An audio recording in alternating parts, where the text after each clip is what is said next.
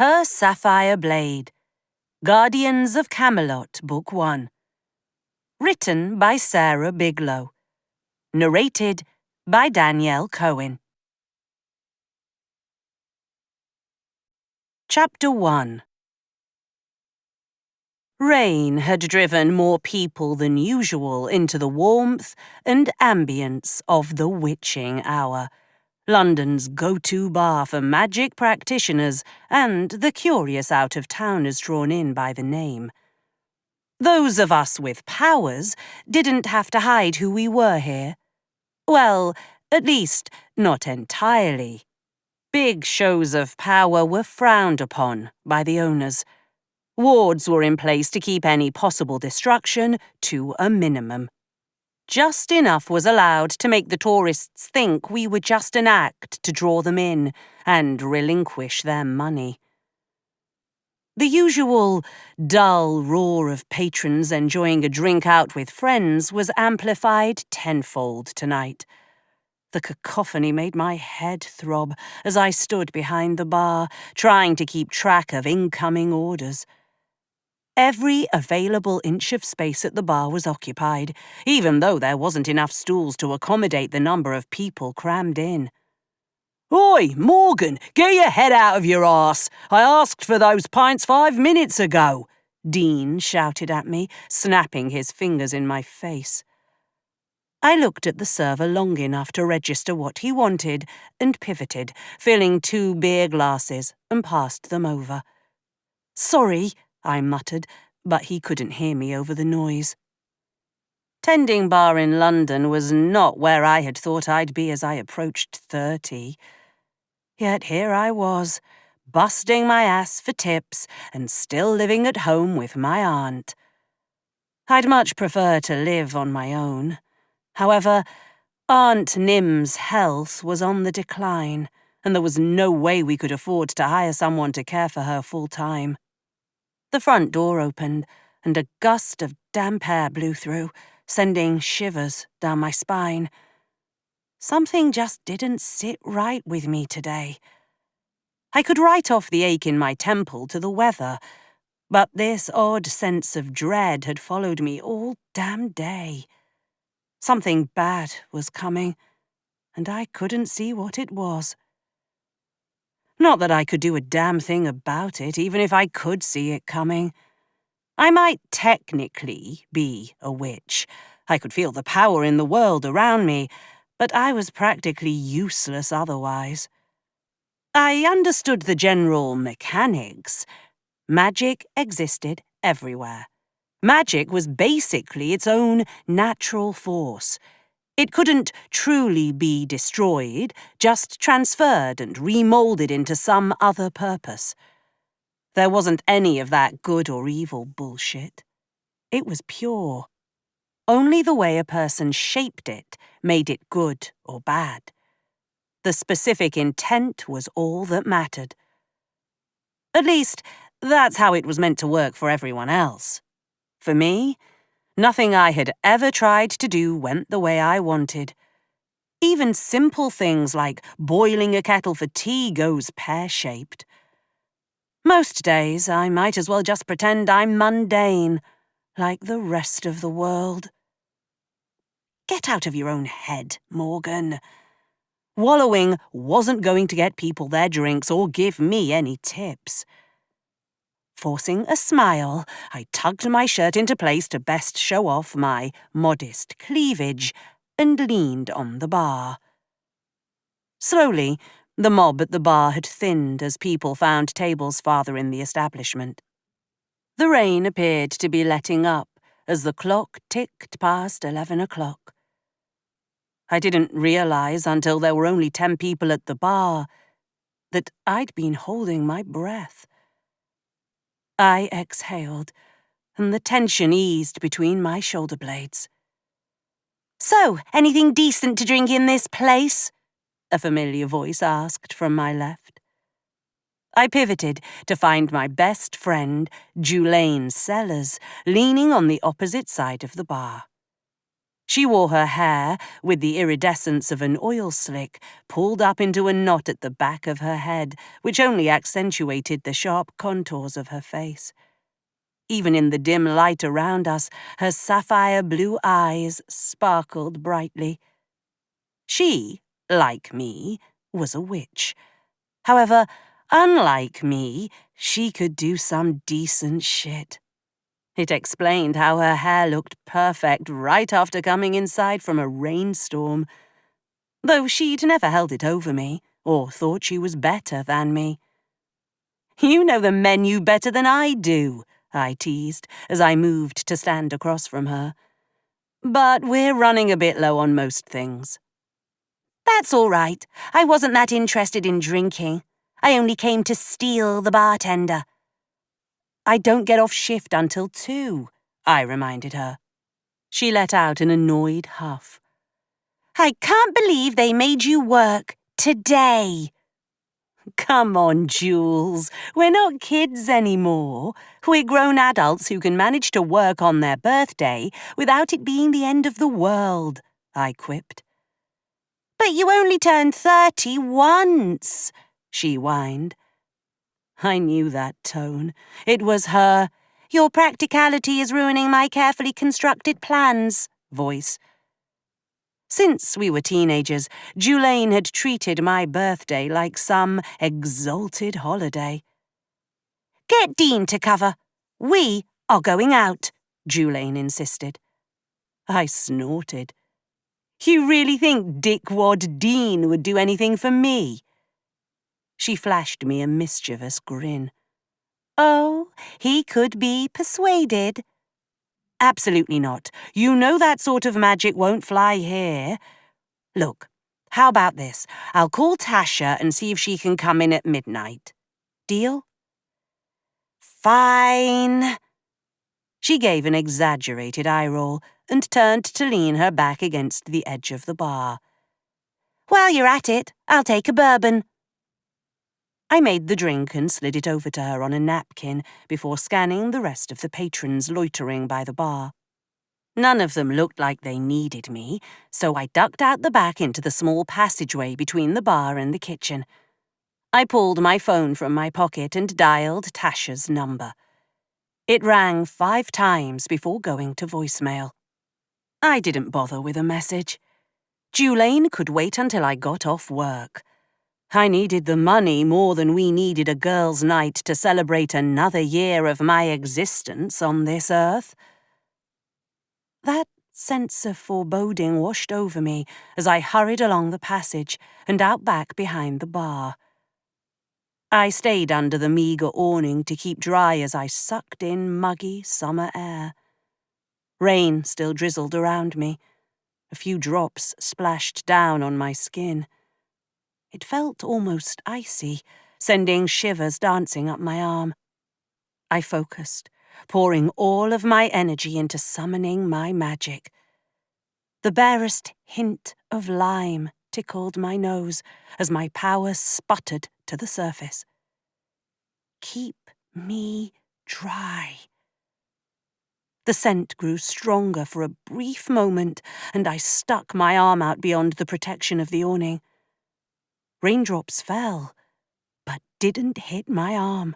They bounced off an invisible shield, sizzling as if they'd hit something hot. It lasted for a few seconds before the magic faded and my arm got wet again. I took a few breaths to compose myself. As I turned to go back inside, I could swear I saw someone across the road watching me. I blinked, and they vanished. Maybe I just imagined it. "Get a grip, Morgan," I chided, and darted back inside, grabbing a towel on the way to dry off my arm and wipe away the humiliation of another failed spell. Julaine begrudgingly waited until my shift ended at 2.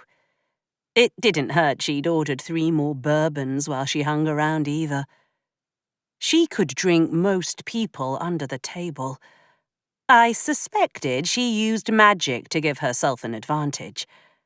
Still, 4 drinks in meant she was already a little tipsy, and any filter she'd had vanished.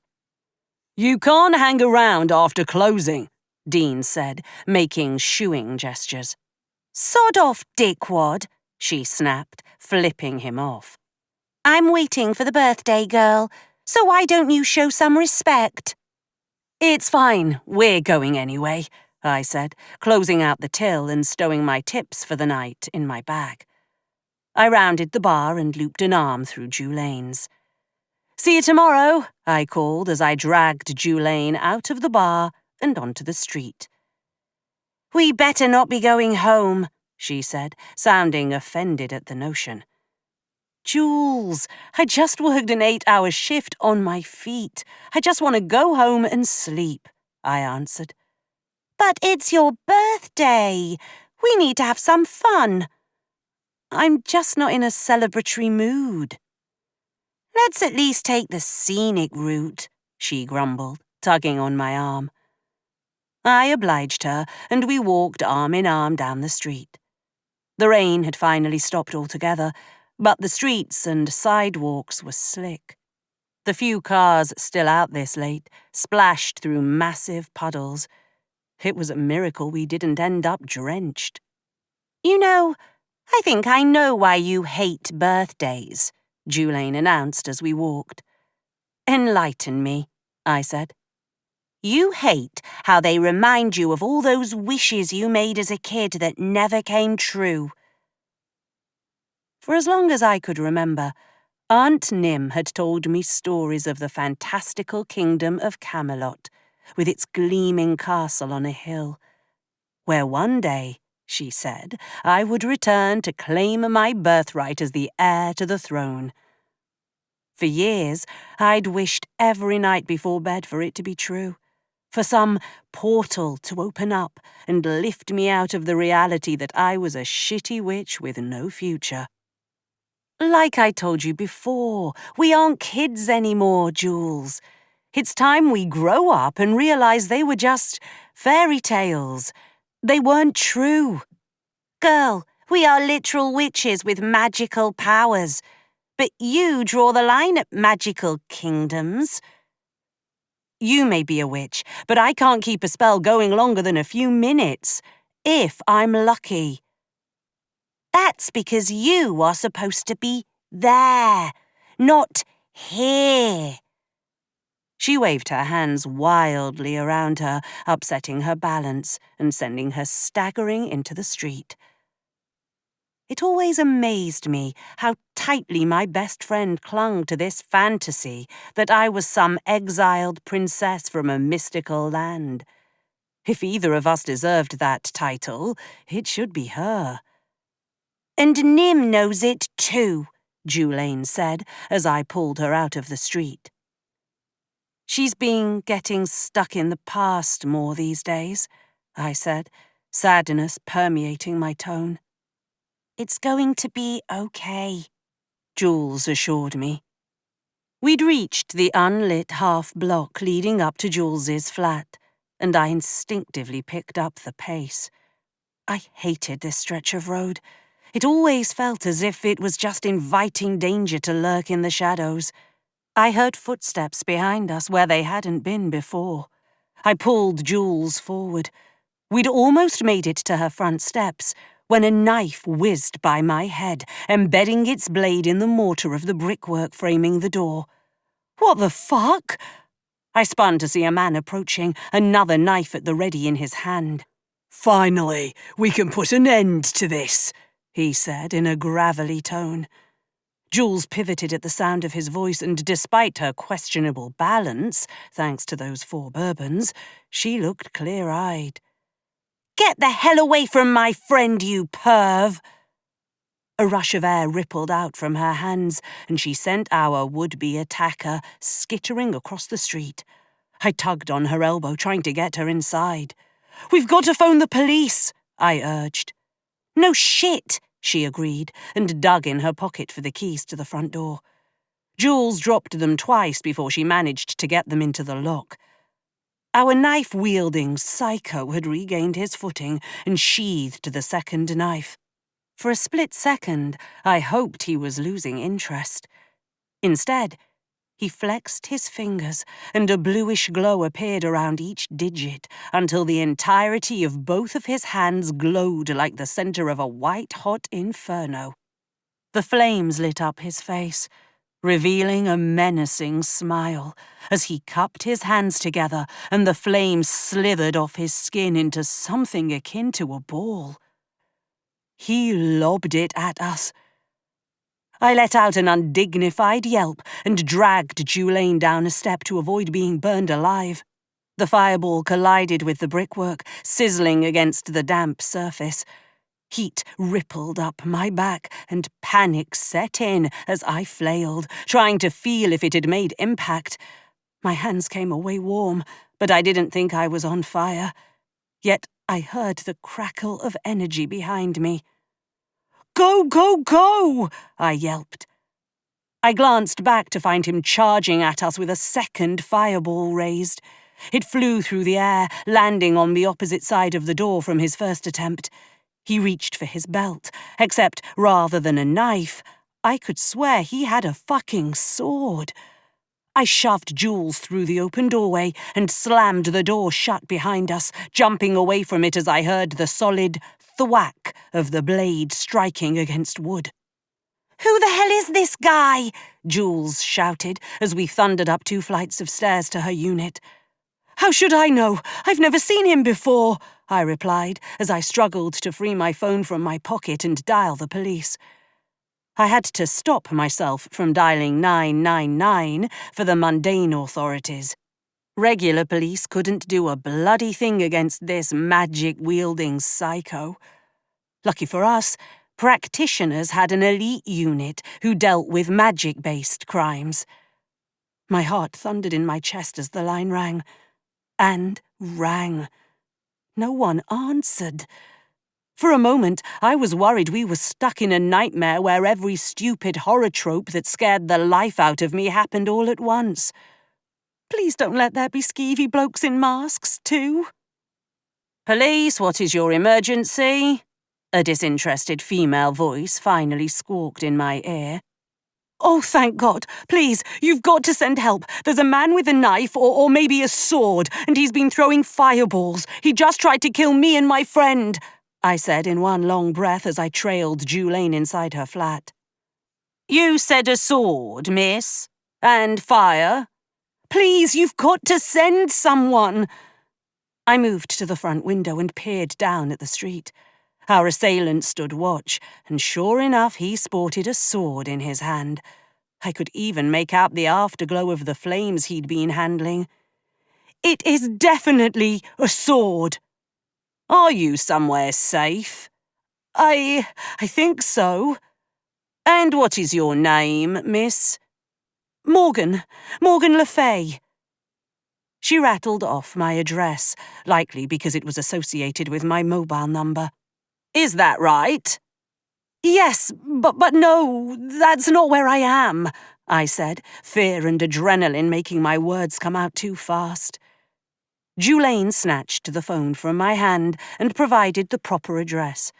She placed the call on speaker before setting the phone onto the table in the center of the room while we waited for the police to arrive. I kept glancing out the window to find our assailant simply waiting and leaning on their sword as the tip dug into the concrete.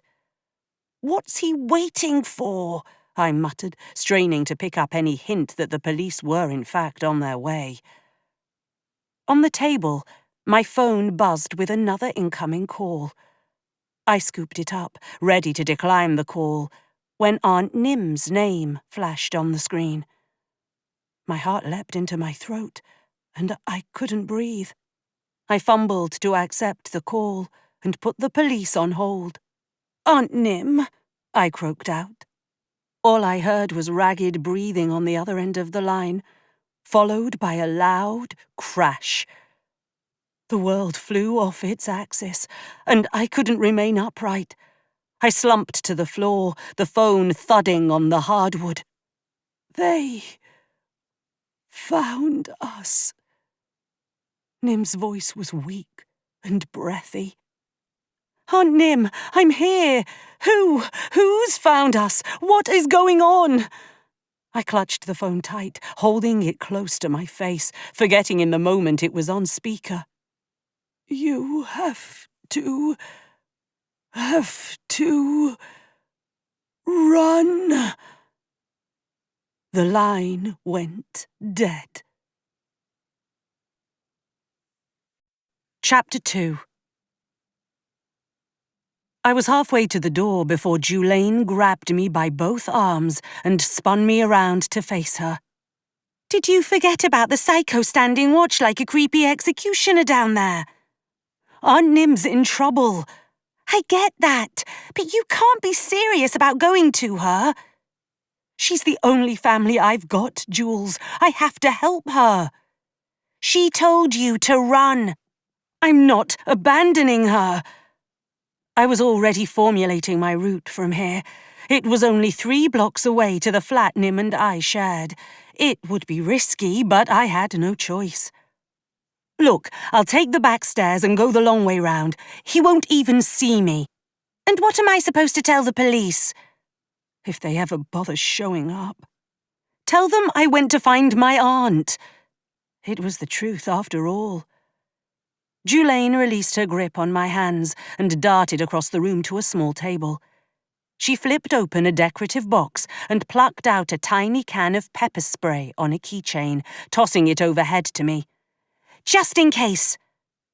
I will call you when I know everything is safe, I said, pulling her into a tight embrace. Pocketing my phone, I crept into the hall and carefully navigated the stairs down to the back alley that ran parallel to the main street. I paused a moment to settle my nerves before I took off at a brisk walk. I didn't need to arouse any other suspicions by being in a hurry this early in the morning. Jules had some nosy neighbours. As I moved with stealth, I still didn't hear the sound of police sirens. Get it together, I whispered to myself as I made the final turn to get to our building. The moment I set foot in the front hall, it felt wrong, like something toxic had spread over every surface. It made my stomach turn, and I had to stop halfway up the stairs to avoid being sick. I gripped the railing to steady myself as the nausea gave way to vertigo. I counted the stairs in my head, keeping my eyes shut as I went.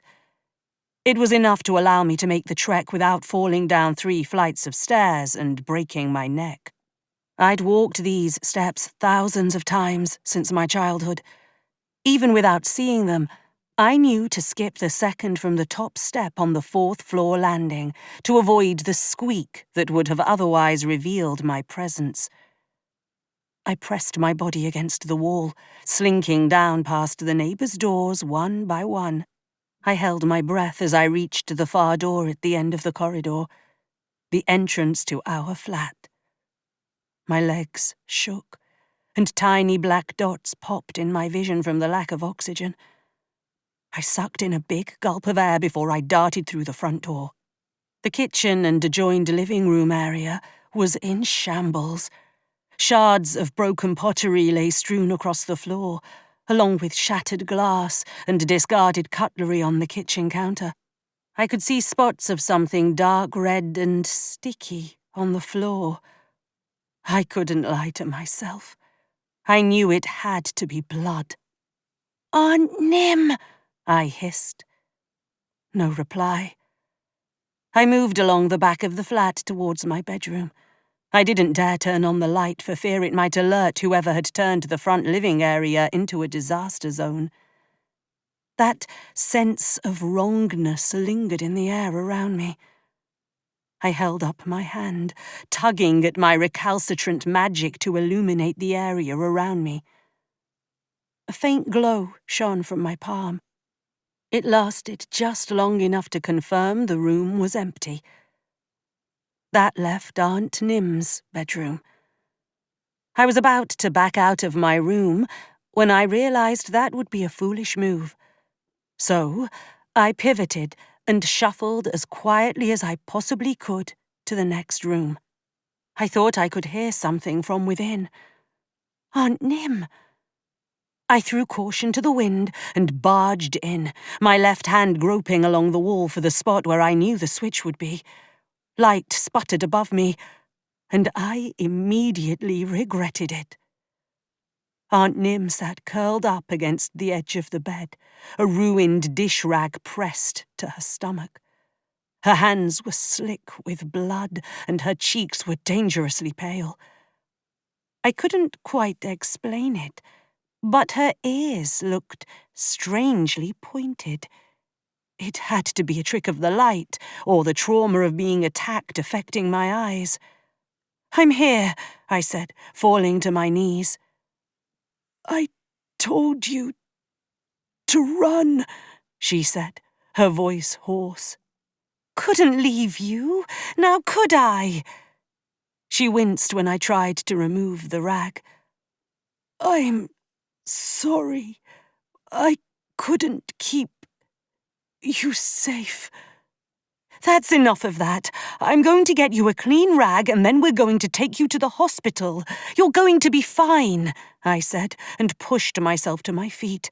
I rooted around in the chest of drawers next to the bed, grabbing a clean shirt. "No hospital," Nim protested. Prying the bloody rag from her fingers, I gasped at the nasty-looking wound in her belly. It was as if someone had impaled her. At least it looked like a clean cut. Maybe the internal damage wouldn't be too bad. "Let's get you up. Come on," I urged. She wouldn't budge. "No. Still here. Forgive me, Princess." "Now you're just talking nonsense." Hot tears blurred my vision as I pressed the shirt to her stomach to staunch the blood. The front door slammed open, and I had to bite down on my tongue to keep from shrieking in response. I wasn't going to let some psycho take the only family I had left from me. "I'm going to fix this," I whispered, kissing my aunt's forehead. I focused, pouring all of the focus I had into channeling my magic.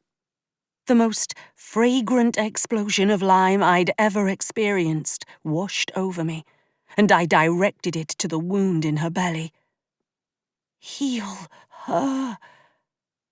The magic wrapped itself around Aunt Nim's body, and I removed the rag.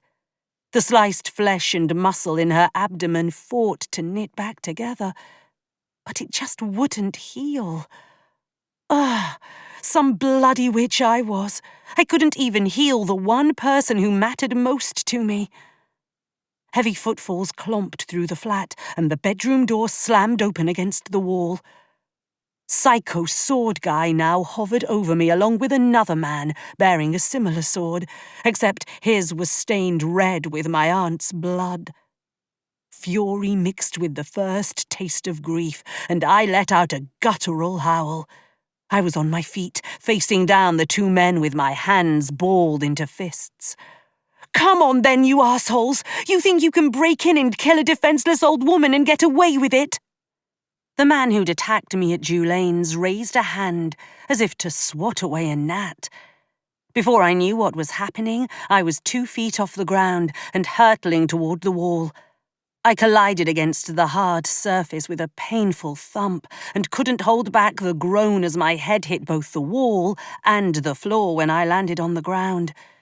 Pain radiated down my neck and through my shoulder blades as my vision blurred, going grey around the edges. "Take her. We'll bring her back with us and take the traitor's body too," said the one with the bloody sword. "His orders were clear. Neither survive," Psycho number 1 said. Fuck if I was going to let these bastards take me out that easily. My magic might be shit, but I could still do some damage. Give the police something to work with. But one word tickled my brain, striking a chord with me a few moments later, more than the rest of his words. Traitor. It sounded like these lunatics knew my Aunt Nim. But that wasn't possible. She was my eccentric Aunt Nim.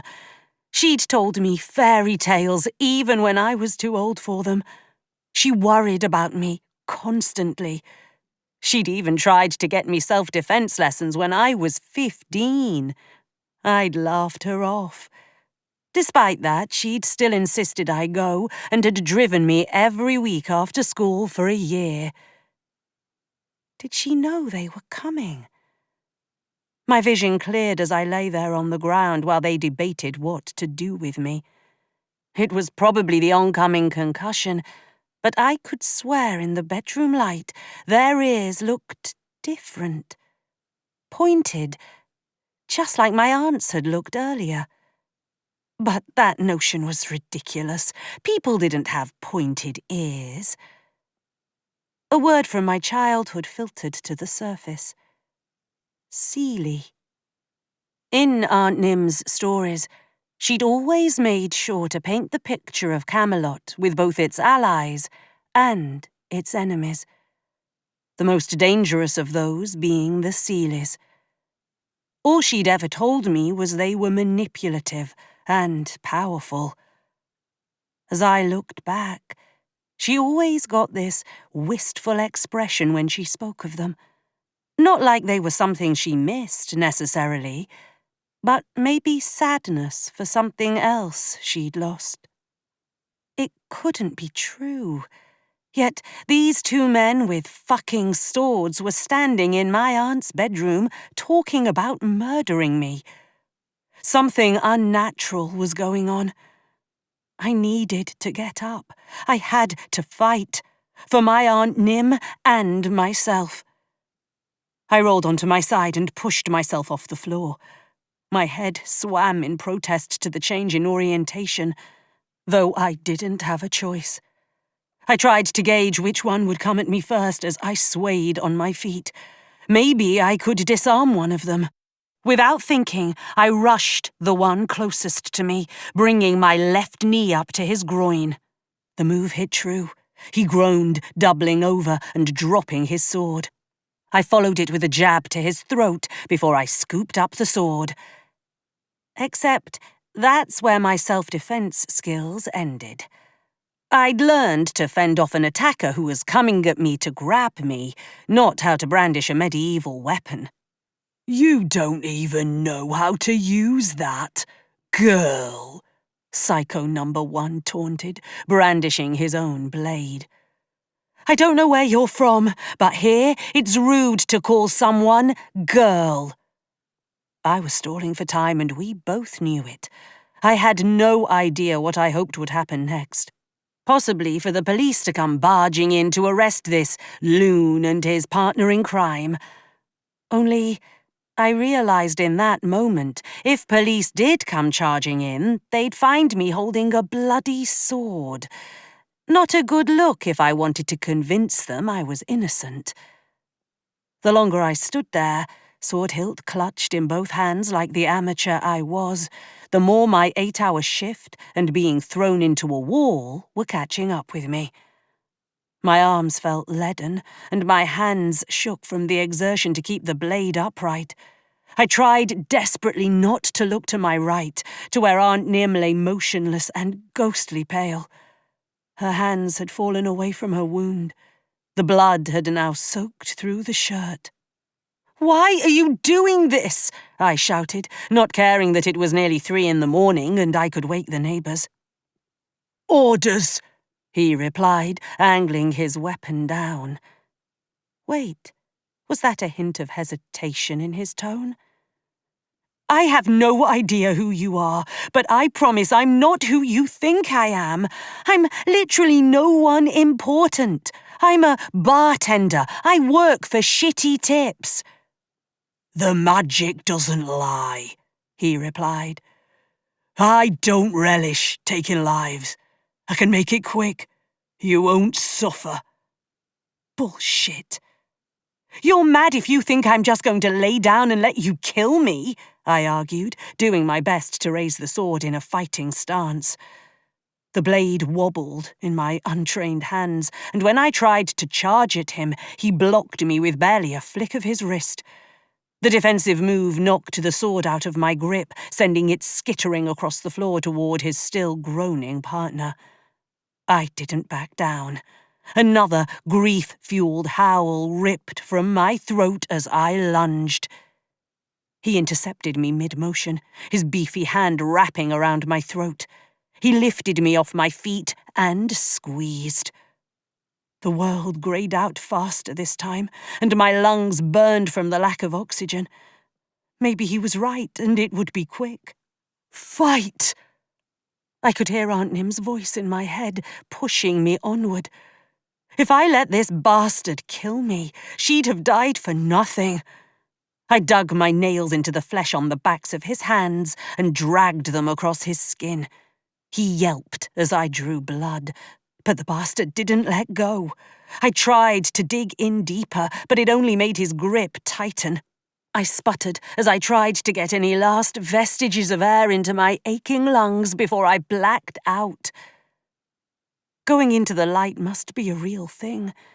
As this prick choked the life out of me with one hand, and his other hand prepared to run me through with his sword, a blinding burst of light filled the kitchen behind him.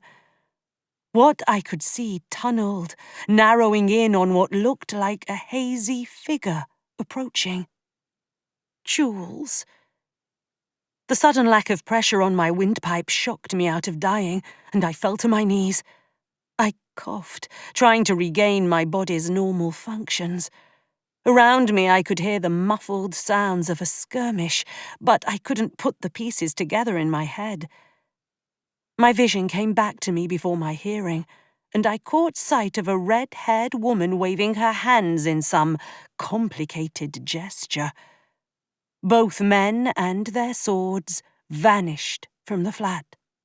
I felt a sudden displacement of air from their rapid departure, but it took far too long to realize that this woman had just magicked my attackers off to somewhere else entirely.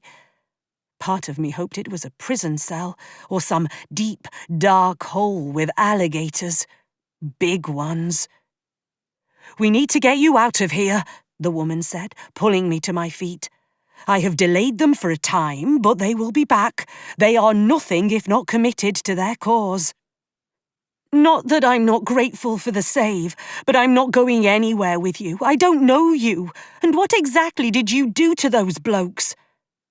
"I give you my word. I will answer all of your questions in time. But right now, we must leave. We have a long journey ahead of us."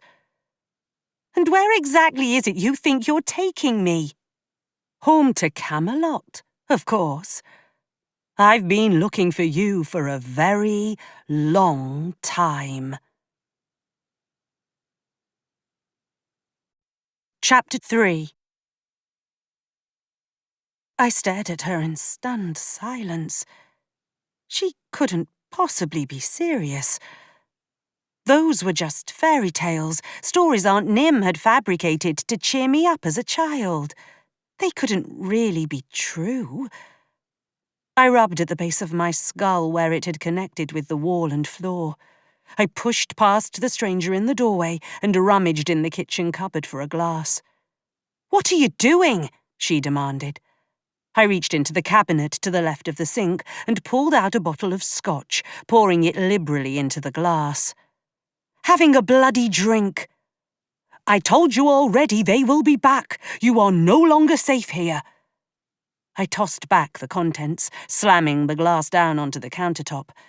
The wave of adrenaline was beginning to ebb now, bringing with it the tears I'd managed to keep in check until now. "My aunt is dead. I need a fucking minute." The woman looked like she wanted to say something, but held her tongue. I poured myself another drink and drained the glass, barely hiding a grimace. Scotch was my Aunt Nim's drink of choice. I preferred a good glass of wine. But it seemed a fitting way to honour her, and it helped take the edge off the fear and anger coursing through me like a flash flood of emotion. "I am not going anywhere until I know my friend is okay," I said. "By all means, ensure your friend's safety."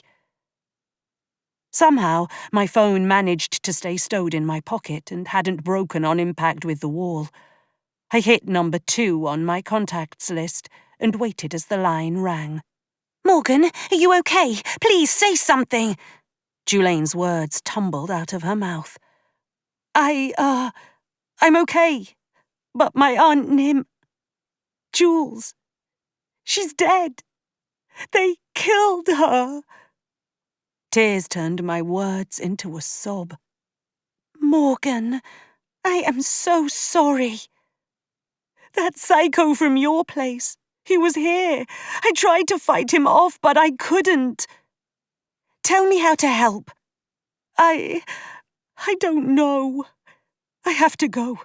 I just needed to know you were all right." I dried my eyes with the back of my hand as I ended the call and stowed my phone. I took some time to study the woman in front of me. Her red hair was darker than I'd first thought, closer to russet than ruby. She wore a simple tunic top over tight-fitting pants and leather ankle-high boots. If I'd passed her on the street, I wouldn't have thought anything of her. "Right. Who the hell are you, and why do you think I'm from some made-up fairy tale my aunt cooked up?" "My name is Emrys. I am a witch, like you." "Nah, you're nothing like me. You've got power. I could feel it. I can't even do a simple healing spell. My magic is worse than useless. It's like Like you can't feel it?" "Wait a bloody minute. How do you know?" "Because your magic was not born of this world. You belong in Camelot." She took a step toward me, and for a moment I saw an almost motherly expression in her eyes. "I promise I will explain everything, but we need to leave. Now." "We can't leave her here. We've got to notify the authorities." "We do not have time. Give me one reason I should trust you." "I saved your life." "Fine. You say we're off to Camelot. Grand. How exactly do you suggest we get there? Do you have a vehicle?" "We can drive there," I scoffed in disbelief. If this mystical realm had been within driving distance of London all this time, why hadn't my aunt just taken me there as a child? She fixed me with a serious expression. "Do you have an alternative?" "I don't know. We could fly." It took a moment for my words to register in her brain. "We don't have time to forge me sufficient documentation to access that means of transport. Driving would be easier." "Tell me where we're headed." "Ishna." I had no idea where that was, so I pulled out my phone again and typed in my best guess of the name's spelling into a search. Ireland? You want to go to Ireland from here?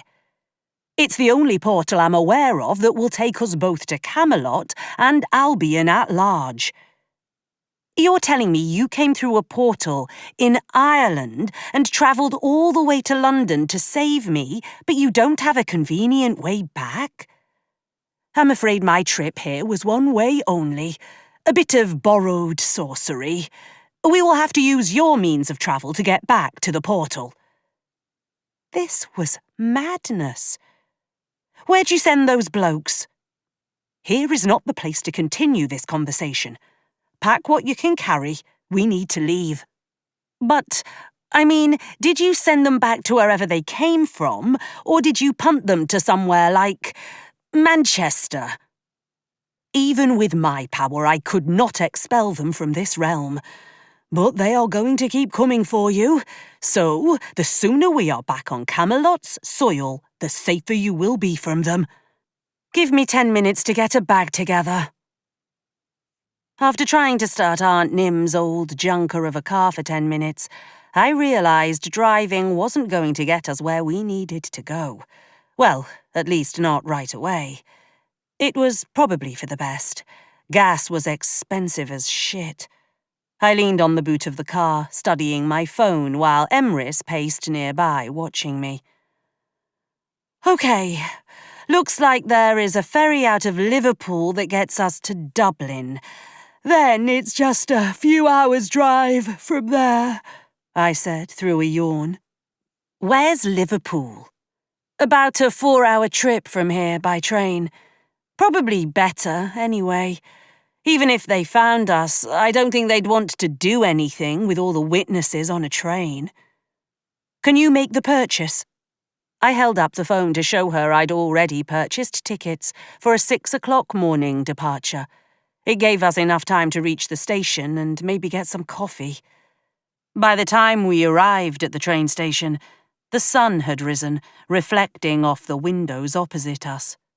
I regretted not packing sunglasses and threw an arm over my eyes to shield them from the sun. "I am truly sorry we had to meet under these circumstances," Emrys said softly from her seat beside me. "Can we not do this right now? I'm exhausted, and I've been attacked twice in one night. Can I just get a little quiet? Please?"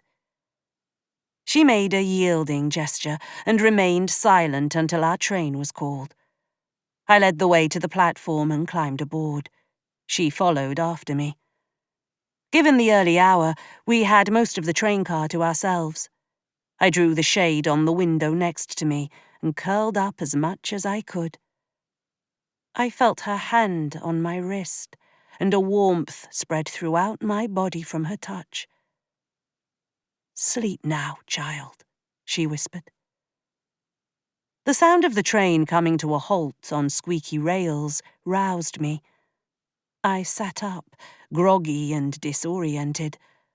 Looking around, there were more people in the train car now, and a man in a conductor uniform moved through the car, collecting tickets. I wiped the sleep from my eyes and straightened up, holding our tickets out for him as he came by. He punched them, sticking them in 2 little slots above our seats, before moving on. "Do you feel better?" Emrys sat across from me, with her head turned toward the window. "I don't know about better, but I don't feel like I'm about to pass out." "Good. Because our seely pursuers boarded the train 1 stop ago." I craned my neck behind me, but didn't spot either of the sword-wielding assholes. "Are you sure?" "I did not think they would find us so soon." "What do we do? We're not even close to our stop." "It is my hope that they wouldn't want all of the collateral damage. As much as it pains me to say, 1 dead woman is explainable. A train car full is not something that can be overlooked." "Why do they want me dead?" "Because you are the one person who can undo a grievous wrong. You are the rightful heir to Camelot's throne, Morgan. Once you lay claim to your birthright, their farce falls apart." "What are you even talking about?" I heard the door at the far end of the car open, and my stomach dropped. I didn't want to turn around. I didn't want to see those 2 men again. Somehow I had managed to not dream of them when I'd fallen asleep earlier. I suspected Emrys was to thank for that. But seeing them now, I wasn't sure I could contain my rage and anger at what they'd taken from me. Emrys rose calmly and held out a hand to lead me to the next car. Hiding out in another car would only get us so far. Eventually, we'd run out of passenger cars, and they'd catch up with us. We might only have a few stops to go, but we couldn't duck them forever. "How certain are you that they aren't going to start stabbing people?" I whispered as we moved through the designated quiet car. "Relatively." She didn't sound confident in her response. "Can't you send them away again?" "Is magic practiced out in the open here?" "I mean, it's kind of a poorly kept secret, but people don't go around doing it for the hell of it, no." Then I cannot simply make them disappear. It would arouse too many suspicions. Now, come along. We reached the final car just as the train pulled to a stop, announcing Liverpool. Maybe we'd get out of this without attracting attention, but we still had to make it to the ferry. But it was too much to hope for as we stepped onto the platform and I spotted the two men step off the train with us. I scanned our surroundings and noticed a cluster of people who looked as though they might be on some sort of trip together. I tugged Emrys along and darted through some of the group's stragglers.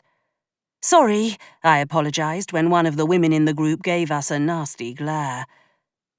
We'd just managed to clear through the group outside when I heard someone shriek. The ground beneath my feet shook. Our pursuers weren't afraid to use magic in public.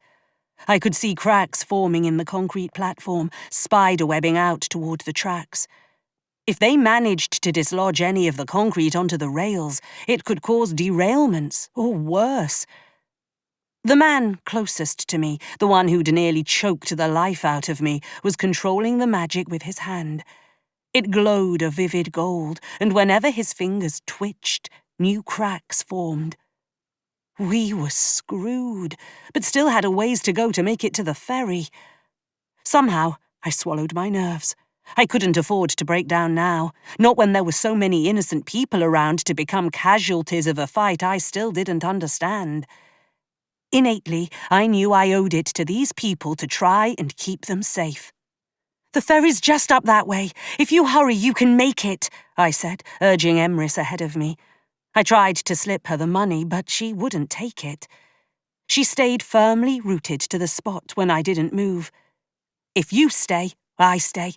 I spent so many years searching for you. There's no way in hell I'm about to leave you behind now. She took my hand and gave it a squeeze. Now focus. I want you to envision a barrier between them and the people in front of them. You want me to do magic? Here, now? Maybe you didn't hear me before. My magic doesn't work. Trust me. That same warmth spread from her hand to mine and up my arm, settling in my chest. I closed my eyes, letting the feeling of my magic fill me up. It came easier this time, almost as if it wanted to be used, instead of fighting me tooth and nail. Protect them. It was like something had ignited inside me. Lime cascaded over me like someone had dumped an entire vat of juice on me. It permeated my every pore and made every nerve ending light up with energy. I opened my eyes, and a smoky barrier spanned the length of the train platform. Holy shit, I croaked.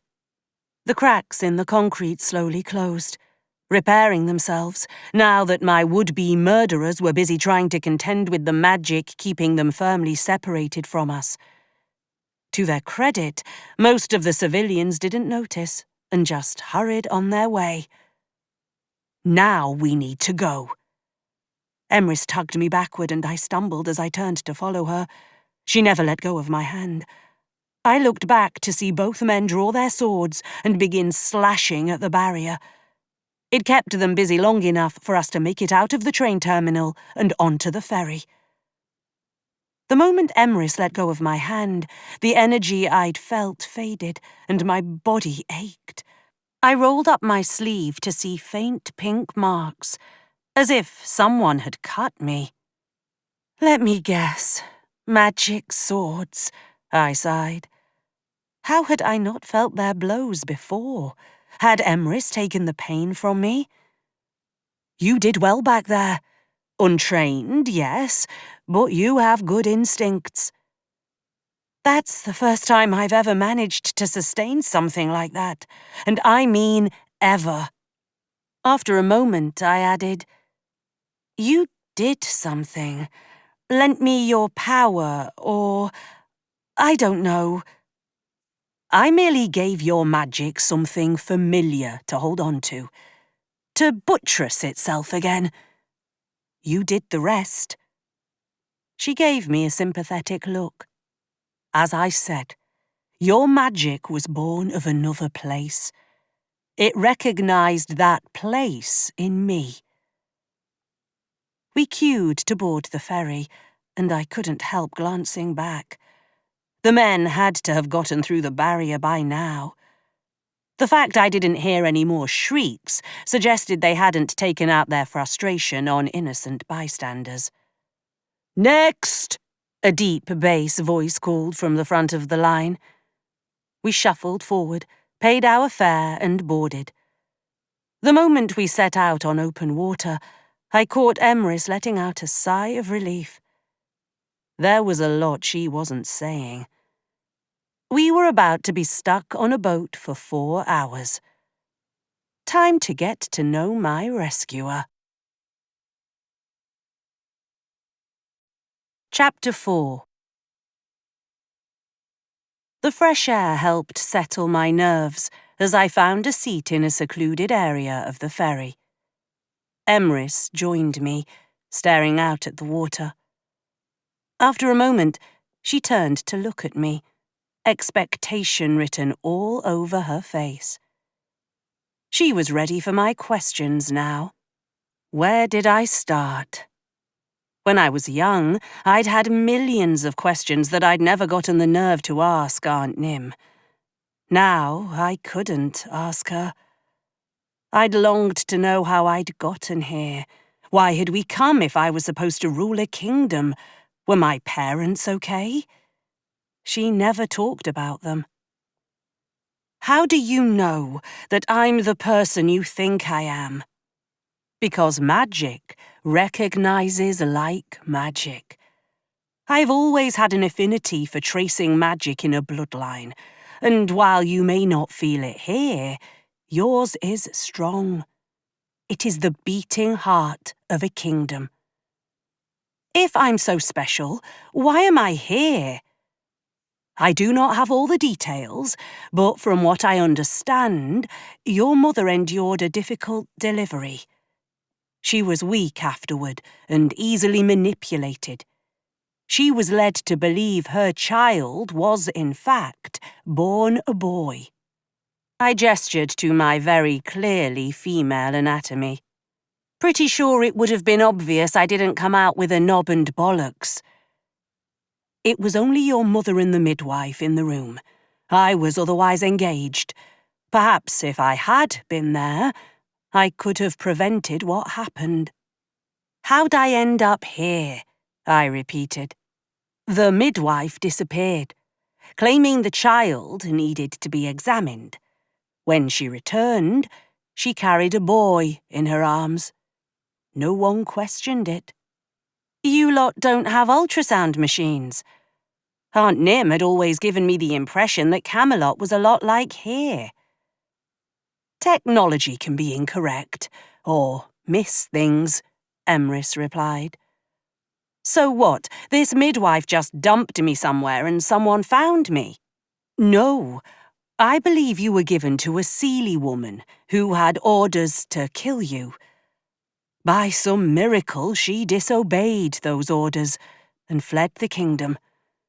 She went to the only place she thought she might not be pursued, through a portal to another realm. My Aunt Nim was supposed to kill me.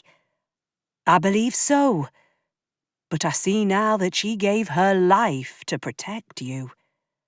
I don't understand.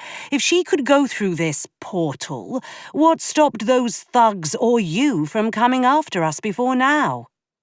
Magic is a wondrous thing, but it can have a mind of its own. Believe me, I tried to get through many times before now. Perhaps Nim's magic was strong enough to keep you both hidden until now. She's been sick. Doctors couldn't figure out what it was. Could it have something to do with her magic fading? Is that even possible? It may very well be. Her ears were pointed, like the guys who attacked us. I'd never seen that before. Using magic constantly to conceal one's identity can take a toll on anyone.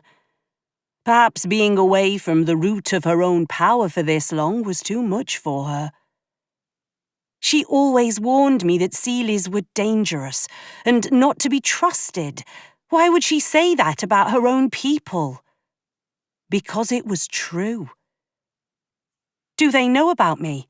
My parents? Emrys shook her head, gaze cast down at her hands. I have not spoken to the Queen in nearly 3 decades. I tried to convince the royal family you'd been taken, but they refused to accept it. I fear now that they were under the influence of others around them. So, I'm supposed to just show up and what? Tell them, "Hi, I'm the daughter you never believed existed. Who wants tea?" You will have to earn a way to an audience with them. Don't worry, I have a plan. Hope it's a good one, I said, just as the ferry's horn blared to announce we were approaching the harbour in Dublin. As soon as we disembarked, I could feel something different about the ground beneath my feet. It felt almost familiar. But that made no sense, since I'd never been to Ireland before. Except as a baby. Come, we must secure a vehicle for the final leg of our journey, Emrys said. Hold on, I've slept maybe 2 hours and haven't had anything to eat. Before we go anywhere, I am going to need breakfast. She let out an annoyed huff, but acquiesced. Thankfully, we found a cafe serving breakfast across from a car rental. Maybe things were looking up. The coffee turned out to be strong, and the food was half decent. So, who exactly are you? I said, with my hands wrapped around the coffee mug in front of me. Once I was an advisor to the royal family, but since your birth, I have been something of an exile. They just kicked you out, all because they didn't like what you had to say. I'm not sure I want to meet these people. As I said, I believe they were, and are still, under the sway of others. But as I am not permitted on palace grounds, I cannot be certain. But you think they'll just let a stranger walk in without a question? She gave me a mischievous smirk. I do indeed. But you're not going to tell me about it. She looked around the cafe. Not until I know we are somewhere we will not be overheard by prying ears. Right. Well then, I guess we better get going. It's still a few hours' drive to your mystical portal. I paid the bill, and we crossed the road to the car rental. I didn't have the heart to tell the man behind the counter that he most likely wouldn't be seeing his property again. But maybe there was something Emrys could do to help. Could she make the car drive itself back? He pointed us to a small vehicle at the far end of the lot. Just been filled up too, you're lucky, he called as he tossed me the keys. I caught them in both hands and started for the driver's side. The keys fluttered out of my grasp and over to Emrys's outstretched hand. Just because I do not have legal documents in your world doesn't mean I don't know how to operate one of these. Well, excuse me. I rounded the front of the car and settled in the passenger's seat.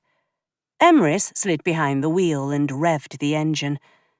We were already essentially sitting on the road, and I flipped on my phone's GPS to direct us where we needed to be. It became clear very quickly Emrys did not have a clue what she was doing.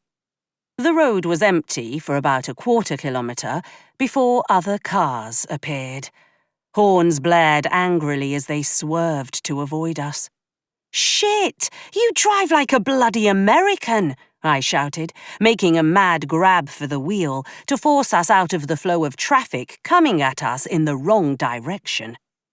This is the proper side of the road, Emrys argued. Pull over! She eased the car to a stop on the side of the road. Right, I'm driving before you get us killed. Forgive me for trying to do something nice.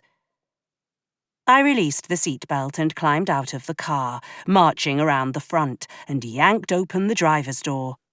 Thank you, but I've got it from here. She slid across to the passenger seat, and I settled behind the wheel. I waited a count of 10 for my heart to settle back into a normal rhythm. Carefully, I eased across the road to the correct side and began to follow the map route toward our destination. Silence filled the car. For a while, it settled between us, giving me time to process everything. Aunt Nim was gone. Had someone found her body? Jules knew she was dead. She'd make sure the authorities knew. Or had the Seeley douches done something to her body? They'd caught up with us awfully fast, so I had to assume Emrys hadn't booted them too far away. For all I knew, they could have literally sprouted wings and flew. What do you do, exactly? I said, when the silence had gotten too deafening. I consider myself a teacher. I have one student. An apprentice, really, and I help my pupil hone their craft. What did you do before that? Before I was born, I mean. I was one of the Queen's closest advisors. I advised her mother before her, and her grandmother before that. You can't be old enough to have served 3 generations, I said. She chuckled. Looks can be deceiving, but I was there when your mother was crowned. Aunt Nim never mentioned you, I said, as the GPS signalled that we were only 10 minutes away. She told me all kinds of stories growing up about Camelot, about how the magic worked there, just like here, but it was more untamed. She told me how the Queen was a kind and benevolent leader. She didn't judge people based on where they came from. She told me that I came from a long line of strong women. All of that is true. But she never once mentioned you. In truth, your mother and I had drifted apart before her pregnancy. I think she felt I was out of touch with what she and her people truly needed. Was she right? You would have to ask her. But I believe there is still hope for our reconciliation. Through you. You're putting a lot of faith in someone who can barely sustain a spell without help.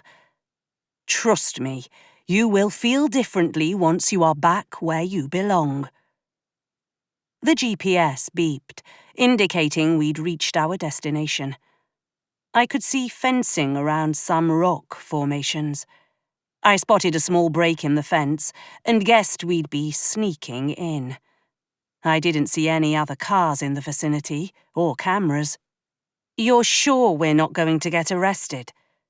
We will be gone before anyone notices. She climbed out of the car and darted around the rear to my side before I even had time to undo my seatbelt. Follow me. The moment I set foot out of the car, I was hit with a surge of magical energy. This place was brimming with untapped magic, waiting to be guided. I'd never felt anything like it. It wove around me, like a cat looking for attention. Even though I could feel the magic in the world around me, without Emrys boosting my signal, I couldn't connect to it. This place is intense, I managed as I trailed her to the break in the fence. Great battles were fought in this place a long time ago, and the mystical energies from those battles remain, she explained. We stopped by one of the rock formations, and I watched her body language shift. She stiffened, and sadness washed over her features. She shed a single tear, wiping it away with her fingertip before moving past the rocks and down a shallow incline. "How do you know all of that?" I called. "Because the other side of the barrier is the same, and all things must have balance, light and dark." "I'm not going to have to jump off a cliff or something, am I? I'm not good with heights." "Just keep up," Emrys said, walking steadily onward. I couldn't pinpoint the exact moment the world shifted around me, becoming wholly unfamiliar, but beautiful. One moment I knew we were in Ireland, and the next, we stood just beyond a cave by a burbling river. Emrys looked unfazed by the transition in terrain. "Wait up!" I called as she moved ahead. I stumbled on some loose dirt and had to catch myself on the branch of a nearby tree. When I looked down, I found the tree reaching out to steady me. It had to be a trick of the light, or exhaustion catching up to me. But in the back of my mind, I'd thought that I could use the help. I hadn't used any magic, but the tree had definitely reached out to keep me from face-planting. I let go of the branch and picked my way through brambles until I finally caught up to Emrys. As we walked on, I understood what she'd meant. I could feel the magic around me here, too. It felt welcoming and familiar. I knew I'd never been here before, but it was like the magic knew me and wanted me here. I couldn't help testing out Emrys's theory that my magic would respond to me now that I was allegedly where I was meant to be. I turned my focus inward, and my magic came screaming at me like it had never been truly free before. That's because it hadn't. It thrummed against my skin, making my fingers ache as I tried to decide what to do. I spotted a trampled flower on the path ahead and knelt down, cupping it in my fingers. I wasn't much of a gardener, but Aunt Nim had loved flowers. "Grow." The petals perked up, turning vivid yellow as the stem straightened and the leaves unfurled. And as if that weren't enough, the rest of the flowers next to it brightened and straightened too. I caught Emrys watching me with a grin on her lips. She apparently liked being proven right. "This is mental," I said, as she led me up the ridge of a small hill overlooking a lush valley. I could see a lake in the distance, separating out two distinct patches of land. The farther area sprawled with rolling hills surrounding a castle of bleached white stone. Tiny blue flags were flying from the tops of its darkly roofed towers. I turned my gaze skyward to see the sun beginning its descent along the horizon, painting the sky in calming shades of lavender, burnt sienna, and pink. Even the clouds looked more serene here as the sun set on another day.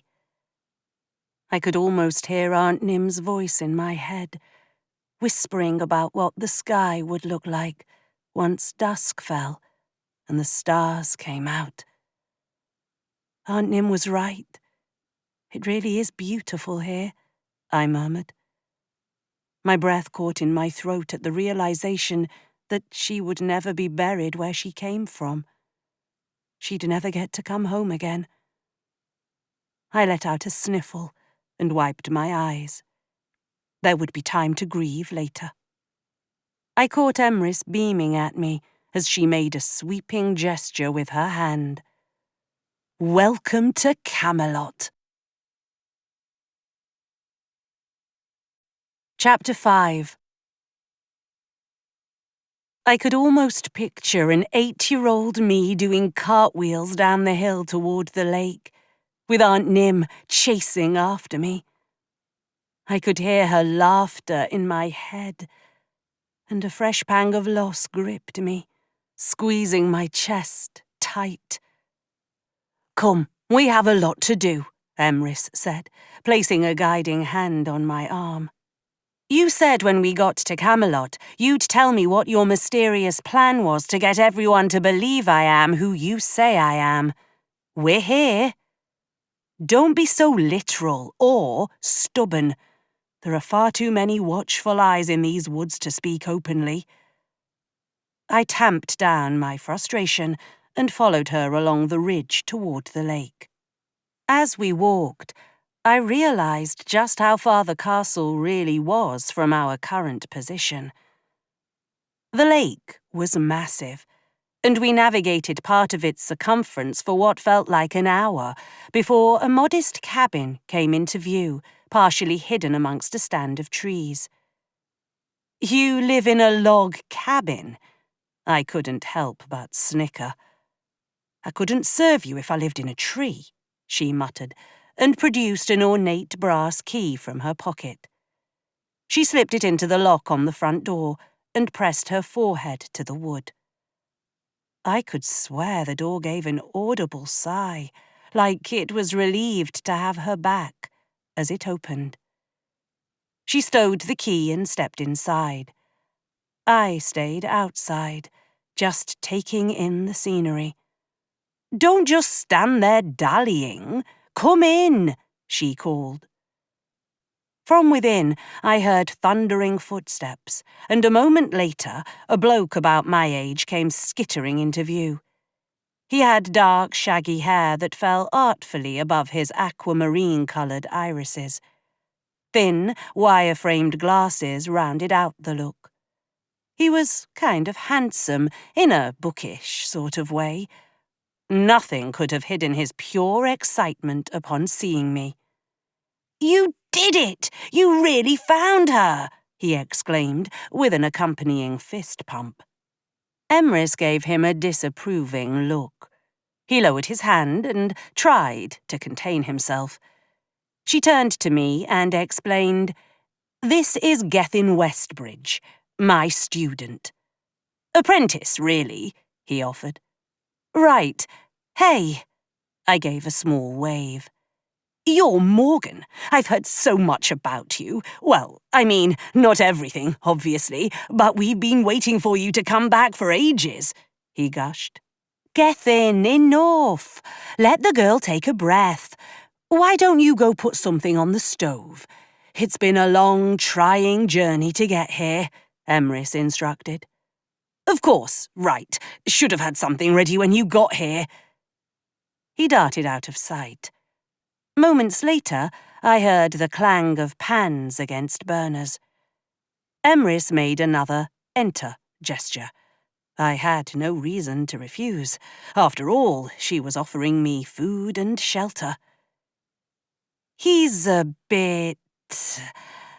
I trailed off. I believe the word you are looking for is excitable. That about sums it up. He's been studying with me since he was 15. He's a good lad, whip-smart. So why's he just an apprentice, then?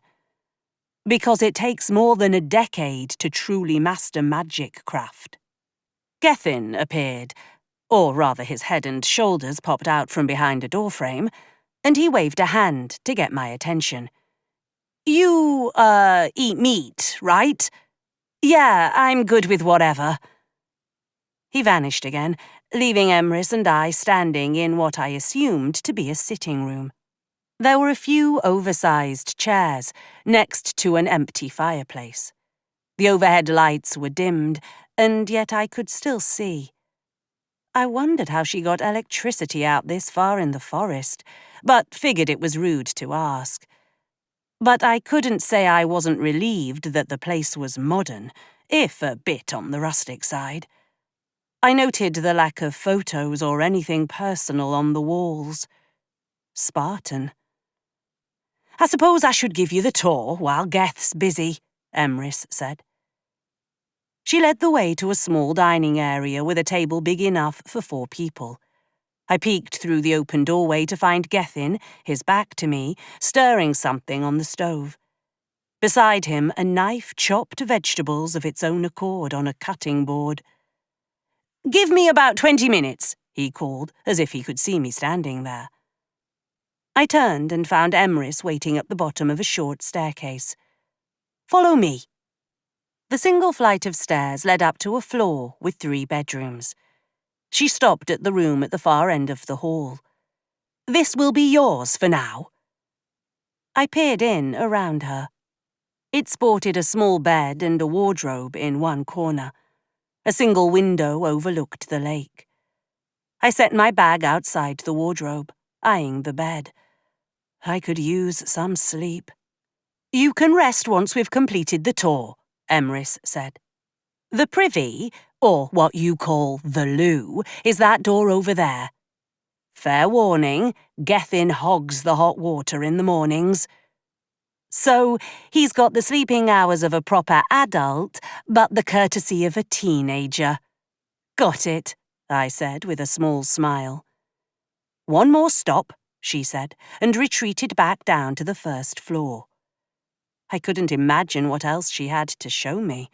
The cabin didn't look big enough to house anything more than what she'd already shown me. She stepped out the back door and waved her hand in the air, as if trying to gain someone's attention from a distance. What had been a wooded area moments before, transformed. Tree trunks thickened, blending one into the next to form makeshift walls. Their canopies stretched and wove together to form a roof of sorts. Their roots flattened to form a rough but even floor. "This is where you will train." Emrys urged me onward. "It is designed to allow the use of magic, but also ensure you don't injure yourself too much." "Convenient," I said. "Food's on," Gethin called from behind us. I stepped back inside and followed him to the table where he'd laid out bread and a pot of stew. It smelled like heaven, and I sunk into the chair next to him. "You really made this in 20 minutes?" He shrugged and ducked his head in embarrassment. "Well, I mean, I'm sure you could have done it faster." "Mate, you don't ever want me cooking unless you like your food burnt beyond recognition." Emrys joined us, and Gethin let out a nervous laugh. "She's funny. You didn't say she'd be funny." "It's difficult to gauge someone's sense of humour before you've actually met them," she reminded him. My hunger temporarily overrode my desire for sleep, and wanting Emrys to explain what plan she was cooking up. I caught Gethin watching me as I shovelled the contents of the bowl in front of me into my mouth. He made a show of adjusting his glasses before turning back to his own meal. The sky outside darkened as we ate, and finally the sun set completely. The lights above us brightened in response. "Can I help clean up?" I offered. "I feel like a terrible houseguest otherwise." "Sure," Gethin replied. We left Emrys sitting at the table, since she appeared lost in thought anyway. I took a quick inventory of the kitchen now that I could stand in it properly. Cleaning supplies sat under the sink, just like I'd expect, along with extra dish rags and soap. "You look surprised," he commented as he handed me dirty dishes to scrub. "I didn't really think it would be so similar," I admitted. "I figured Aunt Nim just said it was like where I lived because it would be easier for me to believe, not because it was true." "I've wondered what it would be like beyond the barrier," he said, and handed me another bowl. "Nothing fancy. People are generally all right, but you've got your usual assholes and creepers. People still get sick. They die. I imagine that's what you'd find anywhere you went." "What about the magic?" "What about it?" "Emrys said it was kept hidden, or it used to be. We don't go around wearing signs that say, 'Hi, I can do magic,' but it's not like we're going to be hanged for it if people found out. At least, not anymore." "I can't imagine having to hide who you are." "So, you've been with Emrys for a while now. How's that been?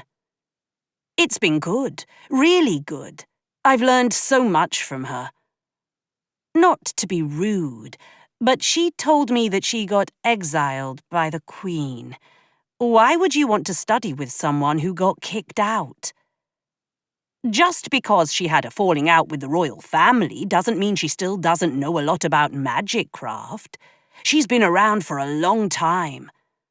How long we talking? Like, I'm pretty sure she's at least 100 years old, he whispered. Bollocks. I know, she doesn't look a day over 35, but I am telling you she's been around for ages. It's why she's so good at magic. She's got one of the longest-running connections to it of anyone I've ever met. I heard about some other people. Sealies. What's your take on them? Avoid them when you can. They aren't to be trusted. They think everything should belong to them, and they aren't keen on following the rules of etiquette. Sounds about right. But don't worry, they're pretty easy to spot. He tapped the tip of his ear. Pointy-eared bastards. I'm familiar with a few. They tried to kill me today. Gethin's face melted into a look of horror. Before he could speak, Emrys appeared. I think we've given Morgan enough excitement for one day. We have an early start in the morning. You should both get some sleep. She didn't have to tell me twice. I bounded up the stairs to the loo and found, much to my relief, that it was a proper toilet and sink. It even had a tiny shower stall tucked into one corner. Apparently, economy of design wasn't a uniquely British thing. I fetched a nightshirt from my bag for after my shower before I hopped in the tiny stall. The water pressure left something to be desired, just like home. Thankfully, it was warm, and it felt good to wash off the sweat and stink of nearly being murdered twice in less than 24 hours. In here, I didn't have to put on a brave face, so I let the tears fall.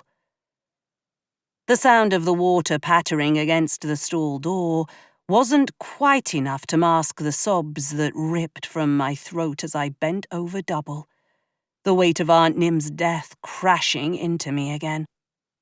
Neither Emrys nor Gethin commented when I stepped out of the bathroom 10 minutes later. They just bid me good night. I climbed beneath the sheets and prayed I could actually sleep. To say I slept would be a generous use of the term. I tossed and turned, plagued by recurring images of those sword-wielding bastards coming after me. Sometimes they caught me, running me through just like they'd done to my Aunt Nim. I'd sat up in a cold sweat more times than I could count, my whole body shaking at the sensation. By the time my phone read 7 o'clock, I was just starting to drift back to sleep. Time to get up, Gethin's voice called through the closed bedroom door. I let out a groan, ducking my head beneath the pillow. I know what you're thinking. It's way too early to get up. But Emrys left strict instructions for us. We've got to test your powers, see where you're at before she gets back. I waited, hoping he would just leave me alone so I could go back to sleep. Except there was no telltale sound of footsteps on the wooden floor, or the creak of weight on the stairs. I dragged myself out of bed, pulled on clean pants and a shirt from my bag, and wrangled my hair into a knot at the nape of my neck. I yanked the door open to find Gethin still standing there in sweatpants and a t-shirt. Coffee, I said. Already brewed. I stopped in the loo long enough to brush my teeth before I went down to find what appeared to be freshly baked scones on the table, along with a metal carafe of coffee. I poured myself a cup and spread a liberal amount of what turned out to be homemade raspberry jam on my scone. Just like the stew the night before, it was utter perfection. "You should open a restaurant. You'd make a fortune," I said, as I downed the last dregs of coffee from my mug. "It's just a hobby, nothing serious. Part of why I'm still studying is because I haven't found what I really want to do." "I'm telling you, you've got a gift for food," I said, as we cleared away the dishes.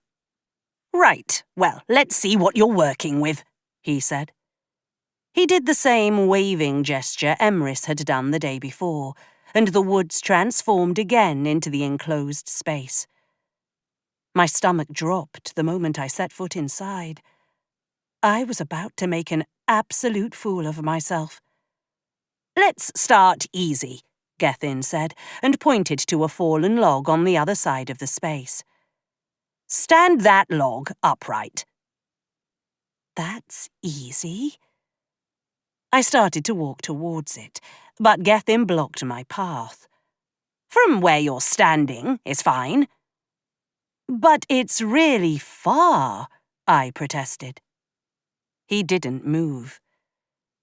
Just like when I'd used it the first time in Camelot, my magic practically poured out of me when I reached for it. In England, it was like I'd been trying to use a hose with a kink in the line. Though now, not only was that kink eliminated, but someone had turned up the intensity to full blast. "Go upright." I held a hand out toward the log. It shook on the ground as if possessed, and after a moment it began to lift upright. Except it didn't stop once it was vertical.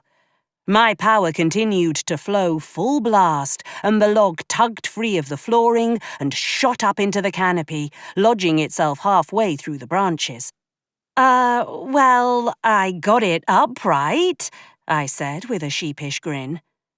"Not really what I meant," Gethin said, rubbing at his chin. "Okay, how about we try something a little more focused? I want you to come at me and try to subdue me without touching me." "I'm not sure that's a good idea," I said. "Just try it." My power surged when I tapped into it, and my body felt as if it was being ripped apart when I tried to focus it to do what I wanted. I couldn't even try directing it at him before my vision started to blur and I fell to my knees. I heard Gethin approach me, and I held a hand out to stop him from getting closer. "Oomph!" he grunted, and my vision cleared enough to see he'd shot clear across the training space, slamming into a wall. "Sorry. I think maybe we ought to take a break," he wheezed. I wanted to offer him a hand up, but the magic within me was still too jazzed. I didn't trust that I wouldn't hurt him more. I left the training space and retreated back to my bedroom, pacing as I tried to dispel the energy that wound itself around my body, still ready to strike. Magic was supposed to be a natural part of me. It was supposed to obey my intent.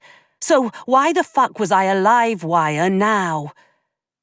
Downstairs, I caught the sound of voices and crept to the top of the stairs.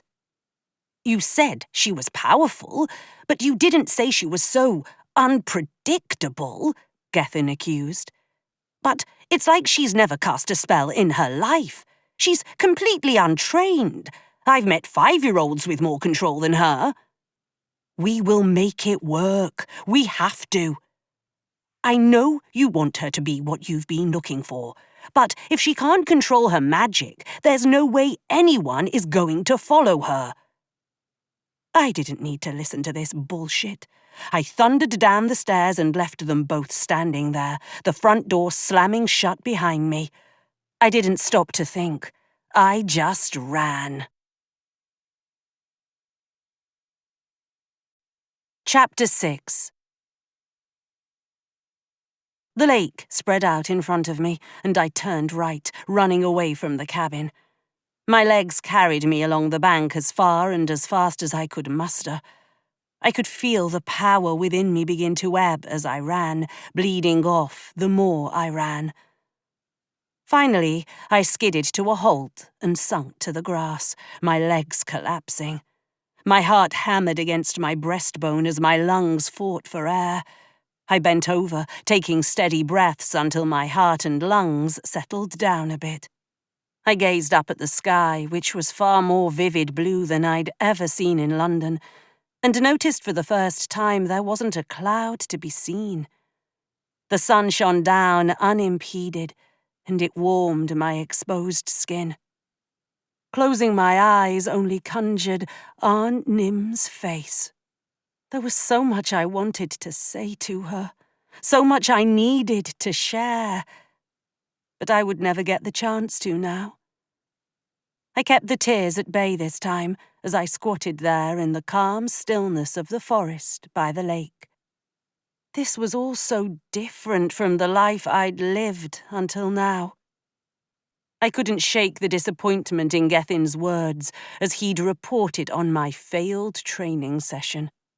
It was one thing to believe I was a long-lost princess, and entirely another to have people expect me to be something I knew I wasn't. What hope did I have to earn the trust and respect of an entire kingdom if I couldn't keep it from someone who could rightly be called a fanboy? Do you even want this? The tiny voice in my head sounded so bloody judgmental. And yet, I couldn't dismiss the question. Yes, I had wanted a change from the life I'd been living, though not because I'd hated all of it. I'd still wanted Aunt Nim in my life. I'd only wanted some independence, not to lose everything I'd known my whole life. High above me, a shadow drifted through the sky, but when I tried to find its origin, the sun blinded me. About 30 seconds later, something splashed in the center of the lake. I propped myself up on my elbows, hoping to catch a glimpse of whatever it was. All I could make out were massive ripples from its point of entry, reaching the shore closest to me. Whatever had made those ripples must have been massive, as the water lapped at the bank not a foot from where I lay. Maybe this wasn't the best spot to wallow if something, or someone else, was around. I stood up, wiping the grass off the backs of my legs, and took a step in the direction I'd come. I stopped short, though. I realized I had no sense of how far I was from Emrys's cabin, nor did I have any confidence I could find my way back.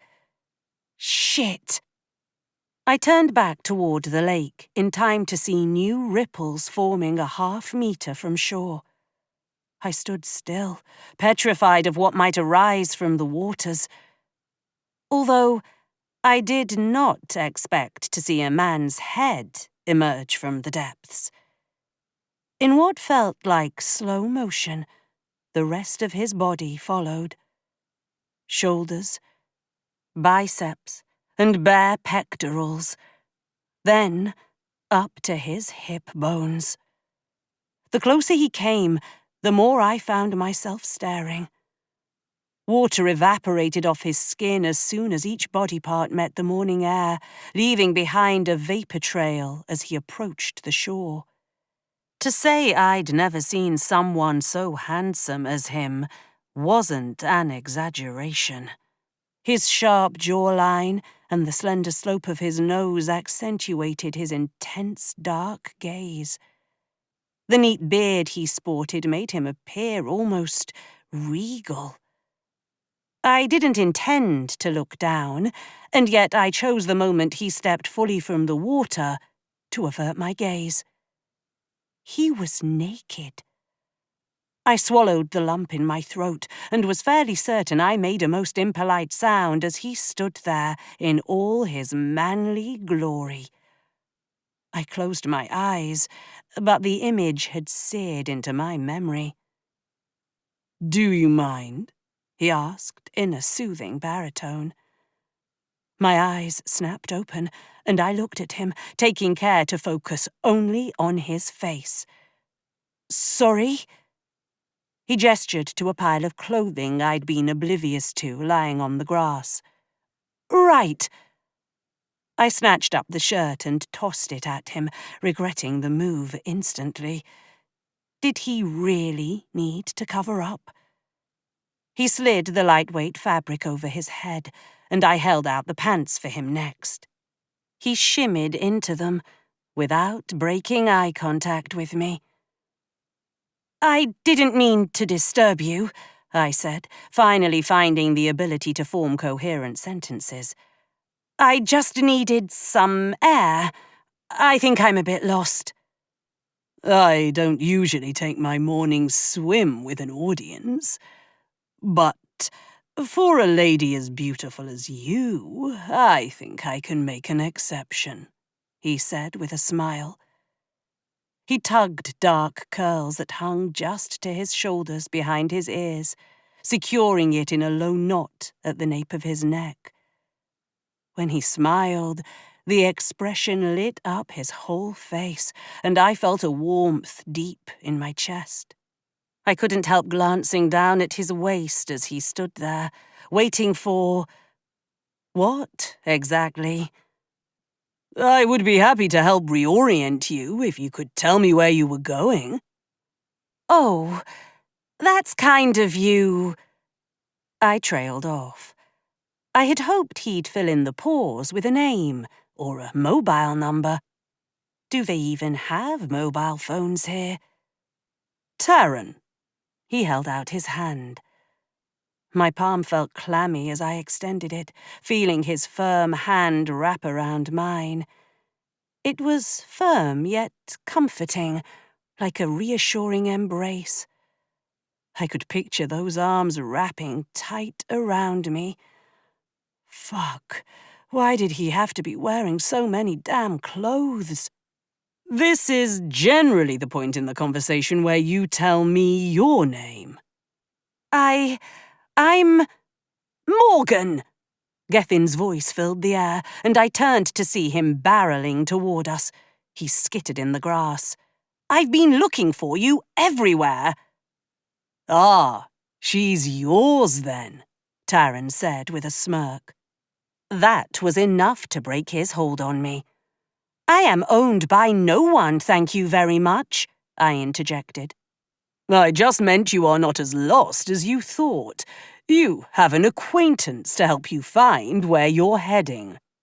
"Yes, she does." I caught the edge of bravado in Gethin's tone as he reached for my arm. "We need to be getting back." Before I could point out just how useless he thought I was, he dragged me the way he'd come. I yanked my arm free of his grasp when the other man was a speck in the distance. "I was just fine on my own, and you have terrible timing." "Believe me, I was doing you a favor." "You don't know the first thing about me," I snapped, and stopped walking. "You have this idea in your head of how you think I'm supposed to be, but you don't actually know me." He pivoted to face me. "How so?" "If you'd bothered to ask me this morning, I would have told you my magic is utter shit. I've never been good at it. I'm not some great witch come to do bloody anything. I'm not that person." "You're right. I should have asked you instead of just assumed." What happened today? I have never felt that kind of power before. It was like I'd opened a tap and couldn't shut it off. I swallowed. It was honestly a bit terrifying.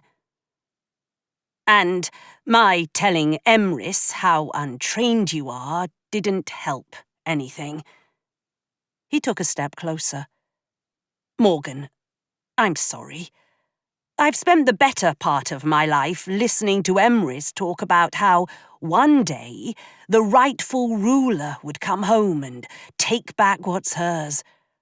I think I dreamed up this person, and it hurts a little not to get the version I'd expected." He began pacing. "But that's also not fair to you. Like you said, you didn't ask for any of this. It wasn't right for me to project my feelings onto you." I think I panicked a bit, too. My whole life, my Aunt Nim told me all these stories, like she knew one day I'd come back. But given how much I couldn't do in England, I think I psyched myself out of being able to do anything. Gethin held his hand out to me. "How about we both agree we were wrong? We're going to need to work together to pull this off." I still have no bloody clue what we're doing. But sure, why not? I shook his hand. He led the way back to the cabin. I tried to make a mental map of how far we'd walked from the spot by the lake to the front door, but I still had no real reference points. When we returned, Emrys stood waiting. She wore an expression of mixed disapproval and worry. She clearly didn't appreciate her pet project running off to parts unknown. "You need to tell her what you told me," Gethin whispered in my ear. "About your magic. I think she can help." "We should talk," I told her. Yes, we should. She raised her hands and nearby bushes reshaped themselves into a pair of benches. I perched on the edge of one, not sure what to expect. What had initially appeared to be prickly and stubby branches wound themselves together tight enough to form a smooth surface, just like the training space. "Why did you run off?" Emrys spoke in a measured tone. "Could you blame me? I'd just bollocksed up your little test exercise, and Gethin called me useless. In case you hadn't realised it by now, I'm not the super witch you came looking for." I can see how that would have been upsetting. Gethin's already apologised. I guess we all came at this thing expecting different things. But I was also kind of freaked out. I've never felt this much power before, and I don't know how to control it. I felt like I was drowning. She brushed her hair over one shoulder and propped her elbows on her knees, in a far more casual stance than I'd seen her adopt since meeting her the day before. "I hadn't considered bringing you home would unlock your power in that way." I still didn't understand how she could know that my magic would act differently depending on where I was. She kept saying my magic was from here, and not where I'd grown up. Although that didn't fully explain how she could predict the effect it had on me. "We will work on it. I can't promise it's going to be easy or enjoyable, but we will get your power in check." "You two keep going on about some master plan you've hatched, but you haven't bothered to tell me about it. You said you'd answer my questions when we got here. Well, I think it's high time you clued me in." "You're right. I do owe you answers." Emrys straightened. "We are going to prove your claim to the throne. They are hosting a tournament of champions, and Crown Prince Arthur is participating. It's some overblown way to celebrate his coronation," Gethin added from the doorway. "The point is, those with strong magical talent are permitted to enter for the chance to face off against Arthur in the final round." "So he's guaranteed a spot," I noted.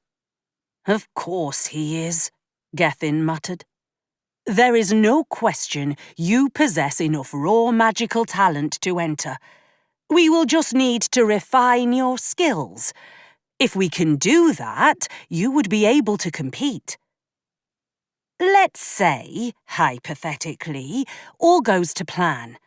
I get in and make it to this last round. How exactly is me beating him in some magic contest going to prove I'm the rightful heir and not him. Because of Excalibur, Emrys replied in a deadpan. Like the mystical, all-powerful sword? Sorry, no. That sounds like utter nonsense. For generations, the Queen wielded Excalibur. It was a symbol not only of her right to rule, but the integrity of her bloodline. Each time an heir was born, a drop of their blood was shed on the blade, solidifying the bloodline's connection. Then Arthur came along, the first boy born in nearly a millennium, and all of a sudden, not even Queen Ingrid could wield it. I, obviously, wasn't born yet, but from the stories I've heard around the pubs, it vanished and reappeared in the stone in the castle courtyard, Gethin explained. While I could not confirm it, I suspect Excalibur rejected Arthur's blood because he was not a true Pendragon, and it has encased itself as a way to protect itself, Emrys added. And what, no one's tried to pull it out? I quipped. Oh, Arthur has tried, and failed. Many, many times, Emrys explained. The official explanation is because he is a man, he has to prove his worth to wield the sword. I think most people expect he'll do so during his final bout in the tournament. The show of strength in front of his subjects and neighbouring dignitaries would cement his readiness to lead the kingdom. And you think I'd be able to pull it out, when someone who has probably trained his entire life for this moment can't do it? When the time is right, I believe you will prove your worth, and be able to wield it. Yes, Emrys answered. I shook my head. You've got a lot of faith in me. I have faith that now is the time to right a wrong I could not prevent 30 years ago. I will do whatever it takes to fix it. After a breath, she added, and you would do well to have a little more faith in yourself. You were born for this, whether your experience to this point prepared you for it or not. Let's say I agree to this whole insane plan of yours. When do I have to apply? The matches will be finalised tomorrow evening. You have until noon the same day to pass the entrance test. I had to pick my jaw up from the ground. She couldn't possibly be serious. Even if I wasn't a walking disaster when it came to magic, preparing for some unknown entrance exam in less than a day was insanity. Do you know what the test is? From what I have gleaned, it's different for each entrant. Perfect. You better be a fucking miracle worker if you think 24 hours is going to make me good enough to control my magic and pass some unknown test that even you have no idea what it might be, I scoffed. You don't have to be perfect, just passable, Gethin offered, with a wry grin and a wink. Helpful, mate, real bloody helpful. I do not proclaim to be a miracle worker, but I have been around far longer than either of you and know a thing or two about harnessing magic. So, I suggest we get started, Emrys said, with a determined nod.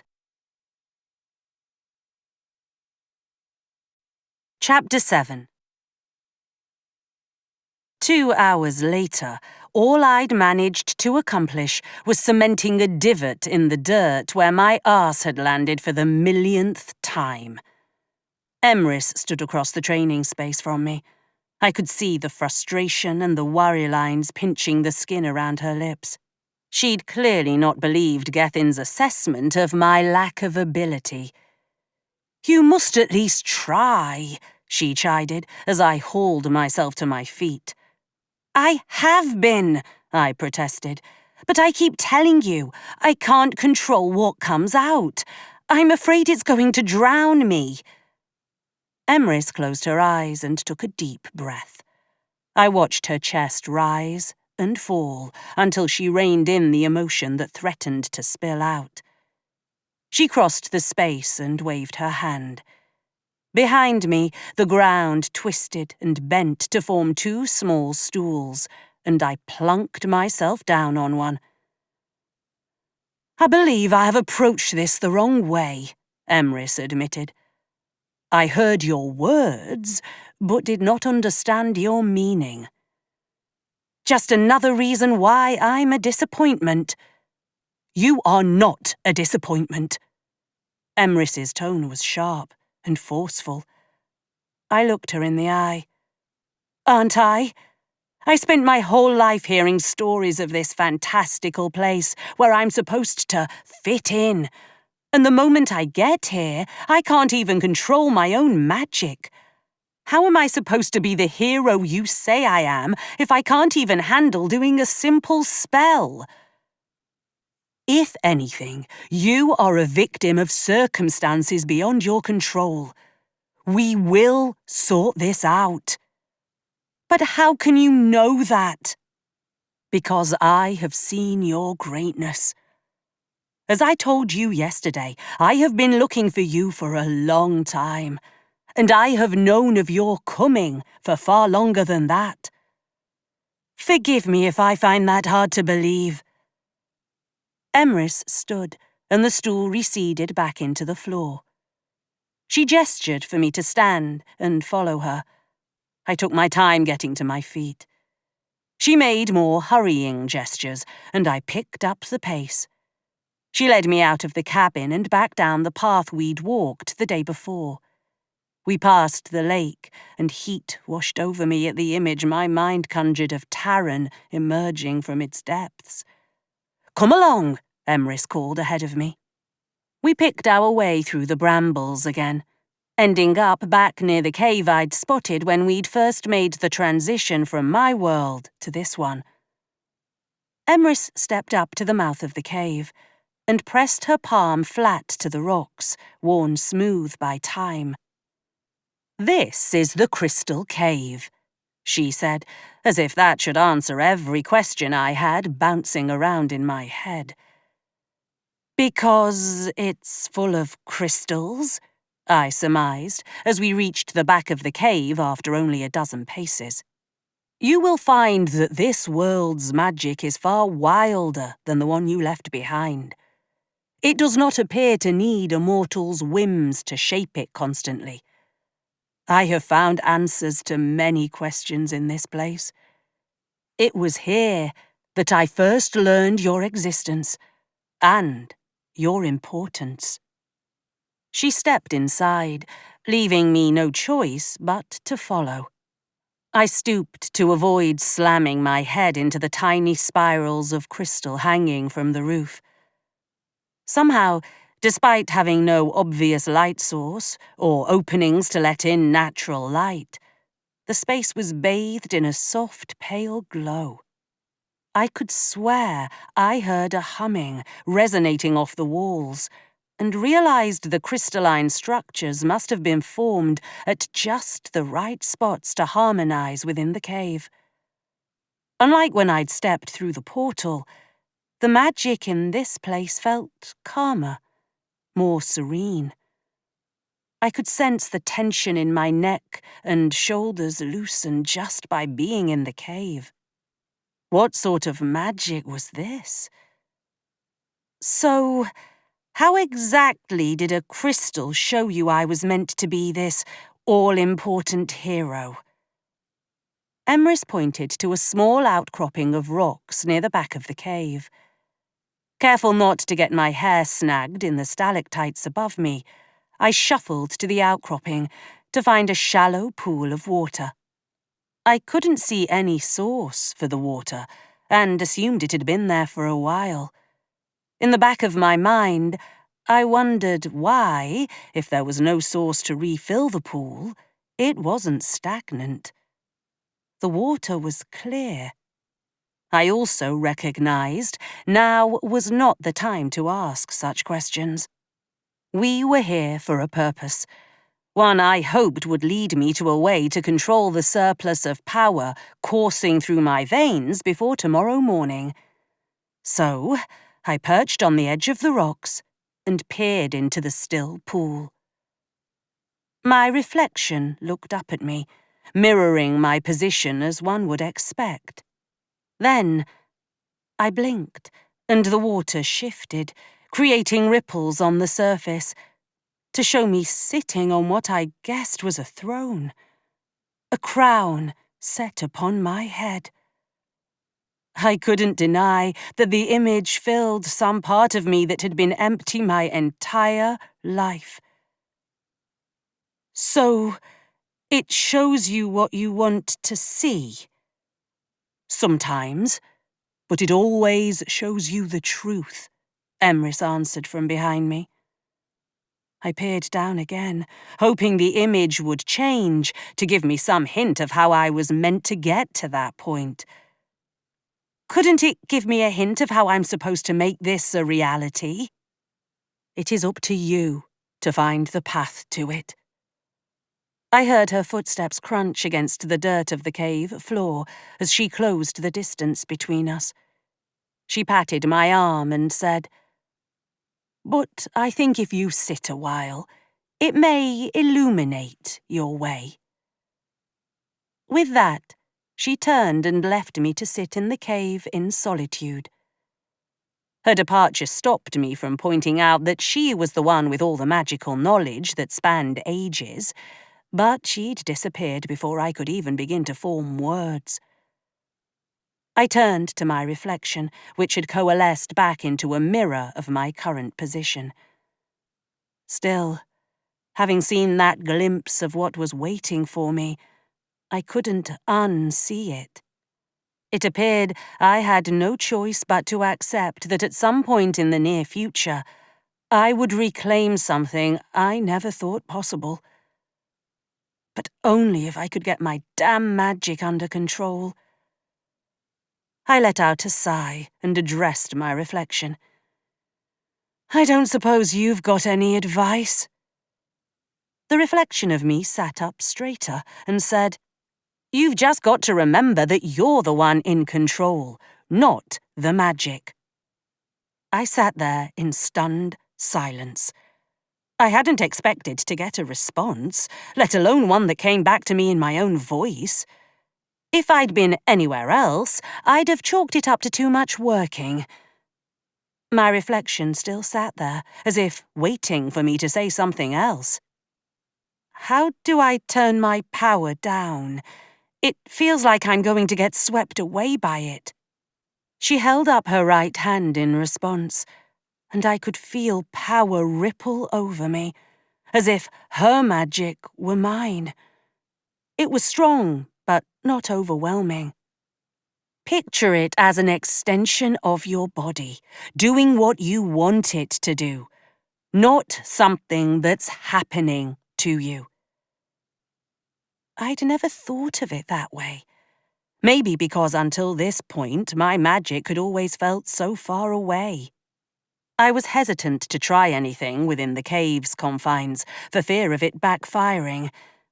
But my reflection gave me an encouraging smile. Fuck, that's so weird.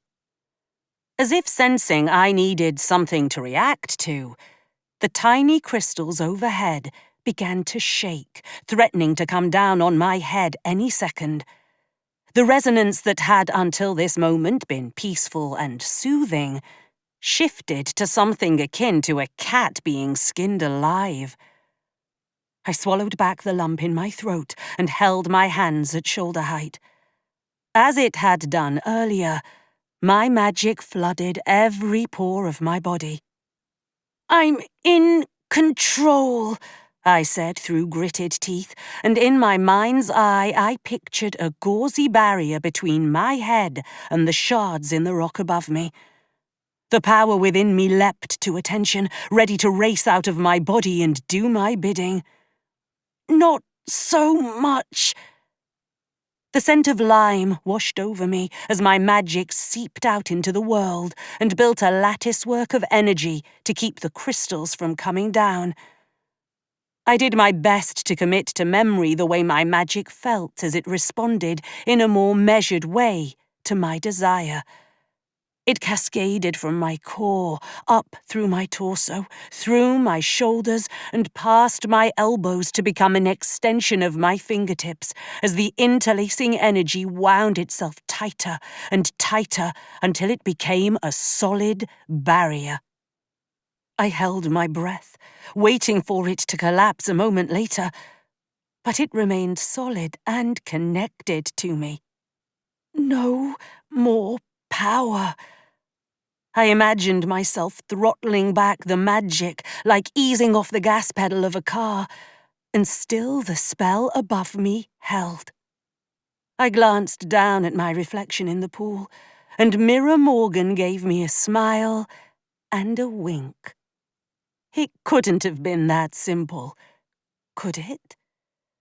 The cave shook around me, and the impending danger receded. The resonance resolved into a more pleasant tone, as if to tell me it was safe to lower my barrier. I brought my arms back down to rest my hands in my lap, and as I did so, I pictured the barrier turning into mist before dissipating completely. To my surprise, the barrier did just that overhead. I straightened as much as the cave's cramped quarters would allow and made my way back toward the mouth of the cave, where Emrys stood waiting. If she'd observed what I'd managed, she stayed mum. I trust your time within the crystal cave gave you clarity. Not sure I'd call it clarity, exactly, but I did manage to do something I didn't think possible, I answered. I think I'm ready to try some proper training now. I am glad to hear you say that. She started to lead the way back to the cabin, and I fell into step beside her. This is going to sound a bit off, but when you've gone in there, has the pool, talked back to you? She gave a knowing smirk. Indeed, I have found myself in conversation with myself within its walls. I've never heard of magic being able to do that. As I've told you, the magic in this world is far wilder than what you've known, and there are more ways for it to express itself in this realm. Well, as long as you're not going to think I'm mental for having a conversation with myself, I said. Sometimes it is our inner voice we need to hear from the most, and it's also the hardest for us to find in the cacophony of the world around us, she offered as the cabin came back into view. Well, now that I've given myself a pep talk, let's see what I can really do. Chapter 8. Every muscle ached by the time the sky had turned to the velvety hues of nightfall. We'd stopped briefly for food and drink, sometime when the sun had begun its afternoon descent. Only, sustenance hadn't felt that important now that I had a tentative grasp on my magic. The training room bore char marks, and there were bits of wood splintered from where I'd tried to deflect Emrys and Gethin's attacks. It would really help to know what I was supposed to do to enter this tournament, I reminded them as I dragged myself to the table and Gethin set a cup of tea in front of me. Gethin offered a supportive smile before he said, "The tournament entry is kept pretty secretive. I've heard people say that the test is tailored to each individual entrant's abilities. It's designed to showcase the best of what you can do." Sounds like you've got some experience, I noted. He shook his head. I've never made it past the qualifying round. That did not fill me with confidence. I took a few sips of tea and made a vague gesture toward the training room. I don't even know what I'm really capable of. But I can do damage to my surroundings. Does that count? I think you will know what you must do when the time comes, Emrys said. Not to be a downer, but have you two thought about what happens if I don't make it into this tournament? I caught Gethin's jaw working, as if to form words, but he stayed silent. I guessed he'd been about to offer up some version of "that won't happen." Except he thought better of it, given the day we'd had. I looked at Emrys expectantly. You may be untrained, but you have raw talent. And while it may not seem fair, you have something motivating you that the others do not. A destiny. I cannot believe the universe would bring you back to us only for you to fail. Relying on destiny seems a poor strategy, I muttered into my teacup.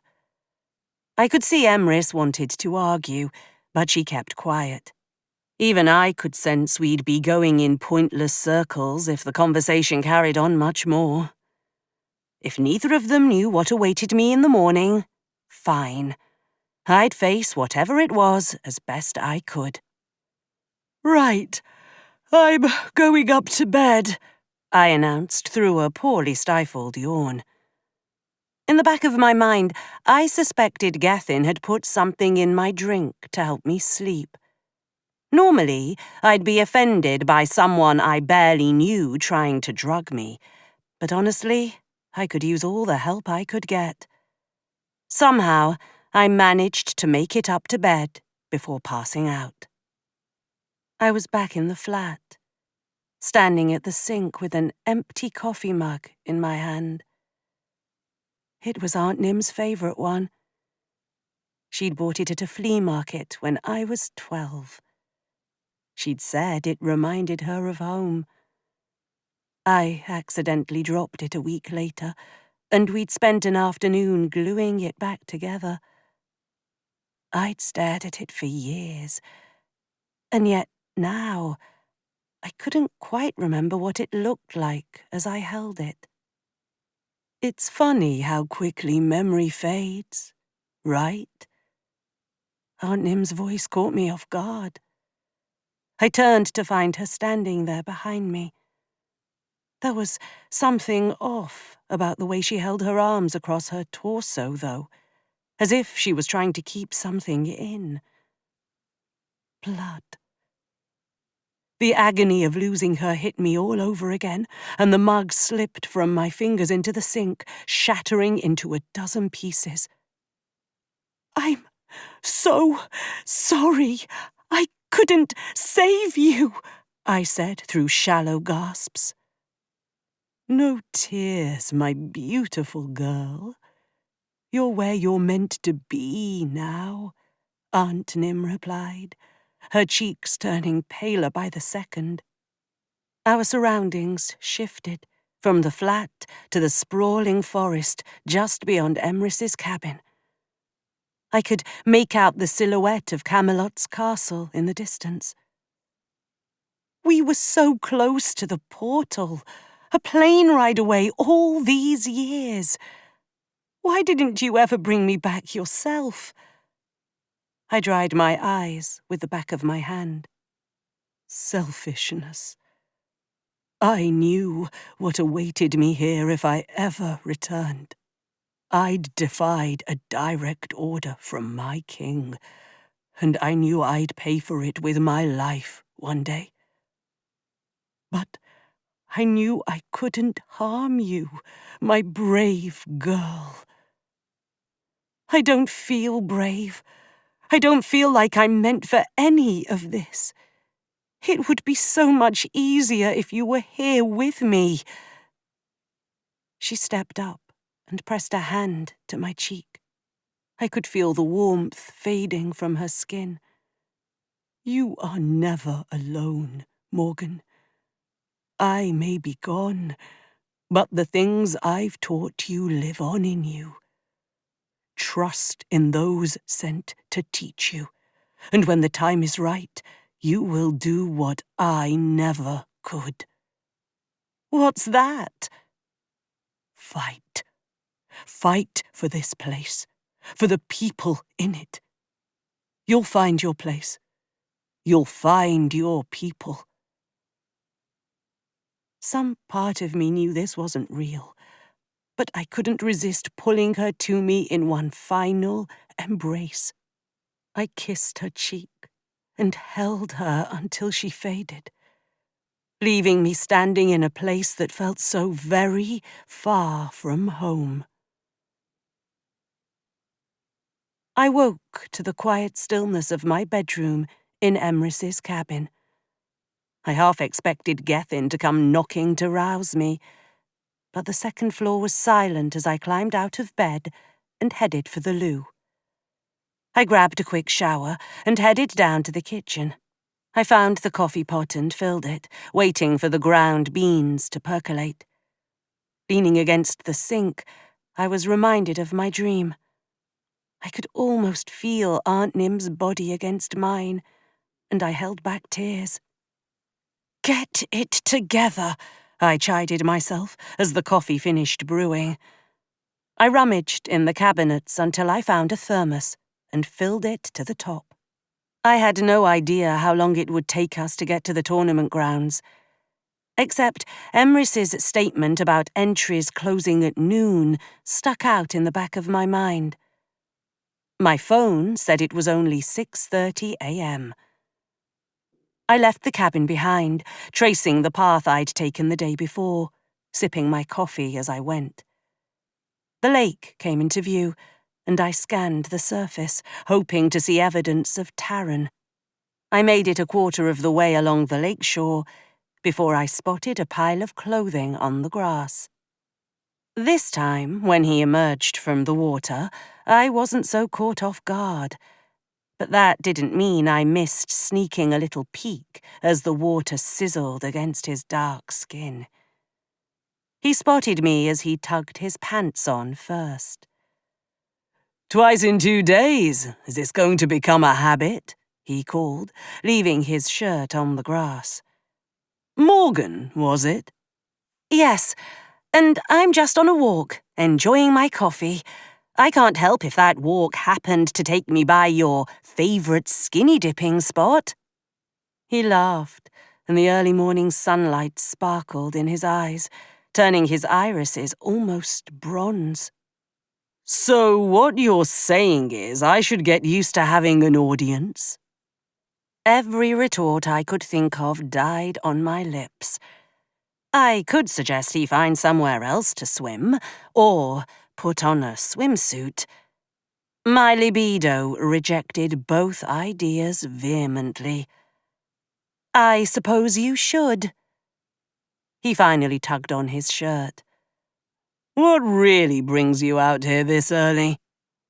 I could lie to him, but what would be the point in that?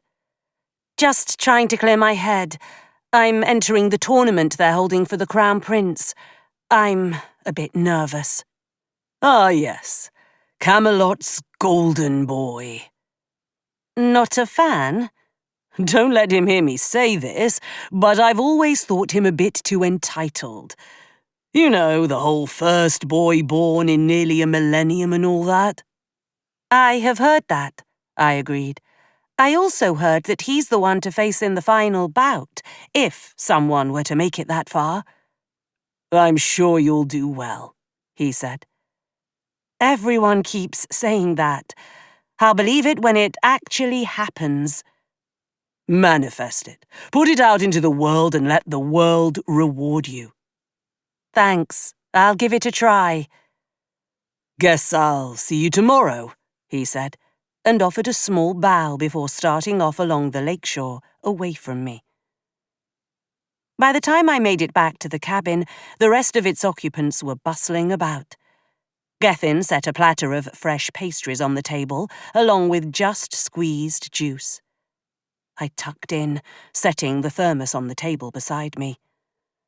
"So, how long is it going to take to get there?" I asked in between bites. "An hour," Emrys answered. "We have a 20-minute walk to the nearest transit."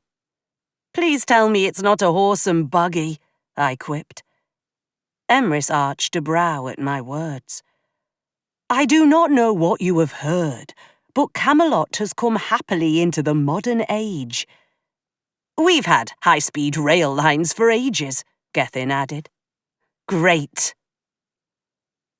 The rail car was sparsely populated when we boarded. I watched as we hurtled toward the heart of Camelot. The serenity of nature gave way to a sprawling metropolitan infrastructure and modern convenience. It was like stepping into yet another new world, only one that appeared more familiar than where I'd spent the last 48 hours. The train eased to a stop far gentler than any train on the London Underground ever could. I trailed Emrys and Gethin as they disembarked and headed through a set of metal turnstiles into the heart of the city proper. The castle loomed large ahead of us as we manoeuvred through the crowd, waiting in queues for tournament tickets. There was a roped-off area labelled Entrance Only. Emrys and Gethin stopped short of entering. We cannot go in with you, not until you are a confirmed contender.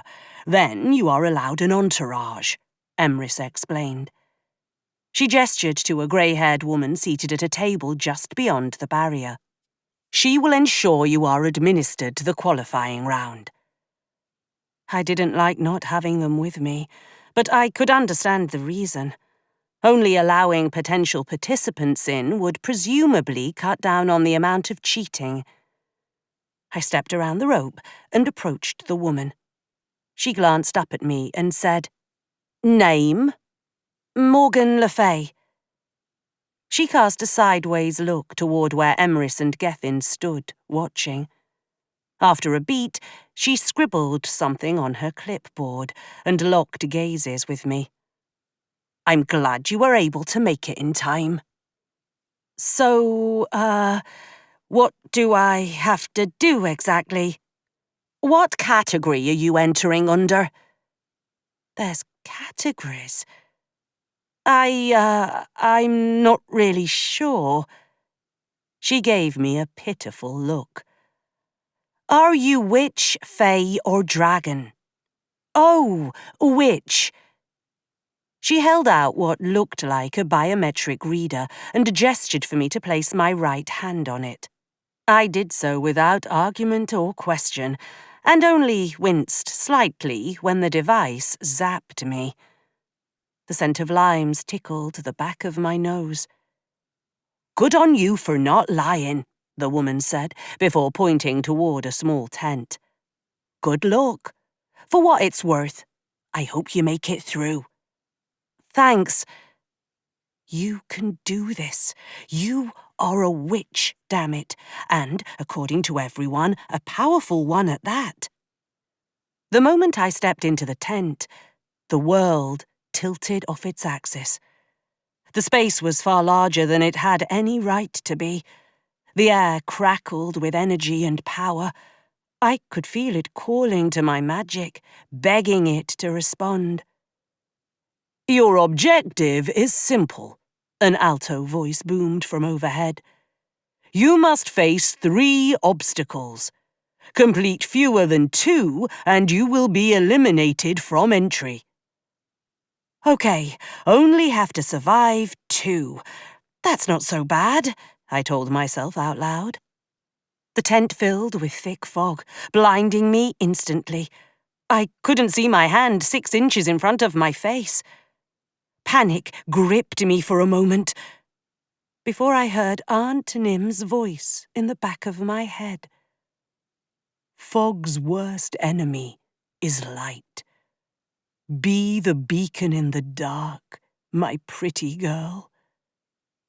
She'd told me that on particularly stormy nights as a child.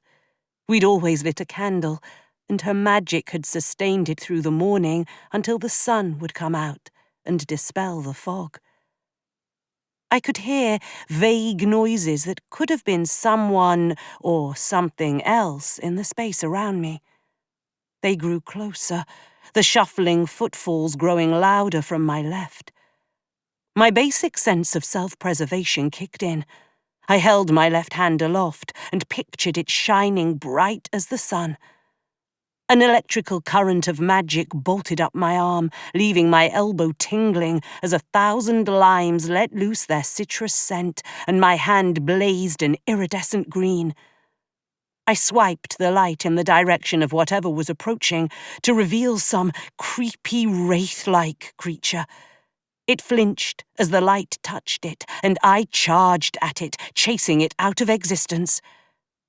The fog dissipated some around me, affording me a small field of vision. There was no indication whether I'd passed the first obstacle, but I assumed I had. I moved forward in the direction I thought had been in front of me when I'd entered the tent. I took a step to my right and heard something click beneath my shoe.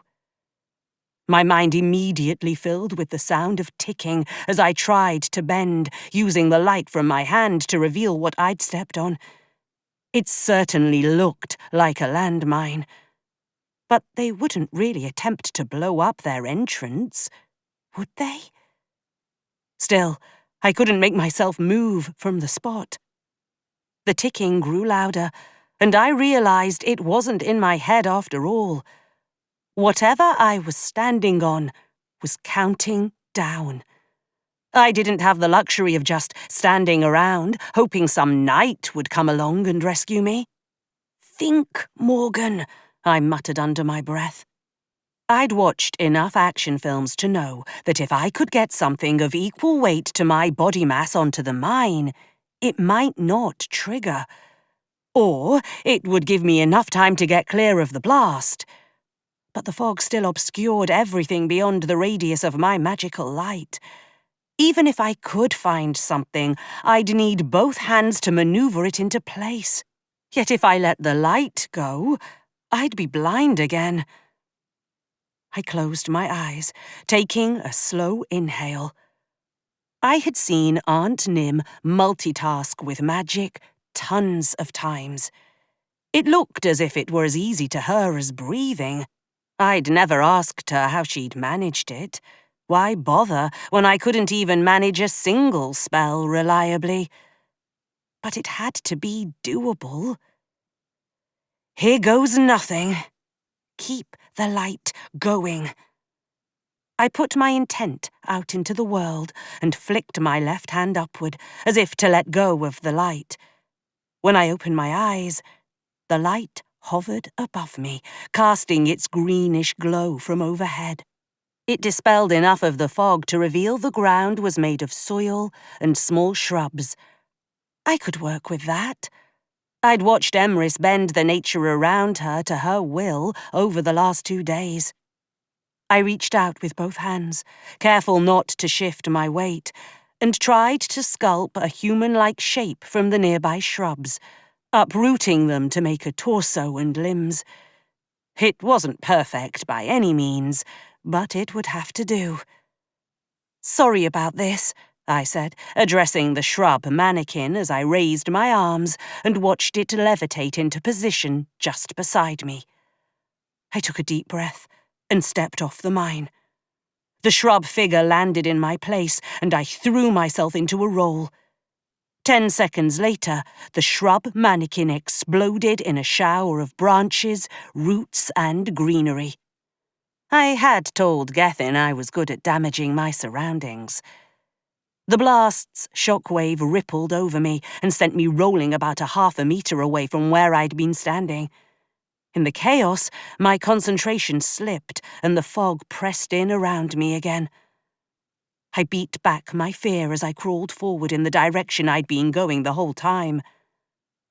Somewhere above me, something let out a guttural roar, and I froze in place. Shit. What was that?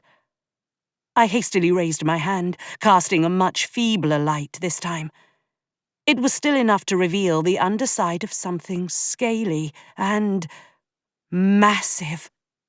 What had the woman asked me? What category I was? She'd mentioned dragons. Surely one of those wouldn't be small enough to fit inside this tent. Nothing from Aunt Nim's magical lessons from my childhood came to mind. We'd never discussed dragons. I recalled that I had thought it strange there weren't any in her tales, but I'd never questioned it. There was no way I was going to be able to defeat a dragon. I could hear its wings beating and felt a shift in the air currents above me. It was enough to give me a clear view, however brief, of the exit. It was maybe 1.5 meters away. If I could get to my feet, I might be able to make a break for it and pray I made it without getting cooked. Complete fewer than 2 and you will be eliminated, the woman's voice echoed in my head. I had to hope that I'd done enough to pass the first 2 obstacles. As I got into a runner's stance, I let out a little more power. Make me fast. My legs pumped and I hurtled toward the exit. Above me the dragon roared, but it never attacked. Maybe I'd misjudged the obstacle, but I didn't have time to consider it more. I ran until the fog vanished, and I found myself standing at the tent flap I'd first entered. Disorientation hit me like a ton of bricks, and I staggered to the side, groping for something solid to steady me. I spotted Emrys and Gethin waiting where I'd left them. How long had it been? It felt like ages had passed since I'd gone inside. Somehow, I recalled entering the tent not long after 10 a.m. The clock sitting on the table by the woman who'd checked me in now read 10:22 a.m. 20 minutes at most? Congratulations! You have qualified for the Tournament of Champions, the alto voice announced. Bloody brilliant. Now I just had to hope the rest of this thing wasn't nearly as deadly. Chapter 9. The woman who'd checked me in offered me a small lapel pin. Wear this during the tournament. So long as you're on the board, it will identify you as a participant. I affixed the pin, a small silver shield with 2 swords crossed over it, to the collar of my shirt. After that, I followed Emrys and Gethin away from the entrant qualifying tent. People were still queued to purchase their tickets, and a few spotted the pin. They pointed and whispered behind their hands. I offered a hesitant wave before I felt a tug on my arm. Emrys led me toward a different roped-off area labelled Participants and ushered me forward. In my peripheral vision, I caught her head swivelling from side to side, as if searching for someone. No, not searching. Making sure she wasn't spotted. When you said you had a falling out with the Queen, you weren't, like, banned from castle grounds, were you? I asked in a stage whisper as we fell in line behind a few other people sporting pins. Some of them bore the same insignia as my own. Others were more ornate and gilded, but still considered similar in design. Last I heard, she had not issued any orders to remove me from the grounds, but I admit I have not been to the castle in some time. Given our differences and the importance of this year's tournament, I would not put it past her to have heightened security, she answered in a long breath. My own anxiety sprang to the forefront of my mind, and I couldn't help looking around at the throngs of people too. It struck me just how foreign I truly was in this place. I might have been born in this world, but with the exception of the 2 people standing beside me, I knew no one. Not really even them. How well did I really know my companions? If you can't stay, she's got me, Gethin said cheerily. And if nothing else, I'll make sure she's had a proper meal before each round. Let's not panic just yet, Emrys said, but I could tell even she didn't believe her words. I suppose you owe me an "I told you so," I said as the line progressed. What were your obstacles? Gethin asked, ignoring my statement. Creepy fog monsters and a landmine.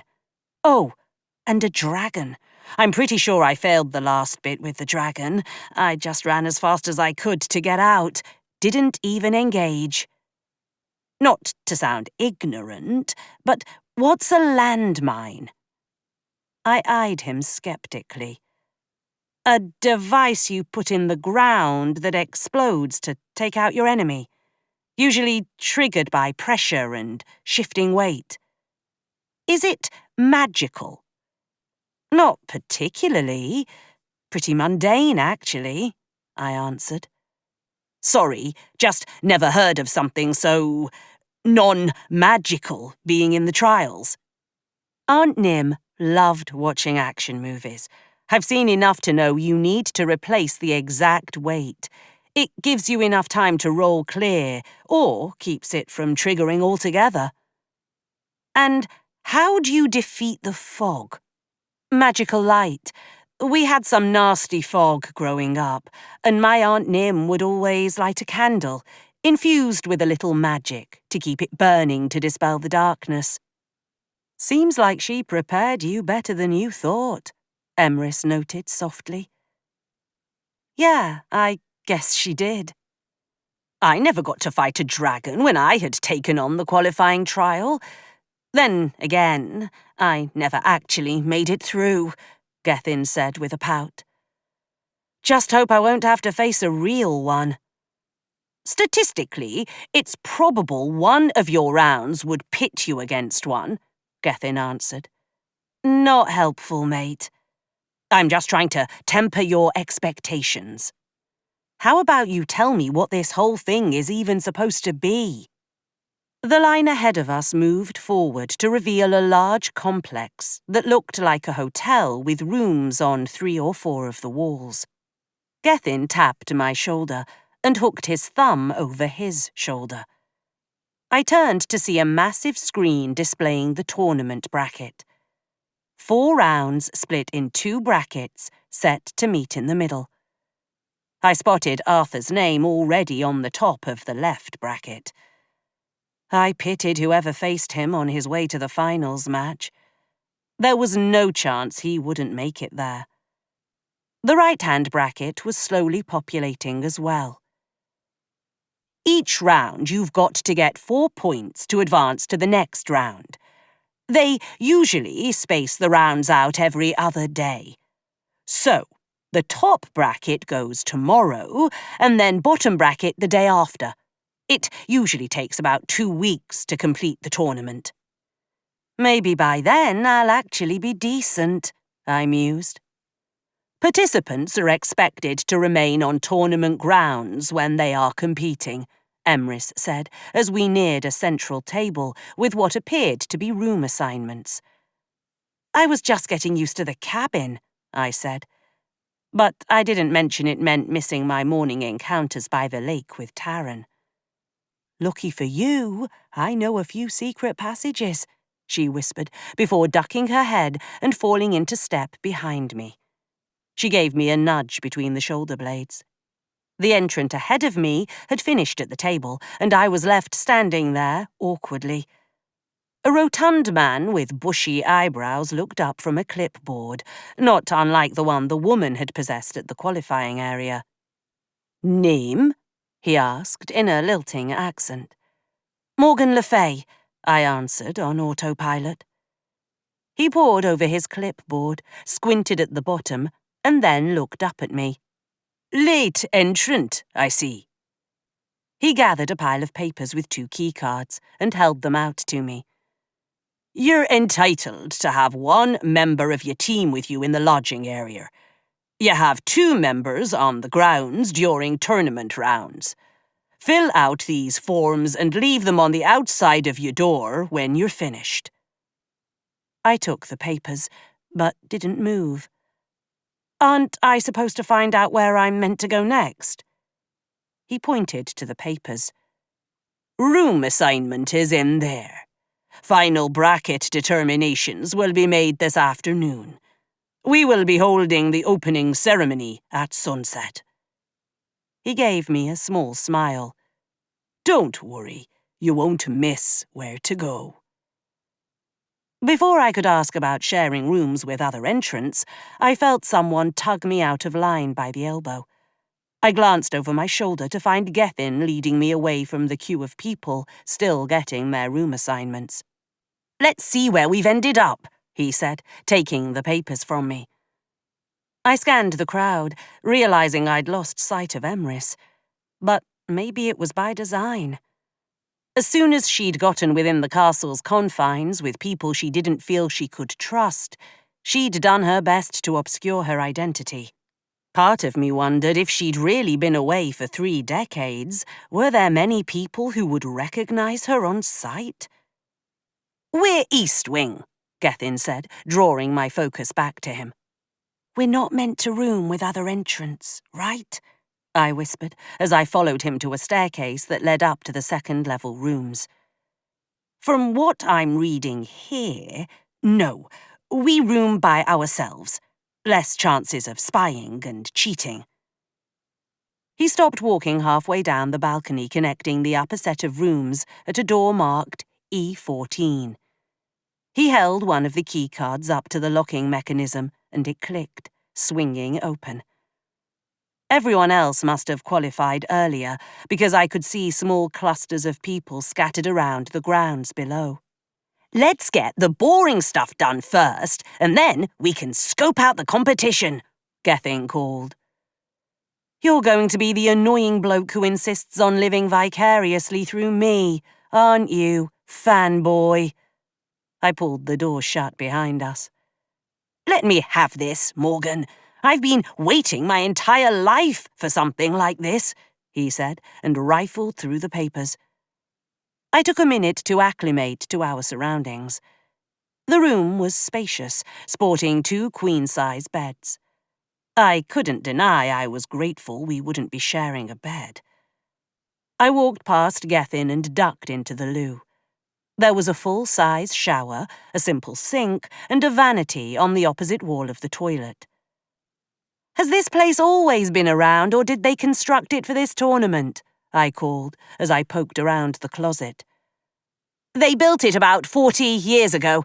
Thanks to magic, it renovates itself to keep up with the times." I moved back to the main room. "So, what are these forms I'm meant to be filling out?" "Standard stuff. Medical releases, agreeing you won't sue the Crown if you're injured, and your estate won't go after them if you're killed." A strained sound passed my lips.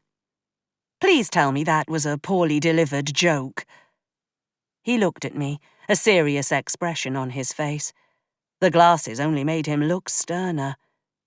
"No joke. These tournaments can get dangerous. I mean, there are limits, but the rules are pretty liberal in what kinds of magic you can use. Before I sign anything, I need to know exactly what I'm getting into," I said, crossing my arms over my chest and sitting down on the nearest bed. The sternness faded into something more akin to worry, and almost a whine. "You can't back out." "Pretty sure so long as I haven't signed anything, I can back out." I didn't tell him that I was still questioning whether it was even worth it to go through with this. I wouldn't cheat, and there was no guarantee I'd make it to the final round against Arthur. "You're right, though. How can we expect you to jump into something you know nothing about? The tournament is pretty straightforward. There's 4 rounds in 2 brackets." "I figured that much out from the giant bracket board outside," I said in a deadpan. He rubbed at the nape of his neck in embarrassment. "Right. Well, in order to advance to the next round, you've got to earn 4 points. You need 3 hits to get a point, and you have to win by at least 1 point." I considered the basic rules. When he explained it that way, it appeared rather straightforward. Sounds a bit like tennis. Is it just the one set of 4, or is it a best 2 out of 3 or whatever? Just the one round, he answered after a moment. And how do you get a hit? Sounds violent. It can be. Each entrant wears a special uniform. If you get hit in certain places, it will light up and count as a point. And anything goes magic-wise. I mean, you can't outright murder anyone, but wounding them isn't against the rules. Let me guess, some ego-obsessed man decided this blood sport was a fun way to spend an afternoon, I grumbled, but took the papers from Gethin's hands and read over them. You know, I'm not actually sure where the tournament's rules originated. I could see the look in his eyes, a longing to go digging for answers. I'll sign the bloody forms, but if I die, I'm going to find a way to come back from the dead and haunt you, I threatened, and scribbled my signature on the pages before attaching them to the plastic collection bin on the outside of the door. I know you're nervous, and you're worried you don't belong here, but you do. If things hadn't gone wrong all those years ago, we'd be getting ready to celebrate your coronation. Not his, Gethin said in a soft tone. But we'll set things right. I know we will. I'm just going to look around, I said, and stepped onto the balcony. More people milled about on the ground level than when we'd first entered the room. Everyone looked human, but I knew better. I tried to look at ear shapes, but most of the women had their ears covered by their hair, and the men wore sports bands. I was so lost in my observations, I didn't hear the footsteps approaching from my right until the floorboards beside me groaned with added weight. I caught a figure out of the corner of my eye, and my heart jumped into my throat. A slender, handsome man with dirty blonde hair, clear blue eyes, and a neatly trimmed beard stared at me. I immediately disliked him. It was like he was purposely oozing charm in the hopes of distracting me from whatever had brought him up here. "Can I help you?" I croaked out. "I've met all of the entrants for the tournament, but I don't recognize you." He pointed to the pin on my collar. "And I know everyone from Camelot." That appeared unlikely. "I'm a late applicant," I answered. I caught sight of the pin on his own lapel. It was more ornate than mine and included a bit of scroll work along the bottom with a motto I couldn't quite make out. "Well, late applicant, as the reigning champion and crown prince, allow me to welcome you to the tournament and wish you the best of luck." The bottom dropped out of my stomach as his words hit me. The man I hoped to dethrone was standing in front of me, none the wiser of my identity. "Bet you say that to everyone," I blurted. "I do. It's part of the pomp and ceremony of it all." "Well, I hope you don't expect to win just because you're the golden boy," I said, instantly regretting the taunt in my words. He let out a small laugh. "Oh, no. It wouldn't be much fun if they weren't honest matches. I'll see you around." He glanced at the paperwork on the door behind us. "Morgan." He sauntered down the balcony past the other rooms, just as the door behind me opened and Gethin walked out. "What was that about?" "Pomp and ceremony," I answered. "If the royal family didn't know I was here before, they sure as hell do now." Let the fun begin. Chapter 10. I did my best to wipe Arthur's smug face from my mind as Gethin and I settled into the room and waited for the opening ceremony. I reached for my phone on instinct, wanting to call Jules and fill her in on the insanity that had become my life. But there was no recognizable signal for the phone to pick up on. The only person, besides Aunt Nim, I wanted to share this with would never know I was finally fulfilling the destiny we'd envisioned as children. If you're worried about Arthur, don't be. Just focus on getting through one round at a time, Gethin offered, in an attempt to read my state of mind as I paced. I'd actually managed to put him out of my mind until now. I'm just feeling a bit out of sorts.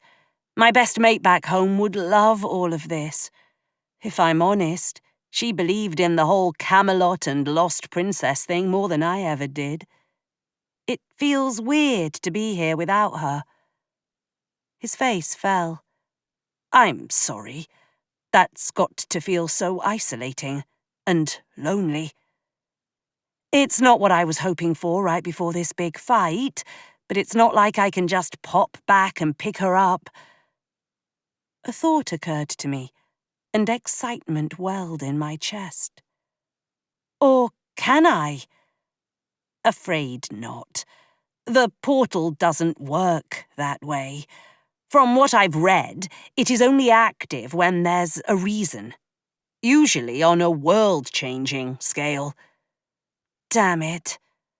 I'm probably a poor substitute for your friend, but what can I do to help? I need you to be my eyes and ears on the grounds. When we find out who I'm going up against first, I'm going to need all the information I can get about them. I think I can handle that. From the stories I've heard, they don't pay much attention to the entourage. Everyone is so focused on the entrants themselves. For someone who's never actually been in the tournament, you know an awful lot about how it runs, I quipped. I know, people, he retorted with a smirk. Now, come on, let's get ready for the ceremony. As if on cue, 2 sharp knocks sounded on the door. I opened it to find a woman with a long, thin face standing across the threshold, with a uniform draped over her arm. The opening ceremony starts in 20 minutes. Be down in the entrance tent in 10 minutes for the procession. She foisted the uniform at me and marched down the balcony toward the stairs. I studied the uniform as I stepped back into the room. It was sleek and black, with patches of harder material sewn into the shoulders, chest, and thighs. I flipped it over and found the same material. Those parts are what register hits, Gethin explained. Right. This is so bloody strange, I muttered, and ducked into the loo to change. I'd expected it to be ill-fitting and constricting. Surprisingly, it was breathable and hugged my body. But it wasn't skin-tight. I still had a good range of motion. Look at you, Gethin beamed as he transferred my pin to the lapel of the uniform. Come on, you don't want to be late. Minutes later, I found myself standing amongst a group of 15 other people, all dressed in identical uniforms. Arthur stood out amongst the group as the other entrants gave him a wide berth. Up close, I could see that most of the pins weren't as ornate as I'd thought. Most people in the group appeared to gravitate toward those with the same crest, though. May I have your attention? The man who'd given me my room assignment called. I will have those representing Camelot here, then those for the Dragon Court behind, and those from the Seelie territories at the end. I shuffled into place amongst 4 other people with Camelot's pins. 5 people sporting the dragon crest settled into the line behind me, and another 5 took up the tail end. That left Arthur to lead the procession. I caught him securing his crown before leaving the tent. Our procession wove through the participant lodgings and out onto the castle grounds, where stadium seating had already been erected. Spectators filled the seats as we moved through a small entryway and stopped in front of a dais where a woman sat on a throne. The simple circlet crown on her head was enough of a clue as to her identity. The Queen, my mother. She wore an elegant knee-length tunic in vibrant blue over grey leggings. A larger version of the pin I'd been given sat affixed to her collar. Hers also bore a decorative ribbon design and a motto: Materna Magica. She scanned the entrance, and when our gazes met, I felt a jolt in my stomach. Would she somehow recognize me as her own flesh and blood? There was no hint of recognition in her eyes as she looked on to the person behind me. It wasn't exactly like looking in a mirror, but I got a hint at what I might look like in another 30 years. It was stupid of me to think she'd somehow know me just by looking at me. That was a little girl's wish, and something I'd given up on ages ago. The crowd in the stadium cheered as we stood on display. I did my best not to squirm under their collective attention. Behind me, I heard weight shift, and a large screen projected what was going on behind me. The Queen stood and approached a raised podium with a microphone. I braced for the echo of feedback from standing so close to her, but it never came. Citizens of Camelot, honoured guests and entrants, I would like to welcome you all to this year's Tournament of Champions. She beamed at the assembled crowd, and I could see real excitement in her features. I couldn't help studying the way her eyes crinkled in the corners when she smiled. I could see myself in her expression. She pivoted a quarter turn to address the right-hand side of the stadium. As a country, we look forward to this gathering each year, as it brings our people together in a common bond of healthy competition and fun. This year is particularly special, as we will not only crown a winner at the week's end, but my son, Arthur, will take his rightful place as King of Camelot.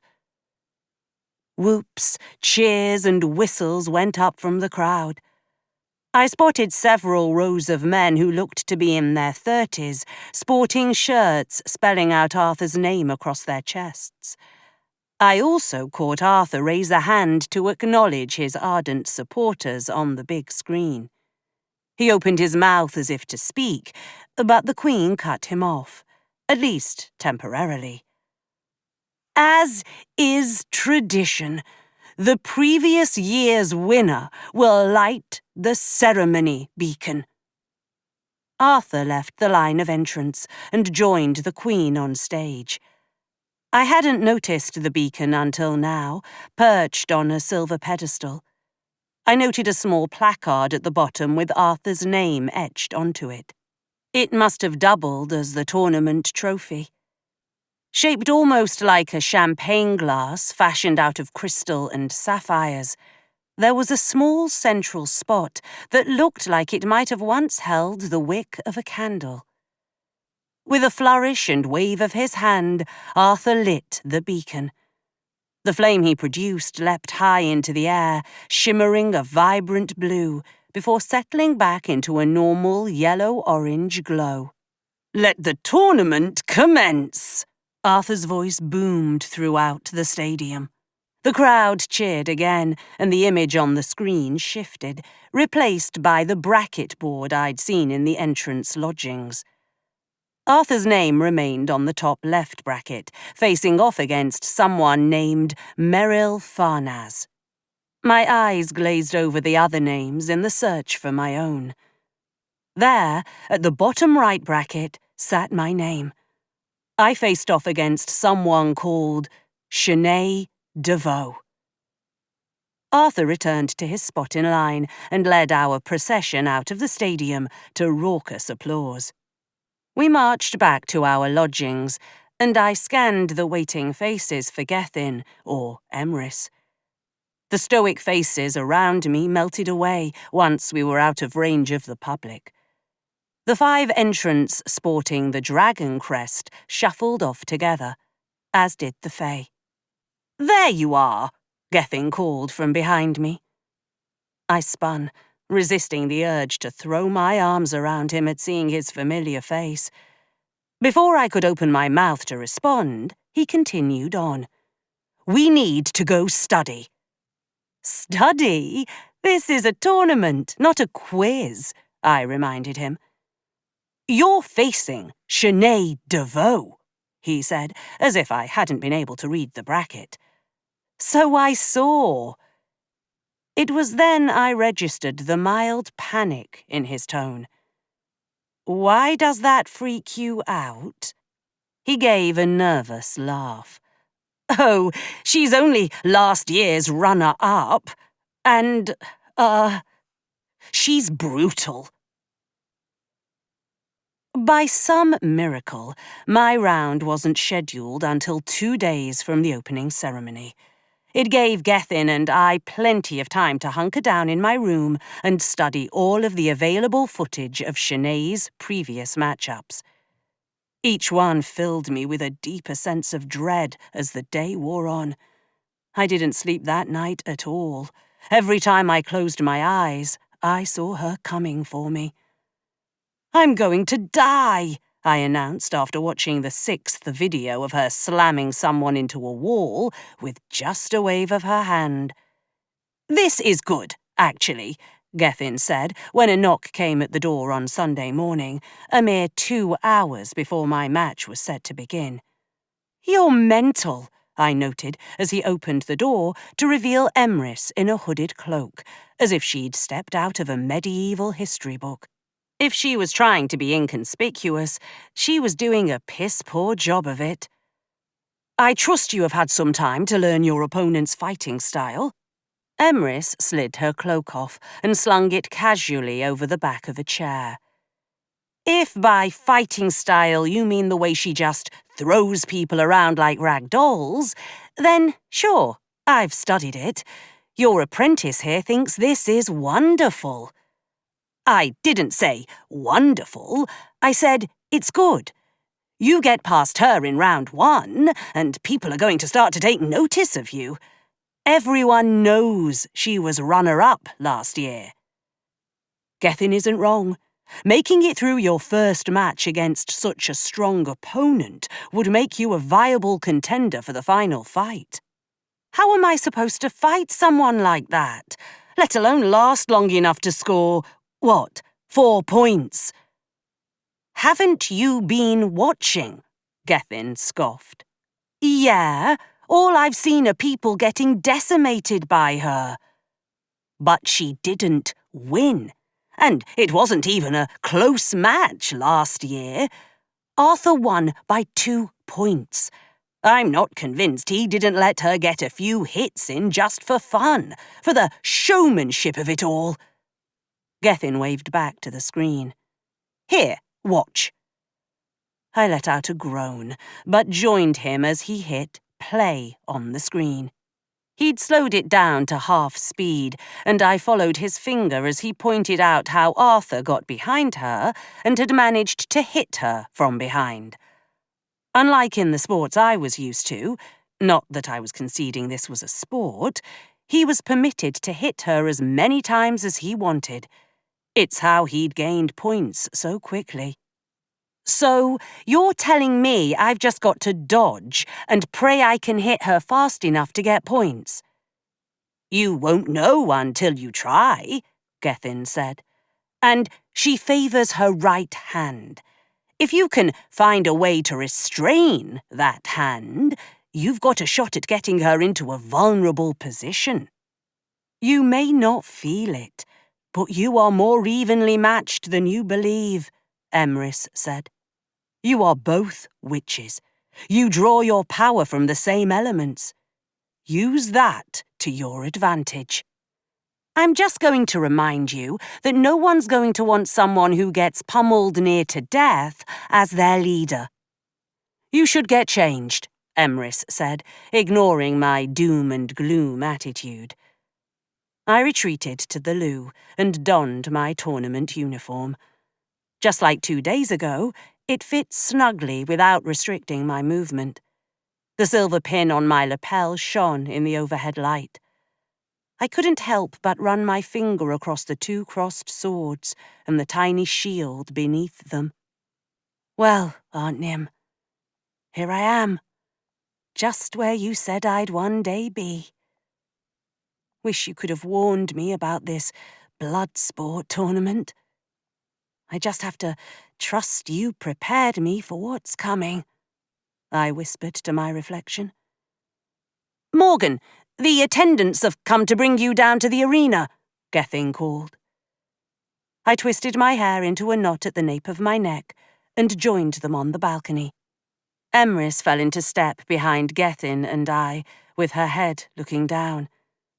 I kept my mouth shut as we left the lodging area and passed through the heart of the castle's courtyard. I spotted workers moving about the space, setting up stadium seating. The final round is held in the courtyard, Gethin explained when I gave him a confused look.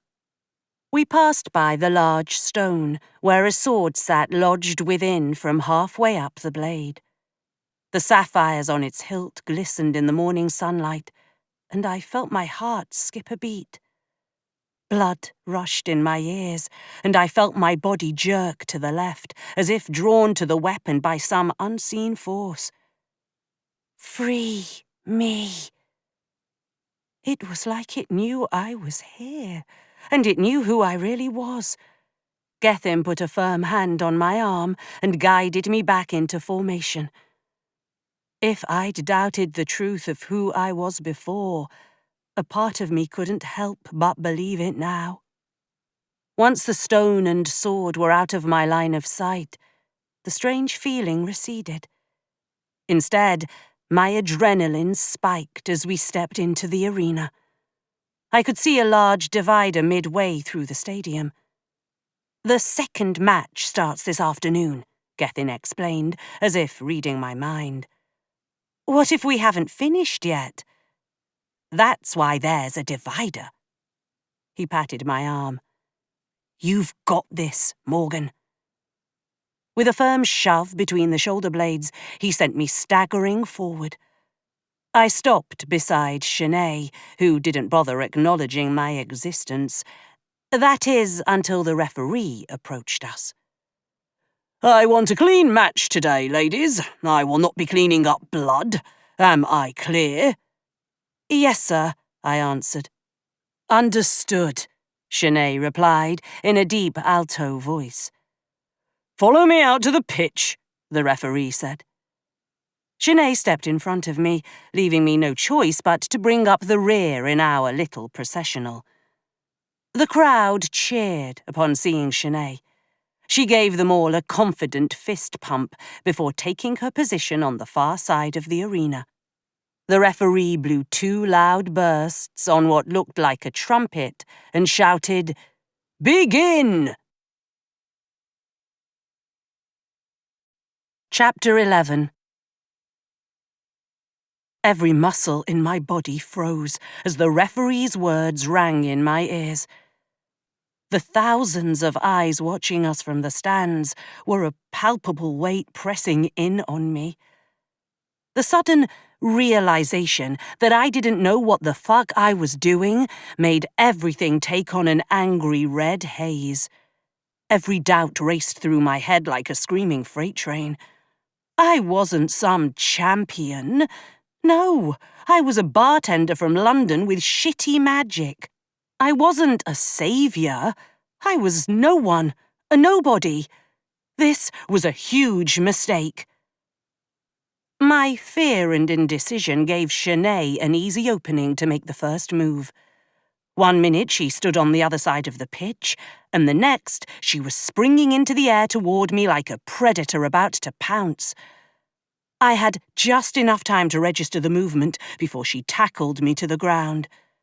My head slammed against the grass with a painful thud, and pain erupted behind my eyes. "Get off!" I grunted, trying to swat at her as she pressed the full weight of her body against my torso. Above me, she just bared her teeth and waved her hands like she was tying a knot. "I don't know who you are, new girl, but you're not going to beat me." Air rippled around me as I felt her magic spring to life and settle over me. She rolled off me, and I was about to sit up when I found my wrists secured to the ground by ethereal wisps of yellowish light. Sinead sprung to her feet. I could hear the crowd give a collective gasp as she raised her hands over her head, ready to start hitting the area on my torso designated for earning points.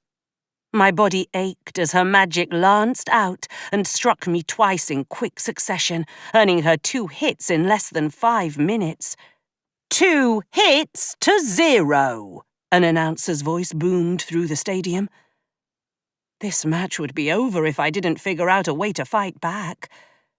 Sinead danced away from me, clearly playing this up and looking to put on a show for the audience. I craned my neck, trying to scan the crowd for Gethin or Emrys's faces. I finally found Emrys amongst the crowd, her hood still obscuring her face. Our gazes met, and I could feel her presence with me. "You have to believe in yourself, like I do," I heard her voice in my head. "Like your Aunt Nim did." For a split second, I could have sworn Aunt Nim stood beside Emrys, giving me an encouraging smile. If I couldn't at least make it through this round, and I didn't give it my all, Aunt Nim's death would mean nothing. I couldn't do that to the memory of the woman who'd raised me. I didn't care that she'd been some kind of traitor by defying orders and taking me through the portal rather than kill me. She was my family in all the ways that mattered, and I owed it to her to do this. I turned my attention to the magical bonds keeping me immobile. I'd never really been able to see magic before, but I suppose desperate times called for desperate measures. I watched the wisps undulate around my wrist, tightening against my skin whenever I tried to flex my hand. It was beautiful in its simplicity. I'd never unraveled someone else's magic before either, but it was as if I could see the intricacies of the spell, just the tiniest loose thread in the weave of Sinead's intent. I tightened my left hand into a fist, envisioning myself giving that thread a firm pull. Without realizing it, I'd poured my own will into the equation, the taste of lime tickling the back of my throat as the binds unraveled themselves. The gasp that went up from the crowd meant I wasn't the only one taking notice that I was now free to stand on my feet. "You can do this," I said under my breath as I took stock of my surroundings. Sinead still stood a short distance away, her mouth hanging open when our gazes met. I offered a shrug and began circling her.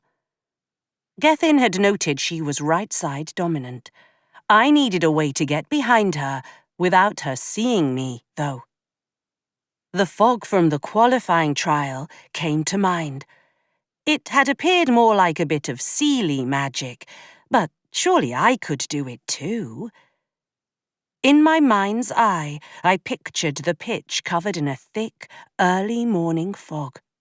Power danced across my body, channeling until it coalesced into a thick cloud, and Sinead vanished.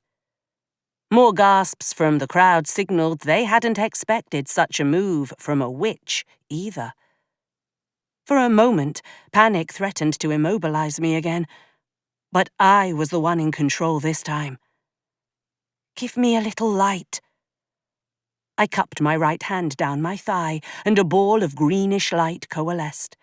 I directed it toward my feet, so it would cast just enough light for me to see by without betraying my location. The glow spread out, illuminating the ground ahead of me. Being able to navigate was one thing, but I couldn't earn any points if I couldn't find my opponent. Lead me to her. Lime permeated the fog around me, and my heart skipped a beat as I worried it might be too much and give myself away. Nothing happened except the fog parted just enough off to my left that I got the hint. Wanting this over as quickly as possible, part of me longed to charge her like she'd done me and just wail on her until the counts were over and I'd won. But that felt dirty and underhanded. Instead, I moved with stealth, or at least as much as I could traipsing through fog, until I'd determined I was within arm's reach of my opponent. "Stop hiding!" Shanae shouted close to my ear. I heard more than saw her arms flailing around as she tried to fight her way through the fog. I reached down to my little light and plucked a handful free before lobbing it at her back. It hit its target with a sizzle, and Shanae let out a frustrated growl. The fog around us cleared enough for the crowd to see I'd landed my first hit. 2 hits all, the announcer said in an unimpressed tone.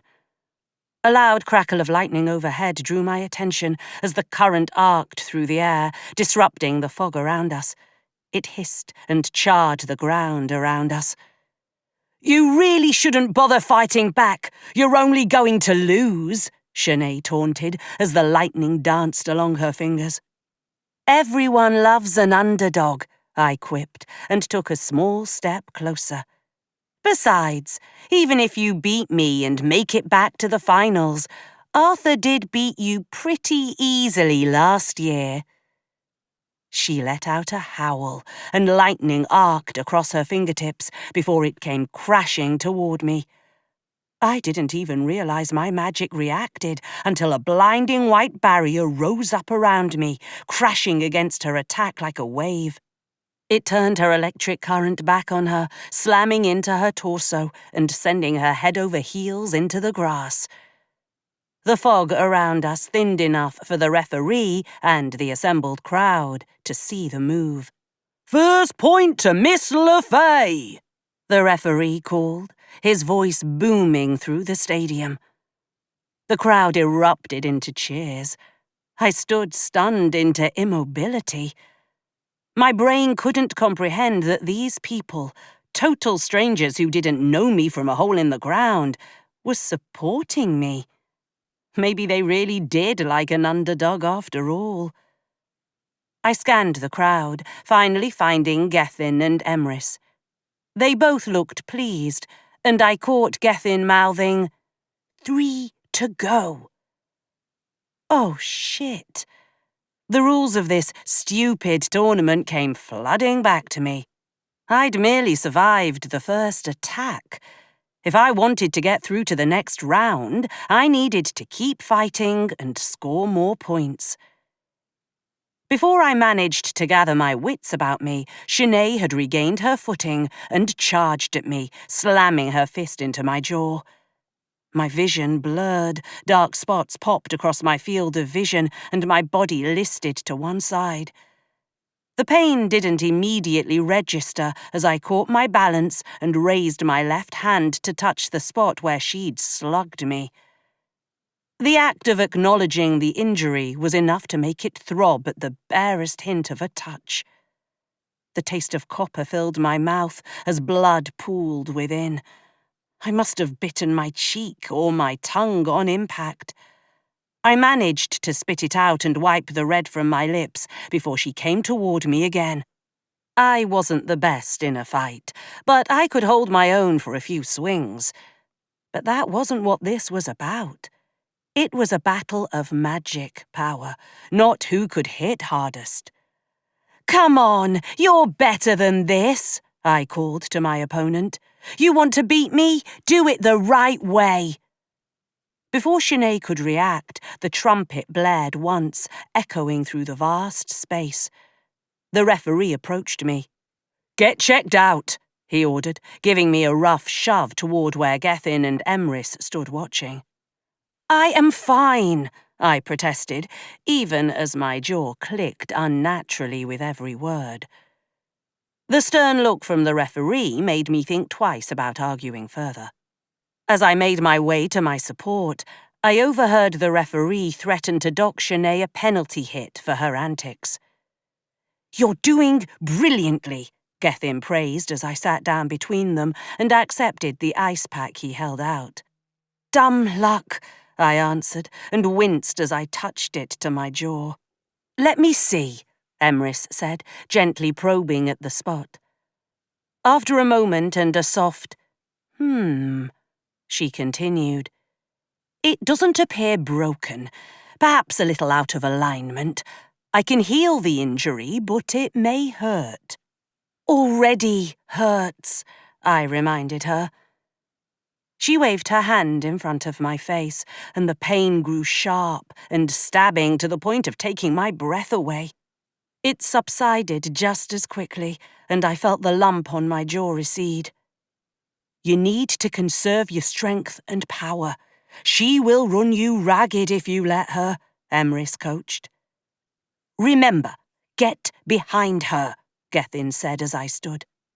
"Turning her magic back on her was a great move, by the way." I didn't have time to tell him it had been a fluke. As I stepped onto the pitch again, I couldn't help but fear I was about to get the shit beat out of me.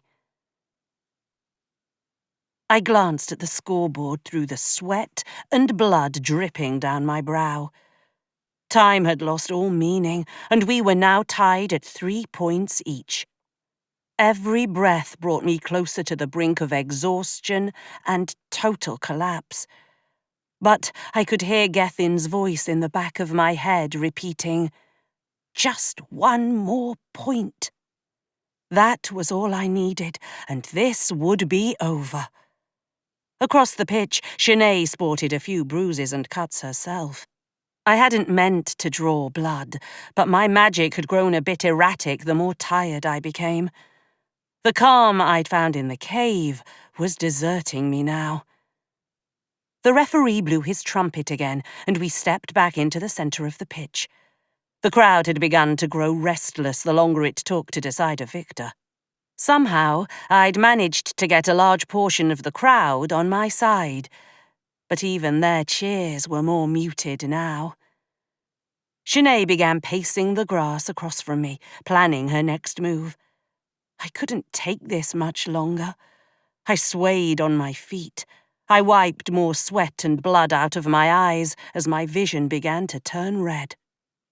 The fog had worked well to conceal me before. Maybe I could do it one last time.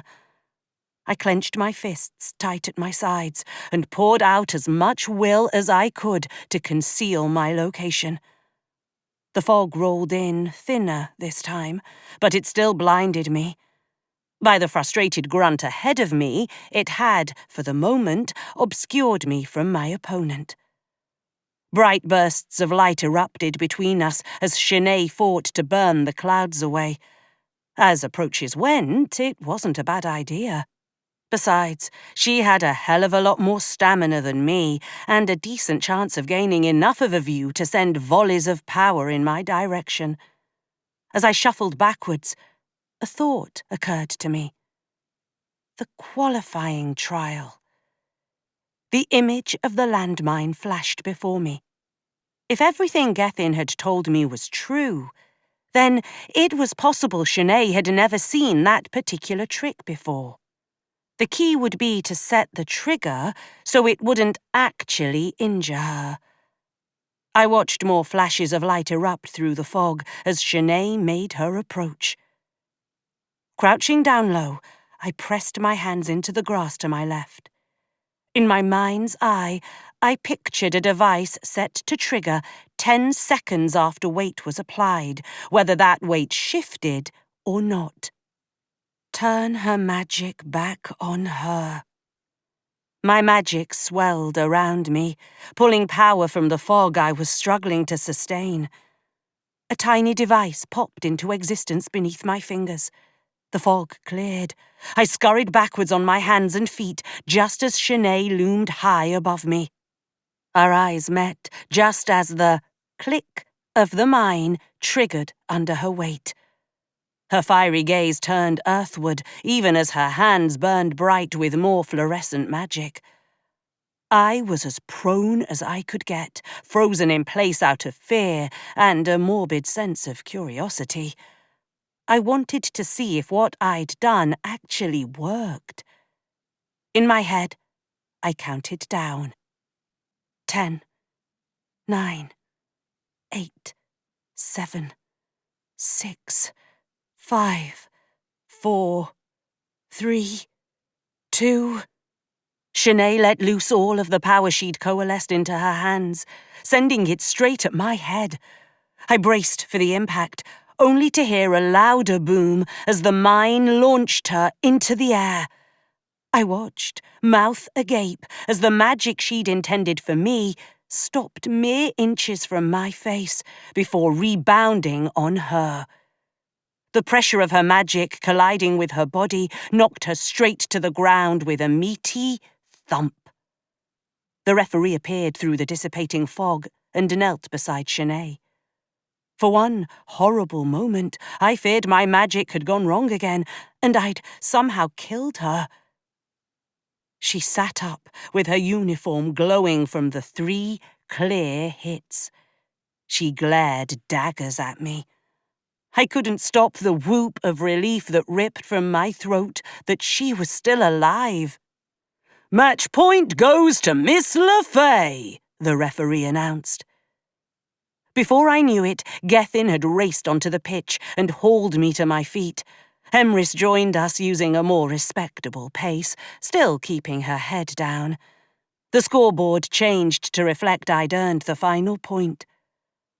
After regaining her composure, Shanae approached and offered her hand. "Good match," she said. I hesitated to return the gesture for a moment before shaking. "Yeah, you too. Sorry about the trash talk earlier." She gave me a small smile. "All part of the game. Hope that beginner's luck holds for you, because you're going to need it." All around us, the crowd chanted my name. For the briefest of moments, I actually believed I could win this whole damn thing. Chapter 12. That buzz of invincibility from the end of the match lasted until I'd made it back to my room and collapsed on the bed.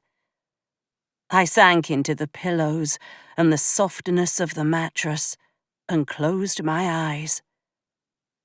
"I've got some ideas," Gethin began as he entered the room. "Sleep first," I mumbled into the pillow. "It's not even 2 in the afternoon," he pointed out. I rolled over so that I could look up at him. "And I just did more magic in the last few hours than I've done in my entire fucking life." "Oh, yeah, I guess that's true." He pivoted and tugged the curtains closed. "A few hours' sleep is probably a good idea, then." I gave a tired nod and rolled back over, letting the comfort of the bed beneath lull me to sleep. When I opened my eyes again, the room was dark. I could hear the sound of someone scribbling against paper nearby, and I craned my neck to find Gethin jotting down notes. "What time is it?" I asked, my mouth feeling full of cotton. He spun in the chair. "A little after 7. They're having a mixer event with drinks until midnight tonight. You ought to make an appearance." I wanted to beg off, but the way he looked at me suggested this was not an optional thing. "Please tell me I can just wear whatever I want." "Don't worry, you don't have to go around in a ridiculous fancy dress or anything," he said. and I heaved an audible sigh of relief. I levered myself out of the bed and darted for the shower. Stepping out 15 minutes later, I felt refreshed. Somehow, the scrapes and bruises I'd incurred during the match didn't look nearly as noticeable. I tugged on a pair of jeans and an off-the-shoulder top in a deep forest green that matched the pair of Doc Martens I wore. "You're coming, aren't you?" I paused at the doorway when Gethin didn't stand up.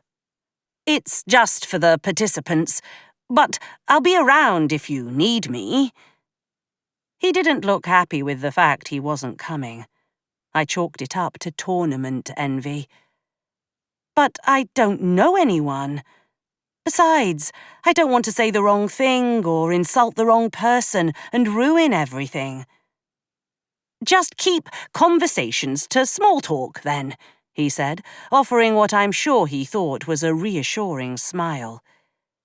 He scooped up the pin I'd removed from my uniform and he tossed it overhand to me before gesturing for me to secure it on my collar. "Tomorrow, we'll start prepping for your quarterfinals match." He made a shooing motion, signalling the discussion was over. I fastened the pin to my shirt and sucked in a deep breath as I left the room behind. Finding the gathering wasn't difficult. A large tent sat erected in the centre of the lodging area. Music filtered through the air, and 6-foot-tall torches lit the path to the entrance. I strolled up, expecting to be questioned about my right to be there, but no one guarded the entryway. The moment I stepped into the tent, the cacophony of sound overloaded my hearing. The lights dancing of their own accord at the top of the tent were more vibrant than the sun. I blinked, trying to clear my vision. At least there didn't appear to be any of whatever passed for paparazzi in Camelot lurking around in the hopes of snapping an unflattering picture of the competitors. "You look a bit lost," an alto voice called from my right. Thankfully, my ears had finally adjusted to the noise level inside the tent. I turned to find a woman about my age with a deep complexion standing beside me. She sported a pin on her lapel that I'd filed away in my mind as the dragon delegation. "Is it that obvious?" I let out a hiccup of nervous laughter. "I hate these things too," she said, and downed the dregs from her glass. "I'm Talia, by the way." "Morgan." "I haven't seen you in a tournament before," Talia noted, as we moved away from the entrance to a less occupied area of the tent. Yeah, this is my first time," I said, trying to heed Gethin's suggestion of small talk. "First time I qualified."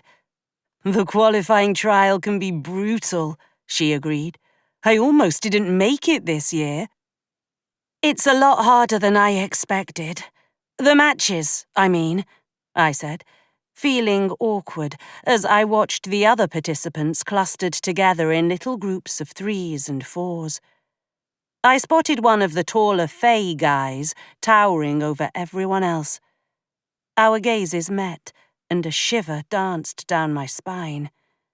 He gave me a toothy grin, but it only served to accentuate the sharpness of his jawline and the haughty expression in his eyes. "Who is that?" I asked, nudging Talia to direct her attention. "That is Gunter Forsyth, one of the Seeley's most accomplished spellcasters. It was actually supposed to be him against Arthur last year, but he went out with a shoulder injury, and Shanae won their match by default. Hope I don't ever have to be anywhere near him." Talia let out a snort. "You're joking, right?" I shook my head. "Clearly I'm missing something." "You haven't checked the bracket since your match, have you? He's who you'll be facing in your quarterfinals match." "Oh, fuck me." It was his left shoulder. She had very nearly severed every ligament and tendon keeping his arm attached, she offered with a shrug. "I heard he's been rehabbing it all year." He looks like he could bench press me one-handed with his eyes closed, I groaned. Maybe that's why Gethin had been so determined to go over strategies already. I'd say it's just a bit of fun, but this year is a lot more stressful with the coronation coming up, Talia said. Arthur's coronation, I guessed. That's the one. Can I ask you something? What may sound like a stupid question. She turned, so her back was to Gunter and the gaggle surrounding him. Why not? Pretend for a second I know absolutely nothing about the political climate in Camelot. Why is Arthur taking the throne when the Queen looks perfectly capable of ruling? She fixed me with a perplexed look, before finally shrugging it off and answering. Most monarchs around here don't rule until they're ancient. Not anymore, anyway. It's a way to keep things fresh. New ideas and all that. It made a certain sort of sense, but I still couldn't fathom the practicality of it. Then again, I'd been raised in a place where we'd had the same ruling monarch my entire life. And he wants that responsibility. As if our conversation had drawn him close, Arthur appeared among the throng of other participants and servers. Everyone around the prince gave him a respectable berth. He carried a glass of something red in one hand as he walked by us toward the entrance of the tent. He'd have taken the crown at 18 if they had let him. That man has been angling for power his whole life. Talia looked down at her empty glass. I need a refill. Want a drink? I'd love one. For the next hour, I forced myself not to disparage the bartender, but the more alcohol I consumed, the harder it became not to criticize everything he did. You've really got a thing for alcohol, Talia noted. I'm a bartender by trade. Not exactly what I'd planned for my life, but I know how to make drinks, and this stuff, it would never pass as a drink where I'm from. Remind me to have you make me a drink sometime. Heat crept up my neck at the way she looked at me. Is she flirting with me? It wouldn't be the first time a drunk woman had made a pass at me, but this felt different. I did my best to laugh it off, but excused myself as quickly as I could. I'd mingled enough for one night. That night, images of Gunter swirled in my alcohol-addled brain, and I woke a little before sunrise in a cold sweat. Gethin snored softly in the other bed. I knew he'd be awake soon enough and ready to rehash yesterday's match, but I wasn't ready for strategy talk. I really wanted to talk to Emrys, but had no idea how to get in touch with her. And it wasn't like I could just hop on the train back to her cabin at a moment's notice. I had to follow the rules of the tournament. I paced the short distance from the edge of the bed to the front window and back several times before I stopped. My ears perked up at the sound of approaching footsteps. They stopped outside our door, and my heart skipped a beat. Who would be paying me a visit this early? I yanked the door open before the visitor had a chance to knock. I found Emrys standing on the other side of the threshold. I was just trying to think of a way to get in touch with you, I said in a hushed tone so as not to wake Gethin. Why don't we take a walk? I suspect you have some things on your mind you wish to discuss. Are you sure mind reading isn't one of your magical talents? It was only partly a joke. She just gave me a tight-lipped smile, and we headed out of the lodging area and toward the courtyard. Workers were busy cleaning up from the prior day's festivities. I could already hear the distant chatter of attendees queuing to get to their seats and maybe catch a glimpse of their favorite participant. You did well yesterday, Emrys complimented. I felt like I had no idea what I was doing. And tomorrow I'm supposed to face some Seelie bloke who looks like he could break me in half without even trying. I believe you will rise to the occasion. The world, as I am sure you know, must exist in a balance between light and dark. I truly believe Arthur's existence in Camelot these last 3 decades tipped the scales against us. You being here and succeeding in this tournament is the first step in setting the scales to rights. I know you keep saying that it's my destiny, but not everything can be preordained like that. Not with me, anyway. You were able to access your magic freely during your match. That is not something you were able to do before. Your control is growing. If you were anyone else, that would have taken years of training and discipline. But you are meant to be here, to take back your place in this kingdom, and the world around you knows it. In that moment, I realized she had never considered an outcome where I failed. I wanted to point out that she should be ready for the inevitable. My luck, such as it was bound to run out eventually.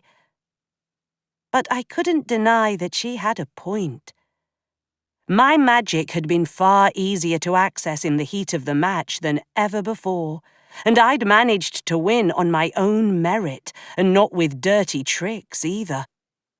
I didn't recognize where we were until the sudden pressure in my chest caught my breath.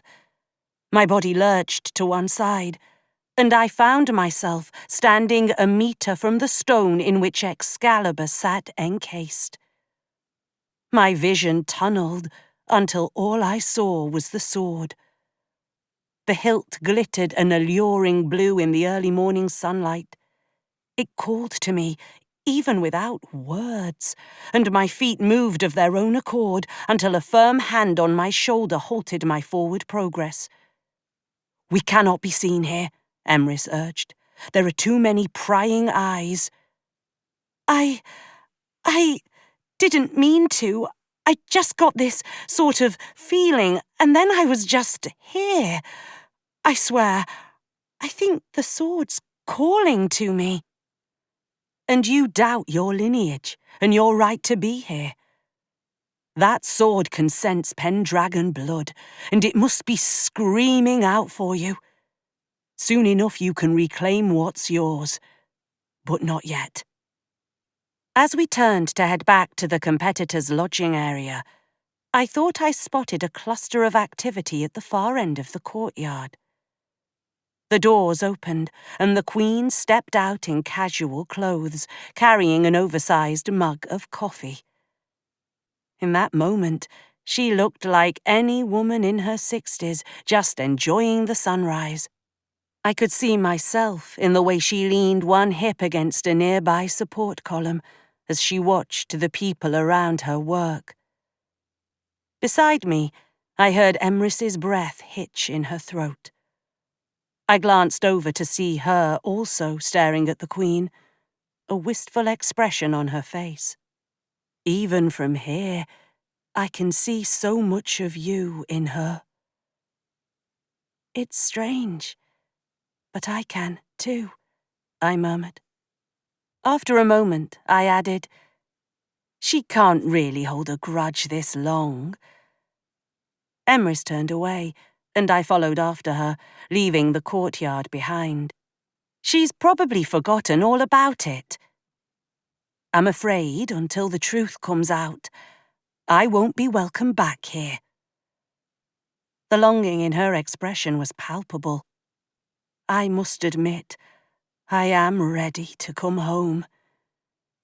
You may feel my belief in your skills and what you will accomplish is misguided, but it isn't just your homecoming I have dreamt of all these years. No pressure. I'll do everything I can to bring us both home, then. That started with finding Gethin, so we could plan how I was going to make it past the quarter-finals, and one step closer to facing off against Arthur. Chapter 13. We'd left the lodging complex behind. Thanks to Gethin's secret passage knowledge, we'd managed to sneak off the grounds without being seen. We caught the train back to Emrys's cabin. She'd promised we would return to Camelot in time for my match the next morning. At least I wouldn't have to sit around waiting and obsessing over how my next match would play out. Even after just a few days in the city, surrounded by all of the people and festivities, being back near the lake had a more calming effect than I'd anticipated. I'd never been a country girl. Aunt Nim and I had always lived in London, yet the stillness near Emrys's cabin amplified my connection to the magic around me in a way I couldn't quite feel in more urban areas. "So, you've probably heard that Gunter is a bit of a brute," Gethin said as we stood inside the training room behind Emrys's cabin. "Yeah, but I also heard he nearly lost an arm last year, and that could be a weak point." It was pretty gruesome, actually. He blanched. "Anyway, going after his weak side isn't a bad move, but you're going to need to be prepared. Sealies are naturally connected to nature, and they use it to their advantage." I thought everyone was. That's where magic comes from, right? It's in everything, and we tap into it. That is true, but they've got sort of an affinity for it. Like, they could grow roots around your legs in 3 seconds flat before you've even had a chance to devise a way to protect yourself. Brilliant. Well, I mean, I can make things grow too. Well, sometimes, anyway. That fog trick you pulled against Shanae was pretty effective. I'd definitely give that one a go. "I don't want to be a one-trick pony," I muttered. "Look, normally I'd say you're right.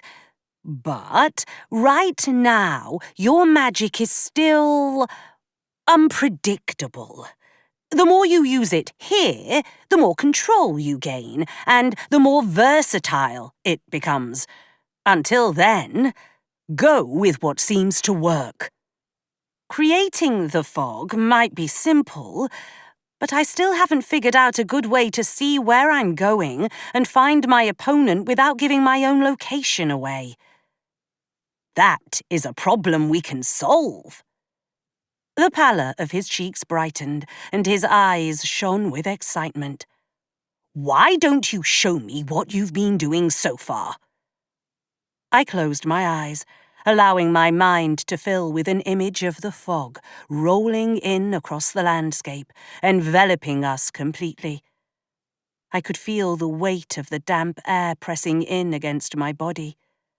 When I opened my eyes, our surroundings were completely obscured. "Gethin," I called. "I'm here." I heard his voice from somewhere off to my left. I resisted the urge to reach out my hand in a blind grab. "What do I do now?" I asked. "Whatever you did before to light your way." I lifted my right hand until I could almost distinguish the outline of my fingers through the fog, and let a bit of power slip out. A gauzy green globe of light erupted from my hand, rising to burn away the fog directly in front of me. "I think I see where you are," Gethin said, and a moment later the light reflected off the rims of his glasses, giving him an almost eerie glow. "That's the problem," I groaned. "Obviously, you need the light to be able to see where you're going. But do you need it to be so overt?" "I don't follow." You've got this big old blob of light just hanging around you like a torch. What if, instead of casting the light outwardly to allow you to see, you focused it from your eyes? Like, give myself magically enhanced vision? Why not? Oh, maybe because with my luck, I'd manage to screw it up and blind myself. Or I'd do the opposite and my vision would be so intensified that I'd be able to see too much. Don't let the fear of what might be get in your way. You are in control of the magic, not the other way round, Morgan. You can do this. He took a few steps back, beyond the perimeter of the glow of my light source, and vanished completely. I was terrified to try what he'd asked, and yet it made a lot of sense. It would allow me to see without giving away my position. Practically speaking, that was a useful trick to have up my sleeve, even if I wasn't about to go fight a giant brute for my claim to fame. Focus, I said, and inhaled a deep breath. The light around me faded, and I closed my eyes again. Out of instinct, my hands clenched into tight fists. But tightening up wasn't the answer. I forced my fingers to uncurl and for my hands to hang loosely at my sides. I needed to welcome the magic and let it be a part of me. Let me see through the fog. The scent of limes coated the inside of my nose, and the backs of my eyes burned and itched for a moment before the irritation subsided. Time to see if this really worked. When I opened my eyes this time, the fog took on a greenish tinge, and I could see the outline of Gethin's body a few paces away. "Have you done it yet?" Gethin called. I didn't answer. Instead, I crept around, flanking his left side, before jumping and tackling him to the ground with a loud oomph. I let out a squeal of excitement that I'd managed it, and the fog faded, taking my enhanced vision along with it. "I'd say that's one problem solved," Gethin said, as he struggled to sit up. As soon as our surroundings returned to normal, my head began pounding, and my vision blurred. I managed to push myself up against one of the walls and sit with my head in my hands, taking deep, steadying breaths. "Don't think my body liked me doing that," I said, when the dizziness and the aching subsided a few minutes later. "Magic always comes with a price," Gethin said softly. "You'd think, if I'm really meant to make it to the finals and be this hero that you all think I am, the universe might cut me a fucking break. What good am I to anyone if I pass out from a bloody migraine in the middle of a match? We just need to keep practicing. The more you do it, the less strain it's going to put on your body." That makes no sense," I snapped. "You practice a move over and over until you've mastered it. Along the way, you're bound to have strained muscles because your body's not used to you using it in that way. Same goes for magic. Let's get some food in you, and then we'll go again." I hated to admit it, but Gethin was right. The more I practiced, the less agony I wound up in at the end. By the time the sun was making its descent over the trees into evening, I could sustain both the fog and my enhanced sight for up to 5 minutes without it knocking me flat on my ass afterward. "He's going to try and rip me apart, isn't he?" I asked, as we sat at the table drinking coffee. "He's big, but he's kind of slow, too. He likes to use the fact he's so tall to intimidate other people. Use that to your advantage. Right, well, we should be getting back. A good night's sleep couldn't hurt before a big match, I said, downing the dregs of my drink. Yeah, let me just clean up here, Gethin said, and swiped the empty mug from my hand. I moved to stand in the doorway, staring out at the grass and trees beyond the cabin. I was once again struck by the sense that there was something missing. I felt the weight of my useless phone in my pocket. The frustration that I had so much to share with Julaine and couldn't reach her brought tears to my eyes. We can go, Gethin said from behind me. I didn't move. He shifted to stand beside me, and I felt his hand on my bicep. What is it? I just can't believe all of this is actually happening, and my best friend isn't here to share it with me.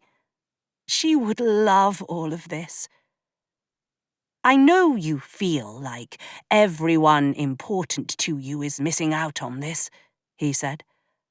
I wish I knew a way to connect the two of you across realms, but that is clearly not my skill set. You could be a real mate and find someone who can, I said, nudging him in the ribs. I don't know, Morgan.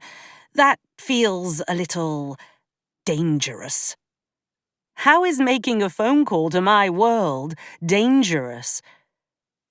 Because not everyone knows that there are other realms out there, and the sort of people that do aren't exactly who you want to entrust the personal information of the rightful heir of Camelot.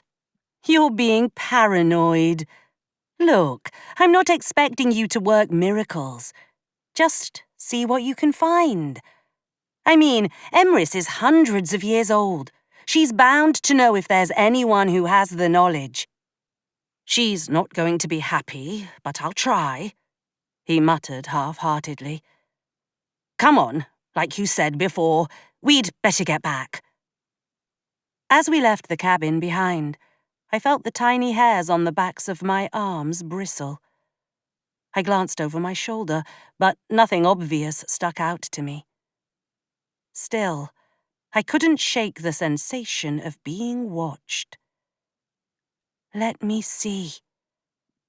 My vision sharpened, like I'd been practicing all afternoon. I cast my gaze skyward, but nothing appeared out of the ordinary.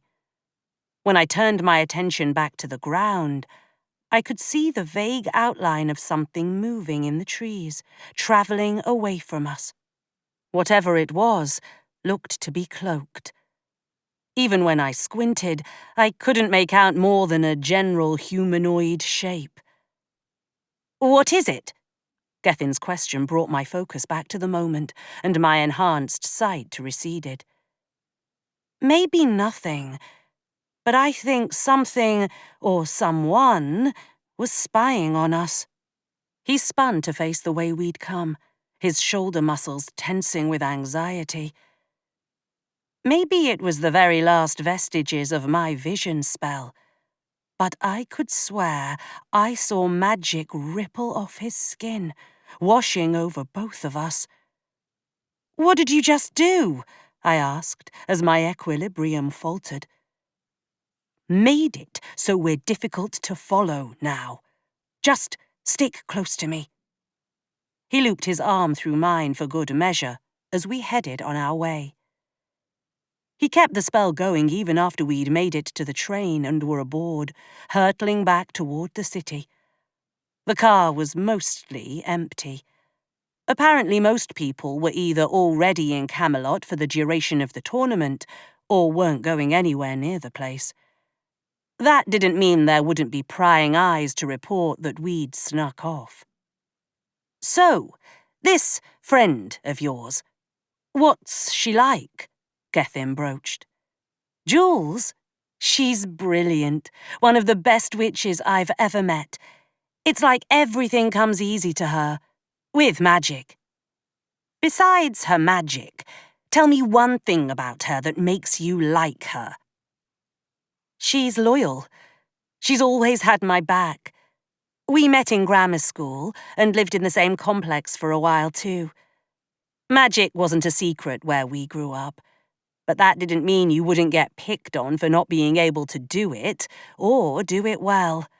I'm not ashamed to admit, she got me out of a few scrapes back then with some bullies.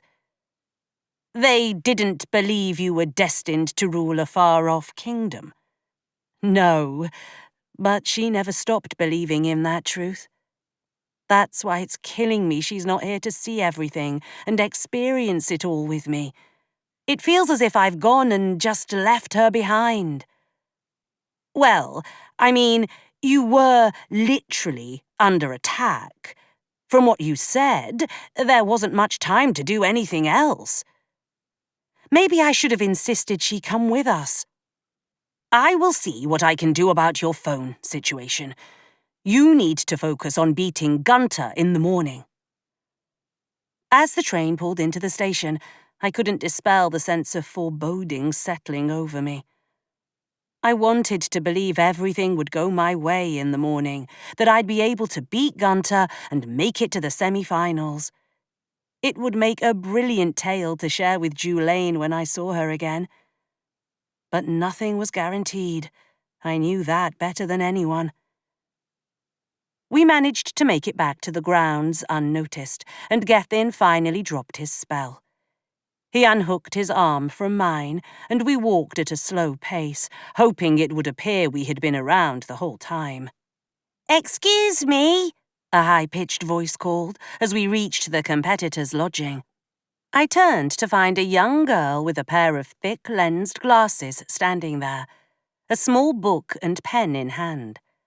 I looked around, expecting someone more important than me holding her attention, but we were the only people in the child's immediate line of sight. Hi there," I greeted. "You're in the tournament," she squeaked. "That's right. I'm Morgan." She held up her book and pen. "Can I have your autograph?" I gaped at her in disbelief. I'd only made it through one round. Sure, I'd beaten the prior year's runner-up, but that wasn't a huge upset. Why would she want my autograph? "Are you sure?" She nodded. "I'm collecting autographs of all the participants to commemorate coming to my first tournament."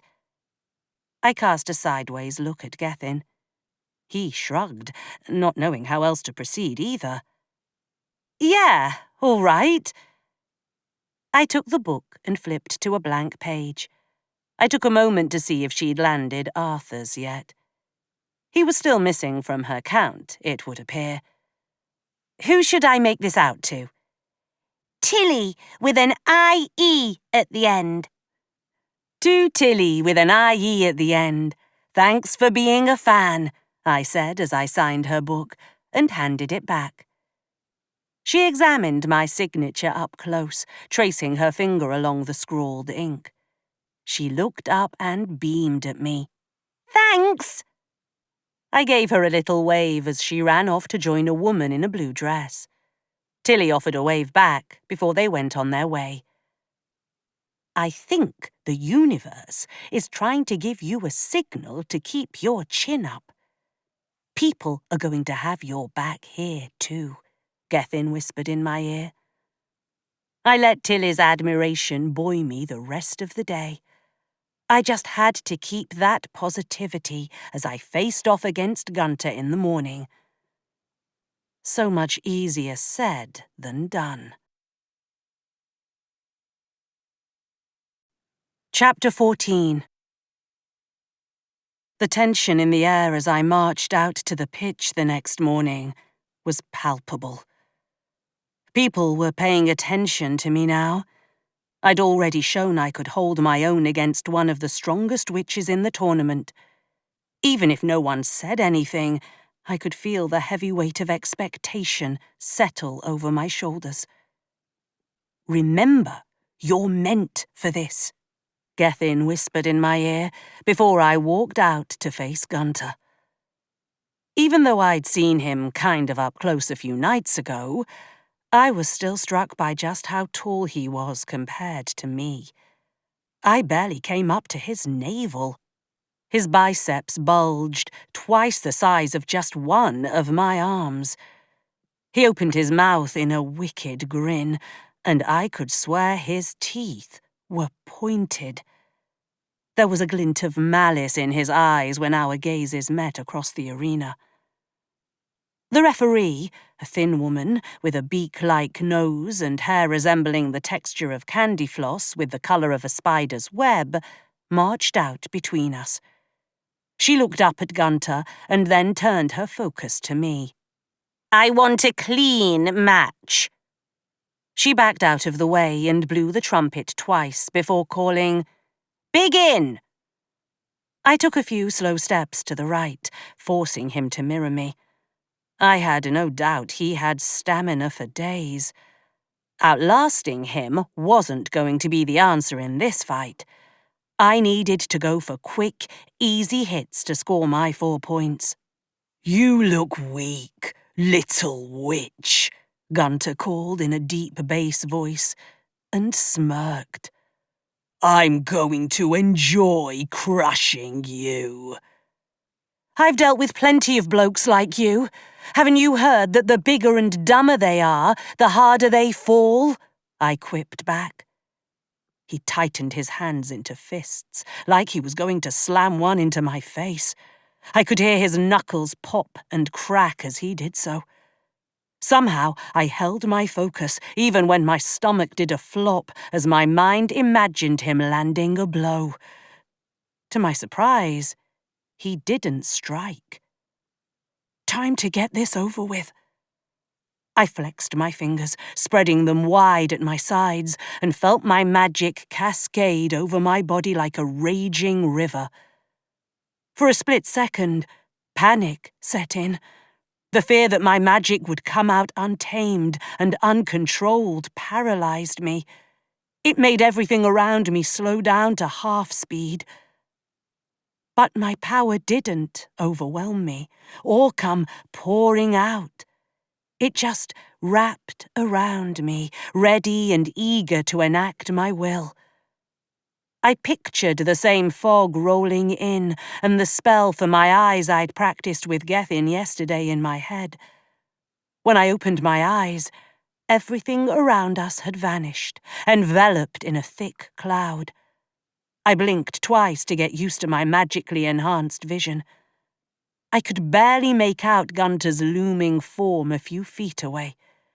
The outline of his body turned around, and I heard angry grunts of frustration as he swung his meaty fists through the air at an alarming approximation of my head height.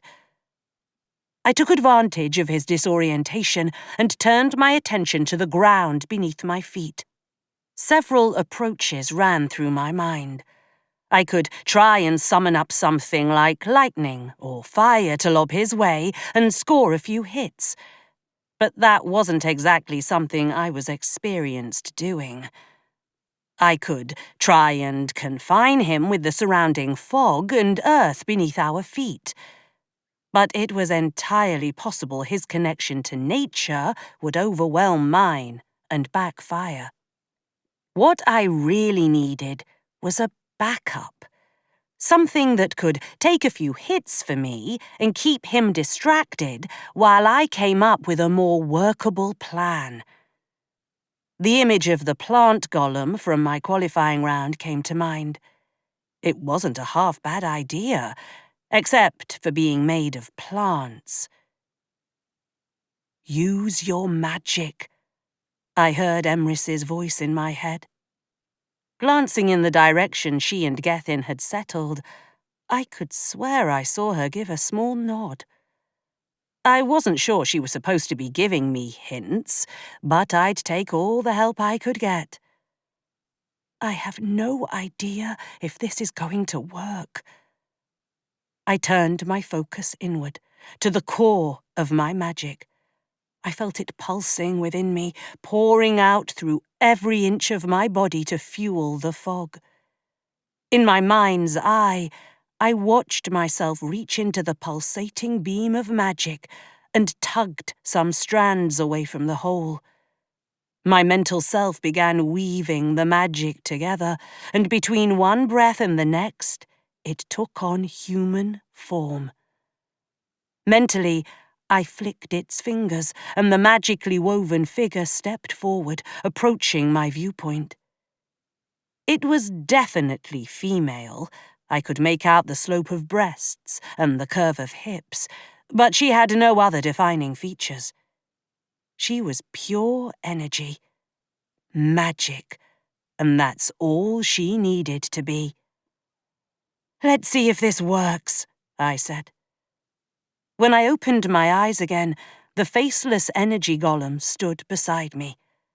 Through the fog, I could make out Gunter moving in a methodical search pattern with his fists still held high. I could also make out unnatural spikes protruding from his fingers. Wonderful. Realizing talking to my golem aloud would defeat the purpose of trying to conceal my location, I turned and thought my question really hard. "Can you hear me?" The golem nodded her head. God, magic gobsmacked me sometimes.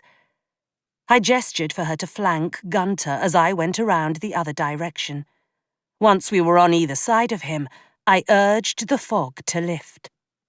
The sudden change in his visual field was enough to disrupt Gunter's forward progress.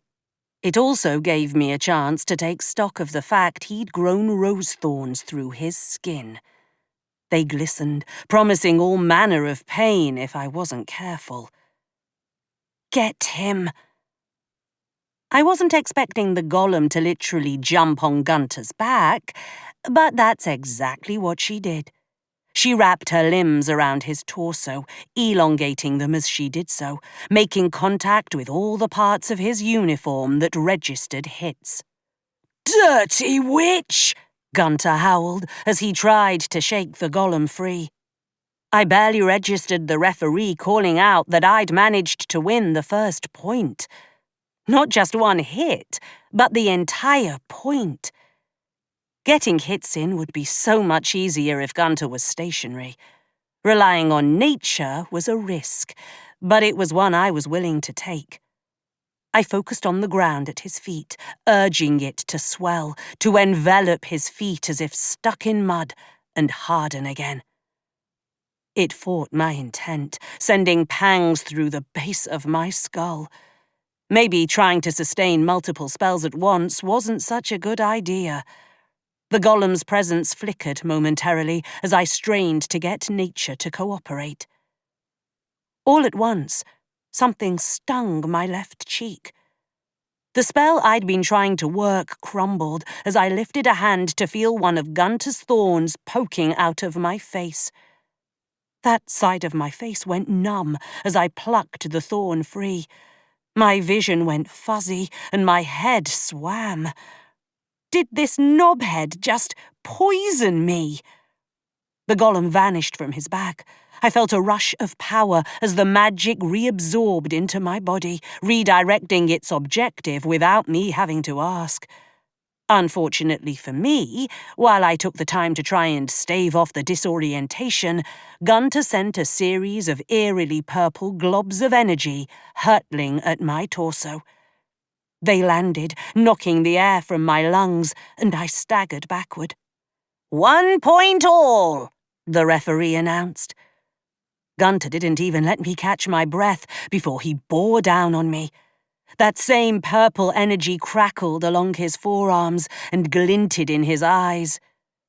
"We aren't going to fail again," he hissed as he reached one meaty hand for my throat. I managed to scramble beyond his grasp, doing an awkward half-roll to get out of range. As I did so, I spotted one of Gunter's entourage watching me intently. The slant of his jaw and the look in his eyes registered after a moment, and I froze. He looked like one of the soldiers who'd killed Aunt Nim, But that wasn't possible. We'd evaded them on the ferry, and they didn't follow us. Even still, the look the Seelie gave me was pure hatred. "Behind you!" someone yelled. I spun to find Gunter at my back again. I wasn't fast enough to avoid him this time. His hand tightened around my throat, hoisting me off the ground. Air fled my lungs, and black spots danced in my vision. It appeared to go grey at the edges faster this time. Time slowed, and I could feel my heartbeat begin to slow the more he squeezed. Maybe it would be better to just let him choke me out. The pressure of being someone I still didn't quite believe I was meant to be wouldn't exist anymore. That would be nice. "Fight back!" Aunt Nim's voice rang sharply in my head.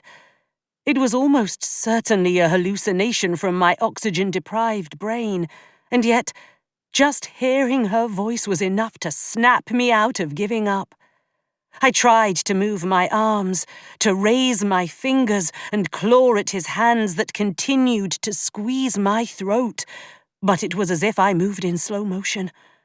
I couldn't even be sure my body was actually responding to the weak signals my brain was sending out.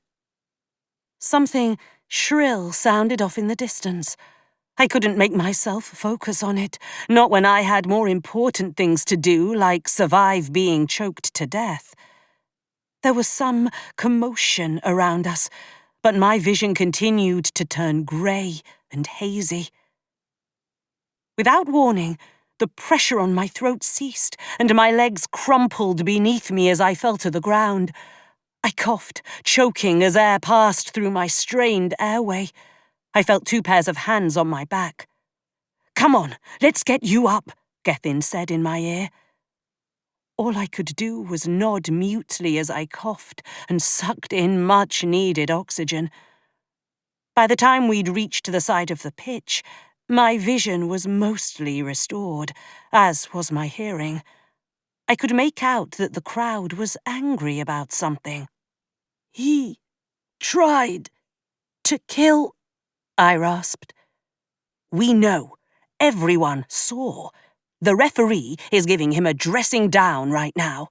Sounds like they might give you a penalty point," Gethin explained as he pressed a damp cloth to my throat. The moisture literally melted into my skin, reaching my aching throat faster than drinking water, and it hurt a hell of a lot less. "Penalty point," I croaked. "Essentially, because he wasn't using magic on you, he forfeited his chance at his next point. You'd be up 2-1, Gethin answered. That would mean I only needed to survive getting 2 more points to win, and for this whole match to be over. Despite that, it still felt like it would be ages before it was finished. Emrys came into view, plucking my wrist and checking my pulse. "That was a clever trick with the golem," she noted with a hint of pride. "Thanks. Wasn't sure it would work." The base of my skull ached with another oncoming magic burnout headache. "Think I tried too many things, though, and it sort of backfired." "You tried to manipulate the earth around him. He is Seelie," Emrys said. "I know. It was a risk, but I had to try." "Binding him up isn't a bad move. Just maybe use something that's not made of nature," Gethin suggested. "Penalty point against Mr. Forsyth," the referee announced. "The score is now 2-1, Miss le Fey. If all else fails, lure him onto a landmine," Gethin said cheerily, and helped me to my feet. I wasn't going to risk earning a penalty point against me and prolonging matters. I gave my friend a tight-lipped nod as I returned to the pitch and tried to put together some semblance of a plan of attack this time around. Gunter stopped a few paces from me. and I caught something glint off his wrist. A silver band shone in the sunlight when he lifted his hand. Oh, wait, that just might work. You can do this, I whispered under my breath. I wasn't going to leave myself open to a direct attack from him again if I could help it. I held up one hand and summoned a barrier of opaque bluish-green energy. He lobbed a fireball my way, and the shield deflected it. It narrowly avoided hitting him in the shin. Time to see if I could be a metal worker. With my other hand, I made a grasping motion in his direction. In my head, I pictured the band around his hand thinning out, elongating and turning into a fine chained mesh that was strong as steel. I envisioned it wrapping around his body and keeping him still. Gunter sent another fireball hurtling toward me. It bounced against my shield and this time landed at his feet, sizzling and smoking in the grass. The shield wavered for a moment before it solidified again. Fueling 2 spells simultaneously was definitely a skill I needed to work on. 2 more white-hot spheres came barreling toward me. They collided with the shield, and while it repelled one, sending it right into Gunter's left arm in the middle of the patch that registered hits, the second slipped through, and I could smell singed hair as it grazed the side of my head before landing on the ground behind me. Maybe trying to keep my magic in check was what was hurting me right now. I tried to let it loose. Remembering what it felt like that first day I'd tried to train with Gethin. Power poured out of me now, and when I opened my eyes, the band on Gunter's wrist was gone, replaced by the mesh I'd been trying to conjure. I only needed 5 more hits to finish this. Make his magic rebound. I poured that intent into the chains around him as I sent sparks of power through the mesh. Everywhere they touched, he jerked. I could see the frustration on his face as he tried to free himself, only to find the chains drawing tighter. I dropped the shield and poured that focus and energy into getting those last few hits in. "Match to Miss Le Fey!" the referee's voice echoed across the pitch. The crowd cheered. I fell to my knees, and the chains binding Gunter vanished, melting back into the band around his wrist. Sweat beaded on every part of my body, and my muscles shook from the match's effort. But I'd managed to make it through 1 more round. I forced myself onto my feet and offered a hand to the man who'd just tried to kill me. I plastered a fake smile on my lips for the photo op, and he did the same. I scanned the stands behind Gunter, searching for the Seelie soldier I'd seen before, but he was gone. This match might be over, but something told me I was going to need to watch my back. Chapter 15. Part of me knew I should be preparing for the semi-final match, but I couldn't drag myself out of bed until almost night the next day. Mercifully, Gethin and Emrys had let me sleep. When I finally emerged from the depths of slumber, I felt only slightly rested. My body ached in places I didn't know could hurt. "You need to keep up your strength," Gethin said, handing me a plate of food. "I should just go back to bed," I grumbled, annoyed he'd dragged me down to the common area. Still, I accepted the food, poking at it with a fork absently. "Normally, I'd agree, but the results from the other quarter-final match are in. You're facing off against Princess Talia. You get to fight a dragon." Talia from the mixer was a princess. She'd been so friendly and normal. I didn't want to have to fight her. The sound of pure excitement in his voice made me perk up. That's the part of the qualifying trial I failed at. Miserably. I just ran. Well, look at it this way. You've got a chance for a do-over. Dragons are massive. They can fly, and they've got impenetrable scales, I pointed out. Granted, I was only certain of 2 of those points.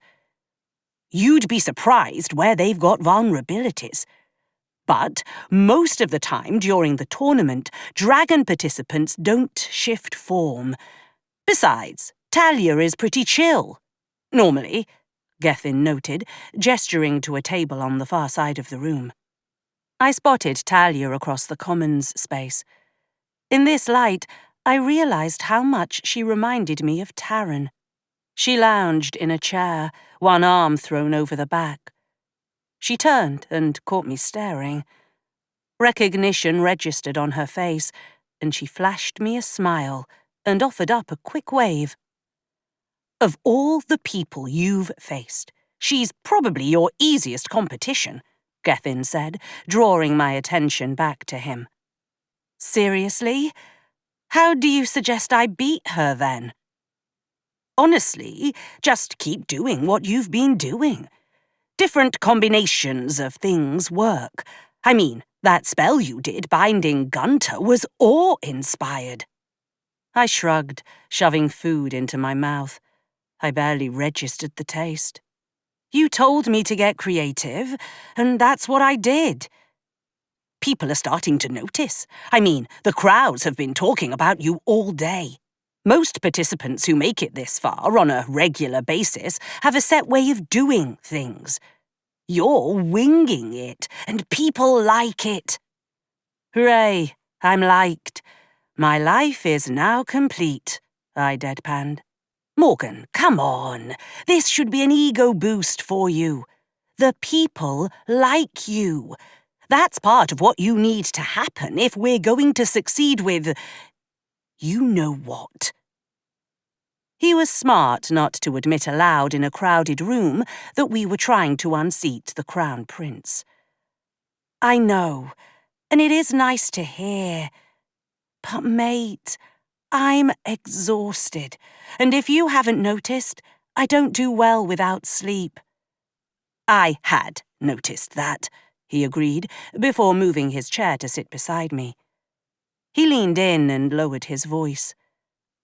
I did manage to do a bit of asking around about your, other thing. I stared at him in momentary confusion.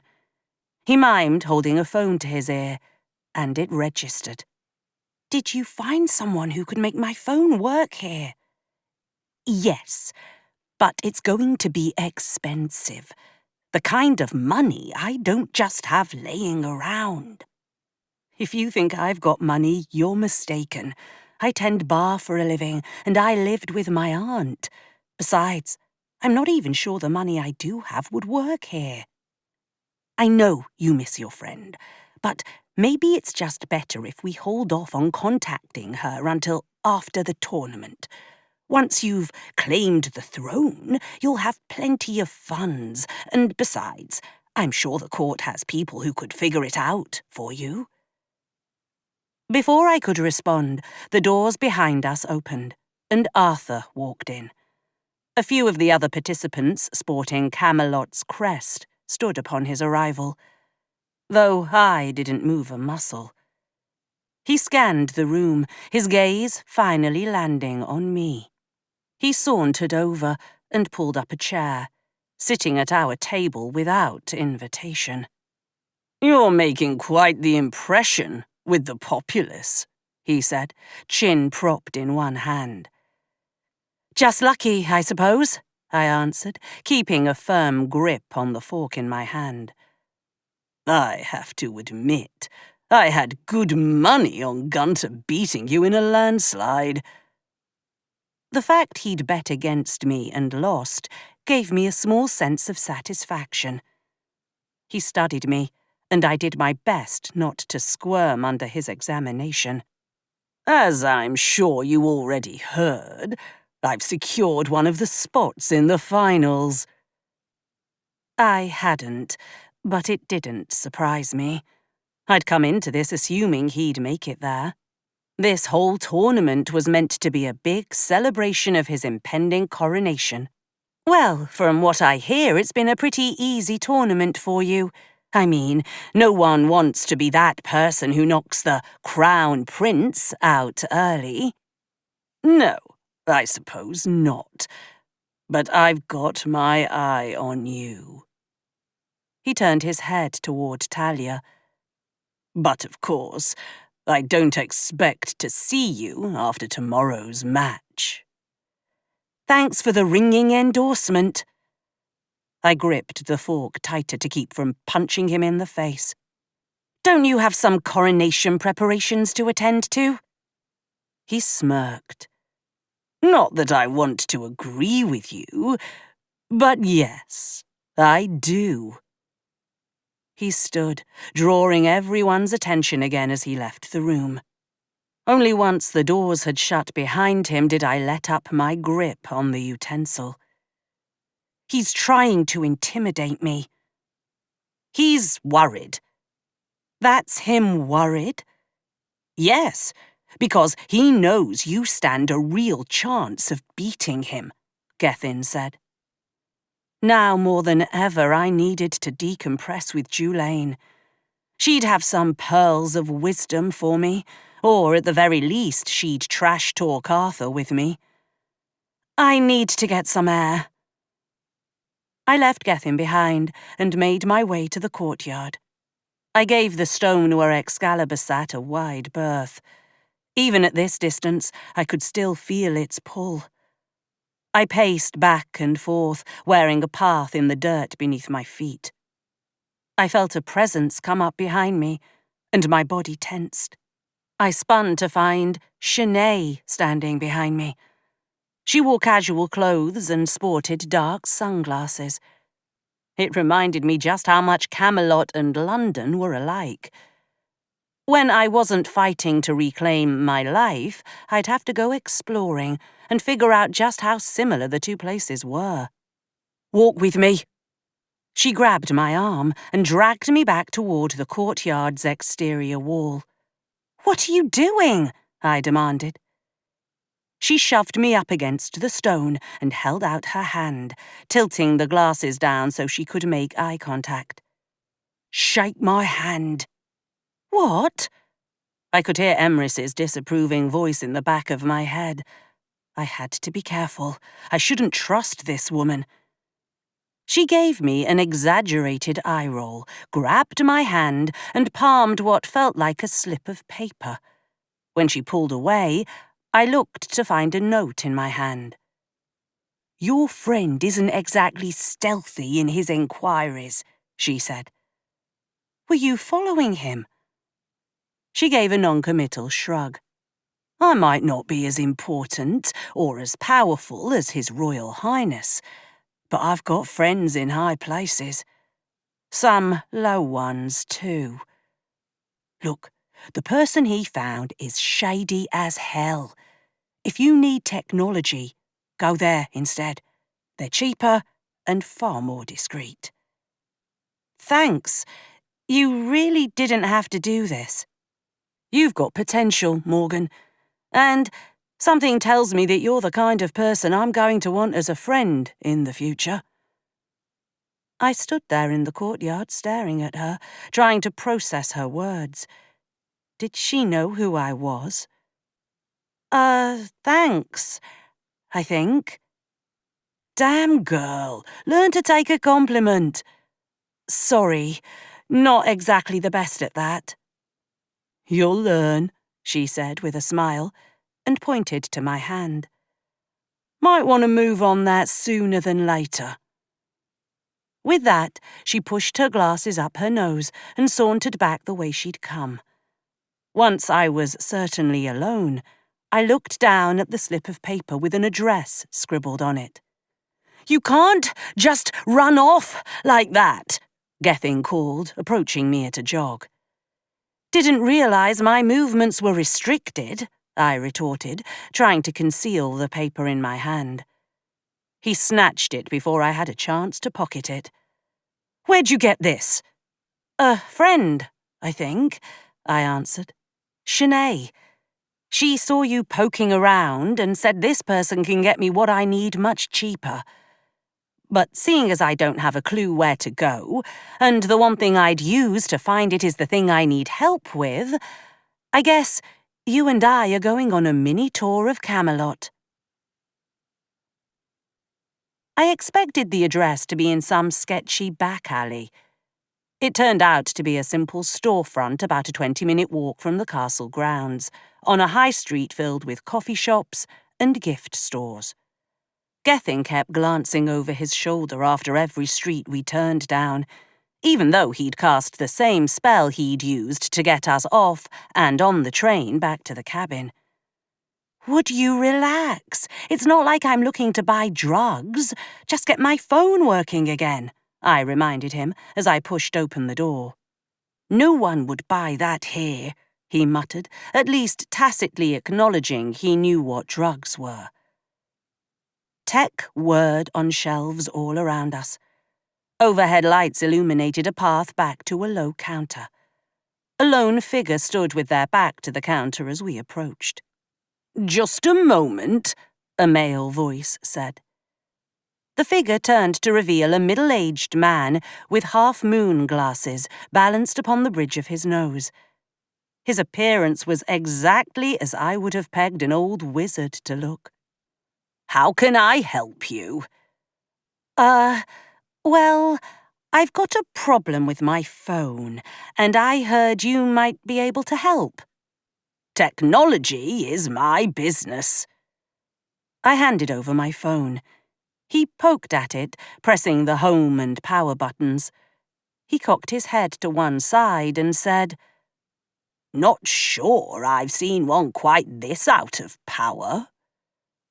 I was hoping someone might be able to, jump-start it. None of the cables I've got will do the trick. He set the phone down on the counter between us. "Probably because they weren't made for this type of phone. Guessing you picked this up second-hand. Things slip through, sometimes." "Can you help?" Sure. Relief flooded me.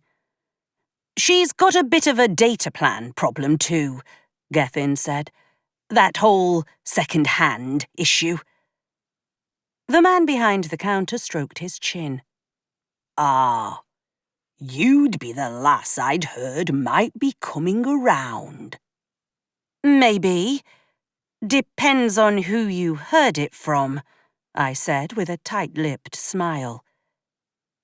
"Miss DeVoe is an old client of mine, and she mentioned I might be getting a visit from someone looking for some specific technology magic." "So, can you help?" "Don't get many requests like this," he said. "It's doable, just finicky." "I appreciate anything you can do." He disappeared with my phone through a dark brown curtain, leaving Gethin and I to stand waiting expectantly. "See, this isn't so bad," I told my friend. "It just feels risky. I didn't want to tell you earlier, but I asked Emrys about this guy, and she didn't recommend it. Then again, she didn't recommend any of the guys I found to do what you wanted." "It's just a phone call," I said as the man returned. "Right. See if this works," he said, passing it back to me. I pressed the power button, and it came to life, loading my lock screen. A photo of Aunt Nim, Julaine, and I from New Year's a year ago. To my surprise, the battery was full. "This was dead literally a minute ago," I remarked. "Magic's grand, isn't it? Now, The calling range is limited, I'm afraid. That sort of plan is rather expensive, and I have a feeling you were looking to keep this as low cost as possible. If I could make one call to Julaine, I'd be fine. Yeah, that's fine. How much is it? He pointed to my face. You're in the tournament, facing Princess Talia tomorrow. Yeah, that's me. I'll make you a deal. You make it to the finals, and I'll waive the fee. Why would you do that? Gethin piped up. I waved off his question. That's very generous of you, I began, but Gethin cut me off. If we're doing this, we are paying you for your service, he said, his tone firm. Well, if you insist. Gethin handed over a card, and the man fiddled with what looked like an antiquated till. He handed back the card and a receipt. Gethin didn't even bother looking at the total as we left the shop. I'm going to make this call. I'll see you back at the room, I said, once we were back on the castle grounds. Don't go far, he called as he retreated to the room. I followed him at a slower pace, studying the image of my friend and aunt on my phone. You'd both be proud of me, I whispered. I expected to see a barrage of missed calls and texts from Julaine, but I only had a couple of texts and no missed calls. Maybe they hadn't gotten through. The first text was from the day after Emrys and I had left London. Hope you made it to where you were going. Then another came 2 days ago. Missing you, love. Things have been too quiet without you. I opened my contacts and dialed Julaine's number. My heart hammered in my throat as I listened to the line ring. It actually worked. The line kept ringing with no answer. Then Julaine's voicemail kicked on, and hearing her voice brought tears to my eyes. Hey, Jules, it's me. I'm sorry I haven't responded to your texts. Only just got them. Things are a bit weird around here, but it's so much like Aunt Nim said it would be, and so different, too. God, there's so much I want to share with you. I could really use my best friend right now. I never wanted to do any of this without you. I'm sorry I didn't bring you along. If I could go back to that night, I would have insisted you come with me. You're as much a part of all this as I am. I began to pace the length of the balcony in front of the door to the room I shared with Gethin. I know this is going to cut me off in a minute, but I just wanted to say that I miss you too. Oh, and you'd appreciate just how bloody good-looking all the blokes are here. Anyway, I don't know if I'll be able to call again. Magic and technology don't mix so well, but I promise I will come see you when this is over. I ended the call and stowed my phone. The sun had long ago descended past the horizon.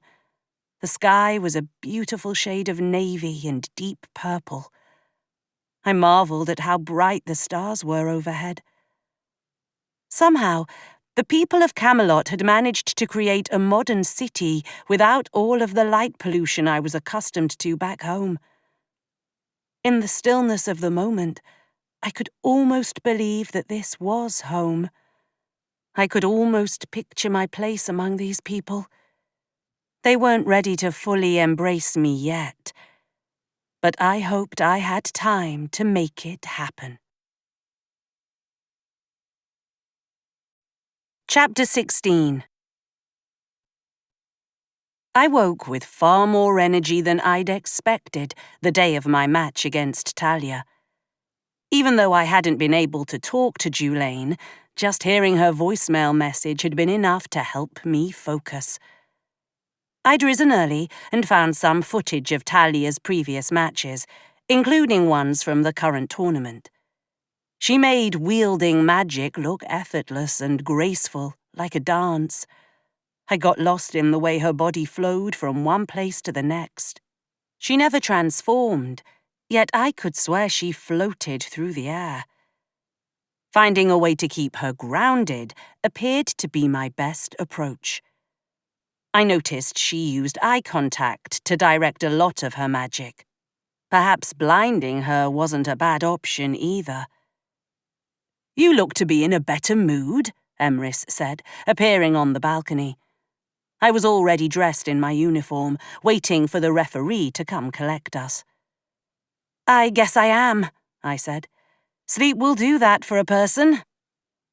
"Gethin told me about your call to your friend. I trust he made my disagreement with that plan known. You could have been followed, or the call intercepted." "It wasn't really a call. She didn't answer. I left a message. But it was nice to hear her voice, even for just a few seconds on the recording. Having lifted spirits is a good way to approach this match. I shouldn't have to remind you there is a lot riding on the outcome." "I get it. You want to come home," I said. "I also heard that Prince Arthur has bet against you yet again. It appears he lost quite a large sum on the last match." "Do you think the people of Camelot know he's a shit gambler?" I said with a laugh. "Even with his faults, he is well liked by Camelot and its neighbours too, which is all the more reason to get them on your side." "Believe me, I've been trying." Just then, the referee, the same woman who'd called my match against Gunter, appeared, waving me down the steps. Emrys trailed me, and I spotted Gethin hurrying out of the room as I reached the ground level. I expected the referee to lead us to one of the farther pitches, but she brought us to the pitch directly beyond the courtyard. The stands were packed with people. I even noticed some people in the higher tiers standing crammed together. The energy in the place was far more collegial than either of my other matches had been. I walked to the centre of the pitch and shook hands with Talia.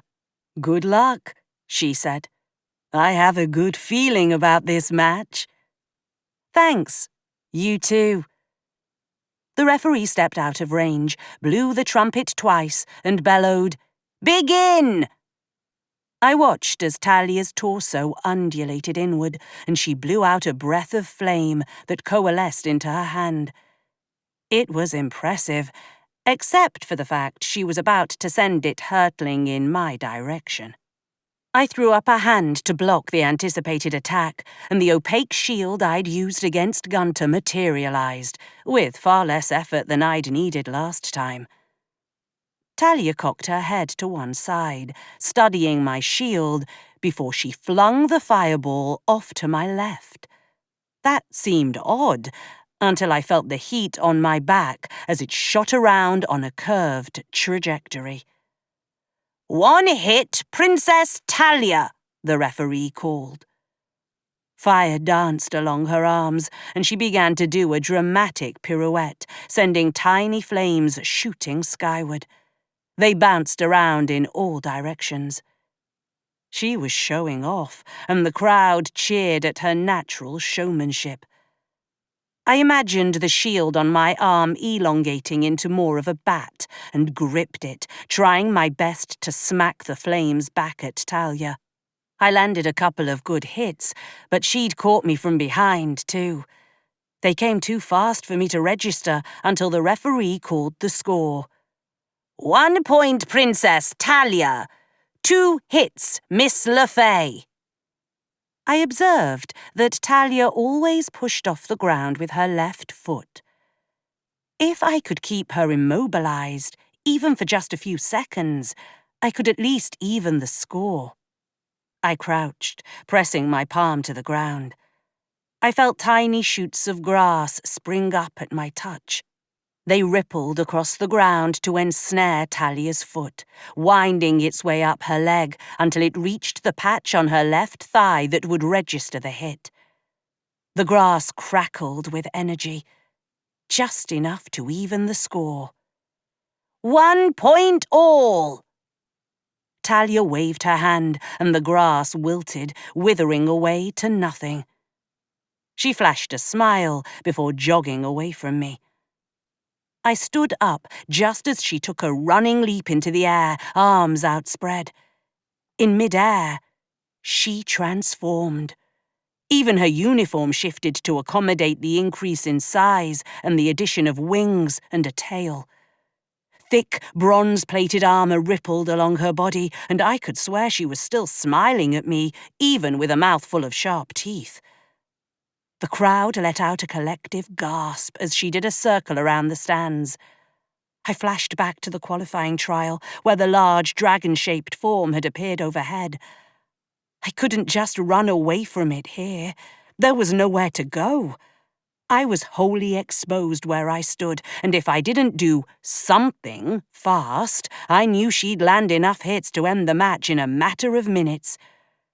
She kept circling overhead, and I took off at a run toward her side of the pitch. I turned and spotted Taran standing in her entourage box. His presence caught me off guard, so much so that Talia landed a hit to my back yet again. He looked just as surprised as I did by the move, and made a gesture that meant I should turn around. I spun on my heel and stared down the massive creature hovering in the sky overhead. There was no way I'd win in an airborne fight. She had every advantage, not least of which being she was literally born to fly. But something in the back of my mind whispered the fact she always appeared to make deliberate eye contact with wherever she was directing her magic. I threw my hands up and pulled them across my body as if I were drawing curtains. Each time it got easier to summon the fog, and my eyes adjusted to their enhanced state I now associated with the spell. Unfortunately, it lasted only a few seconds before Talia opened her mouth and blew a stream of fire straight at me, burning through the fog as it went. It hit the ground only a few paces shy of my left foot. Well, fog wasn't the answer, but that didn't mean she was impervious to all types of weather. Even the best pilots hated to fly through thunderstorms. Make it rain. The droplets were small at first, and they barely even hit my face. But I released my grip on my power, turning the fire hose on full blast. The skies opened, and rain pummeled my opponent. Thunder boomed overhead, and lightning split the sky. Talia did a few barrel rolls to try and avoid the strikes, but a few made contact with patches of her uniform. 2 points to 1, Miss le Fey, the referee called out amidst the deluge. Talia dropped to the ground, doing an awkward roll as she shifted back to human form. On the ground, the weather didn't seem to be much of a deterrent for her. She held her hands out in front of her. Violent gusts of wind whipped in my direction, turning the storm back on me. In a panic, I tried to tamp down on my power and make the storm recede. It took a long few seconds, but it finally faded. The rain had soaked me through and matted my hair to my head. I should have thought about that before I'd just altered the weather.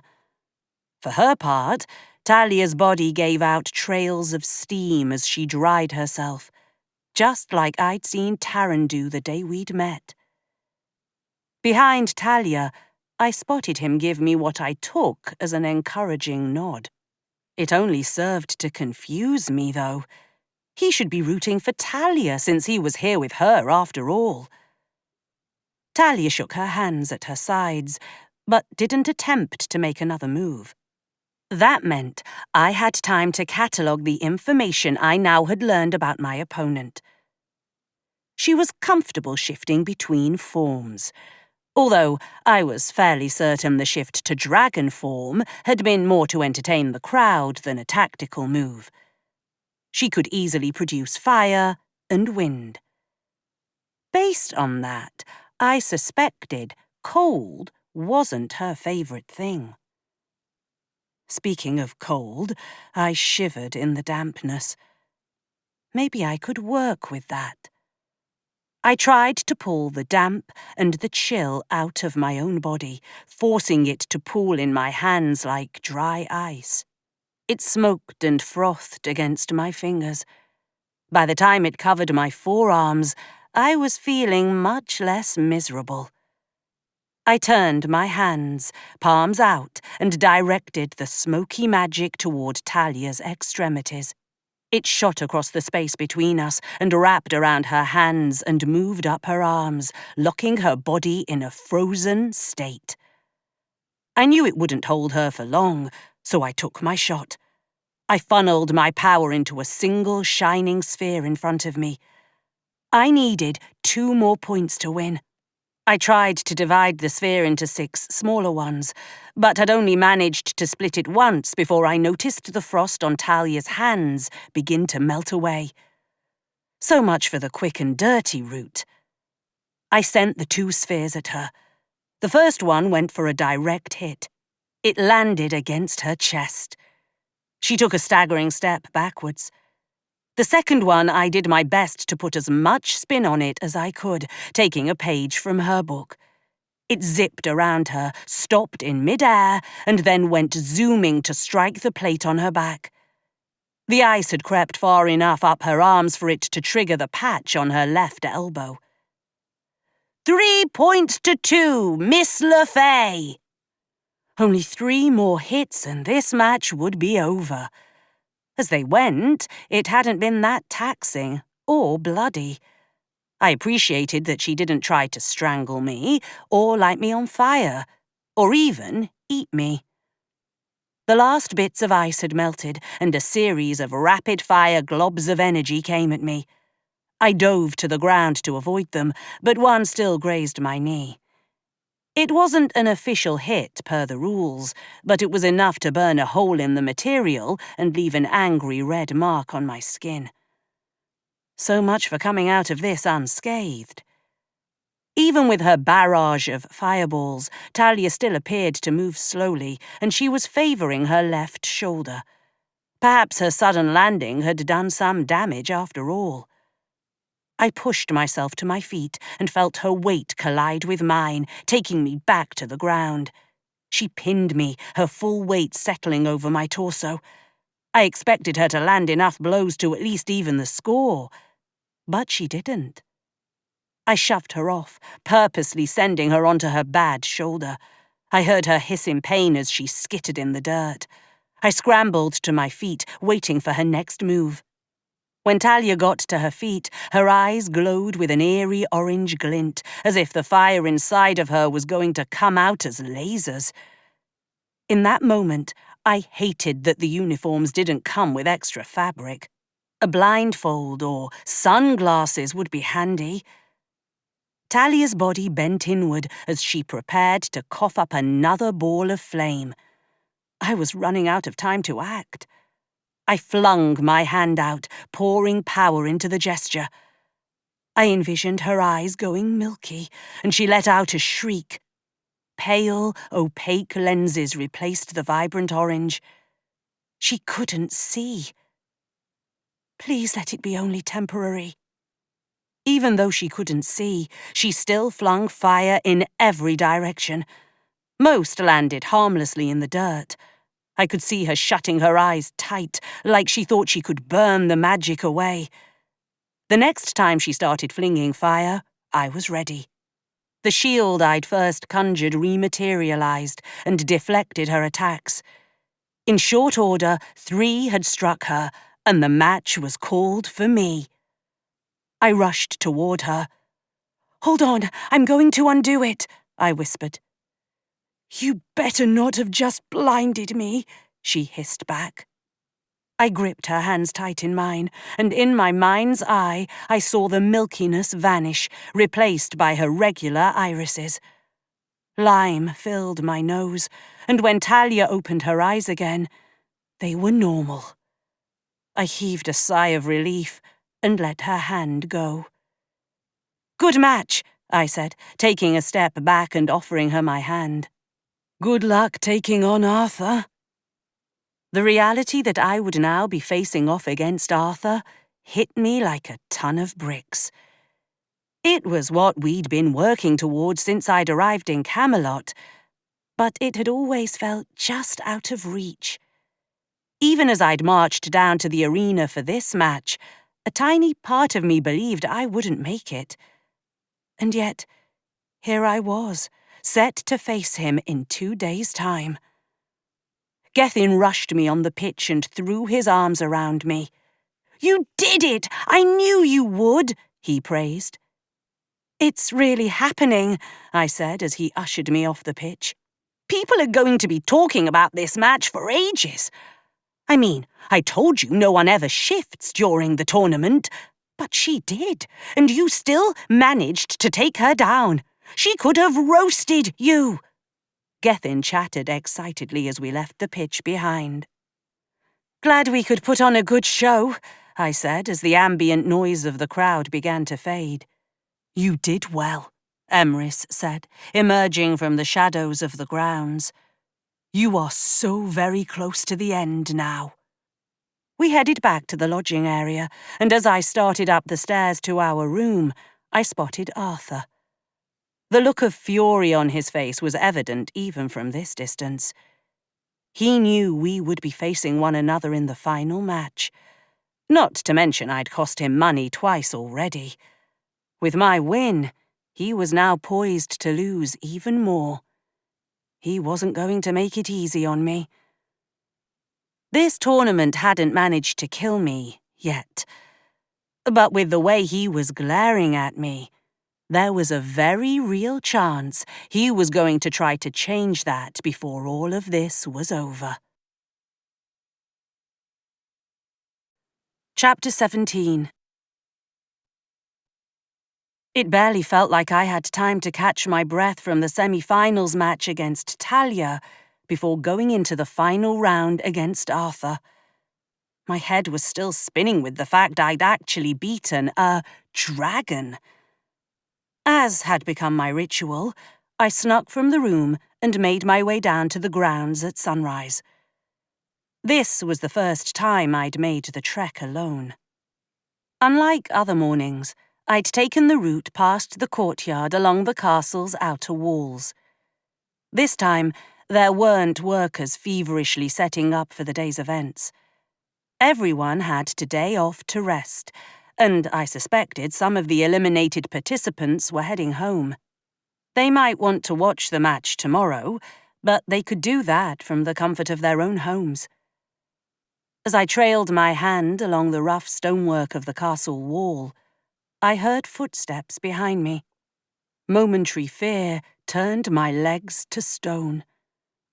"Seems we don't need a lake for an early morning rendezvous," a familiar voice called.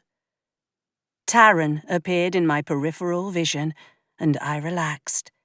Although I admit to being less prone to running about naked in public. I laughed at his remark, immediately conjuring that image of him emerging from the water for the first time. It sent warmth coursing through my body.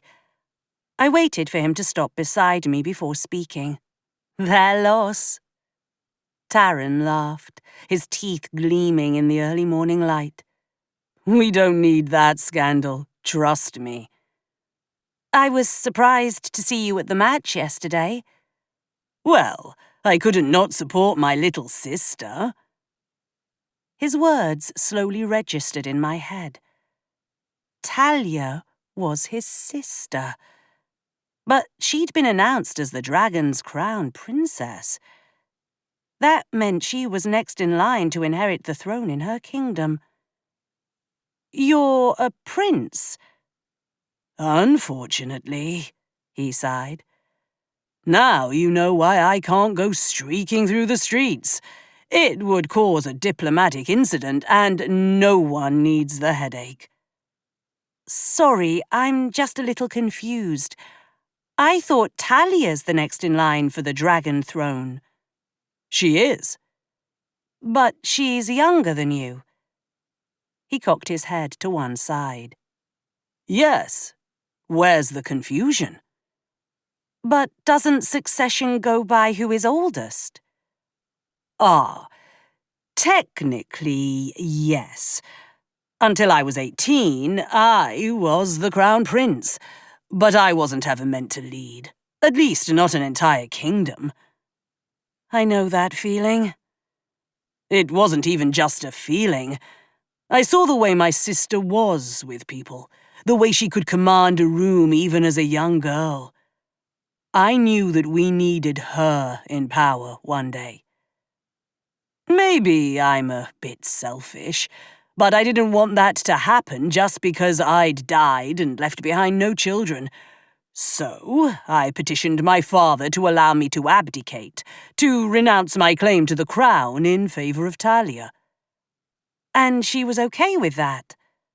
Don't worry, I'm not giving her anything she isn't ready for. I don't know many people who'd give up that kind of prestige. I suppose I'm not most people, he retorted. I stopped myself from blurting out, "No, you're not." So, I suppose you're rather disappointed your sister didn't make it to the finals, I said, beginning to walk again. He fell into step beside me, hands hanging loosely at his sides. Actually, I've been following you since the first round. He grinned at me. When you mentioned you were entering, I was intrigued. Embarrassment warmed the nape of my neck. I could feel it creeping to my cheeks and the tips of my ears. You're the first person who has said they're a fan. Well, besides my mate, who's kind of my trainer, and this little girl named Tilly I met at the train station. You have some really creative approaches. I thought you were very impressive, and it made the tournament interesting again. It's been dull for ages. I watched footage of the final match from last year. It was close, I noted. No one doubted that Arthur would win. He always wins when it's on his home court. Without realizing it, he'd answered a question that had lingered in the back of my mind all week. The tournament travelled. It made sense. That way no specific kingdom felt they always had the upper hand. It also made me smile, knowing Arthur didn't always have it so easy. You make it seem like I've had some grand plan going into this. I haven't. I've just been winging it, trying things and seeing what works. Well, keep it up, because it's clearly a winning strategy. We reached a gated area and turned around the way we'd come in unison. We made our way back to the courtyard. I stopped short of going inside as the magical pull of Excalibur wrapped around me, trying to lure me in. I dug my heels in and pressed my right hand against the stonework beside me to try and keep myself immobile. The longer I spent here, the stronger its pull had become. What's wrong? Taryn's tone was all concern, and when I managed to look into his eyes, all I saw was genuine worry. In that moment, I wanted to tell him everything. The truth about who I was and what I was here to do. But Emrys was so distrusting of anyone besides Gethin that I wasn't sure what she'd do if I brought Taryn in on the secret. Except it pained me to lie to him. We barely knew each other, but my intuition told me he was someone I should lean on. It's nothing. I just need to hydrate or get something to eat. I haven't been good about that the last few days, I said, hating every word that came out of my mouth. You need to keep your strength up, he said, looping an arm around my shoulders and guiding me away from the wall. Mercifully, he led me back to the lodging area and the communal dining room. He sat me down and disappeared out of view. I rested my head on my forearms and took a few steadying breaths. The pull of the sword had lessened, but it was only a temporary reprieve. Tomorrow, I would face Arthur in that very same courtyard, and there'd be no escaping the sword's influence. When Taran returned, he carried 2 plates, heaped with eggs, bread, and a fresh orange on one plate, and what looked like a peach in its place on the other. "Wasn't sure what you'd want, so I got a bit of everything." I'd been spoiled by Gethin insisting on making me breakfast every morning, but I greedily accepted the plate with the orange and tucked in. "I'm surprised you don't get mobbed more by the crowd," I said around a bite of food. "Being royalty and all." "There aren't many people clamoring for an autograph of the guy who was supposed to be king." "I don't know. I'd fancy one," I quipped, and then took a bite of eggs. "For you, I'd make an exception," he said with a laugh, "so long as I got one in return." "But I'm nobody," I mumbled. "Nonsense.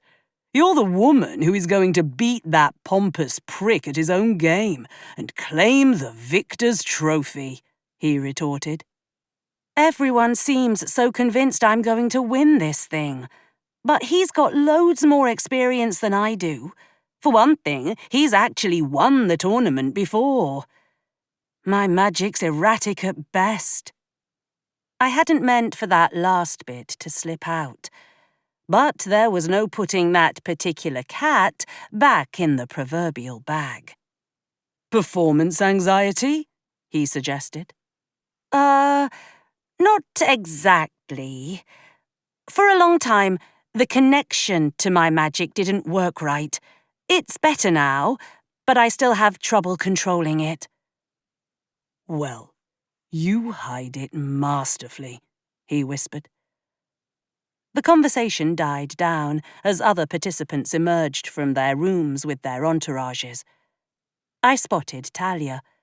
She came down the stairs and made eye contact with Taran before disappearing in the direction of the buffet.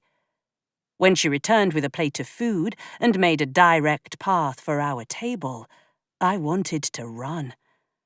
But my legs refused to follow my brain's directive. "What's going on here?" she addressed Taran. "Just sharing a meal with a new friend," he countered. "I met her first," Talia noted, as if laying claim to my attention. "Actually, we met before the tournament even started," Taran boasted, "at the lake during one of my morning swims." Talia turned to me.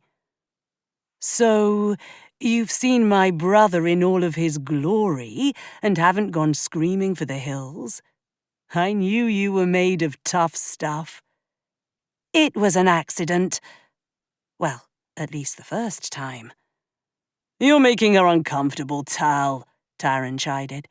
"And Morgan doesn't need that sort of distraction if she's going to beat Arthur tomorrow." "You've become something of an underdog in this competition," Talia said. "You've got my support. If I'm being honest, I may have given you a few extra openings yesterday to get through." "You cheated?" I coughed. "No, you won fair and square. But a couple of my choices just made it a little easier for you to do so. Don't worry, we'll both be cheering you on from the stands." "Thanks." After a moment, I added, "I probably ought to go find my friend. He'll want to do some last-minute training exercises before tomorrow." Taran was on his feet, offering me a hand up. It wasn't necessary, but I appreciated the gesture. Across the table, I heard Talia fake cough in her hand, saying something about him being a flirt. "Thanks for breakfast," I told him, looking at a spot just off his right shoulder. If I looked him in the eyes, I might just sit back down and never leave. "When all of this is over, I hope we'll see each other again." He leaned in close, his lips mere centimeters from my ear, and whispered, "Perhaps for an early morning swim. Together."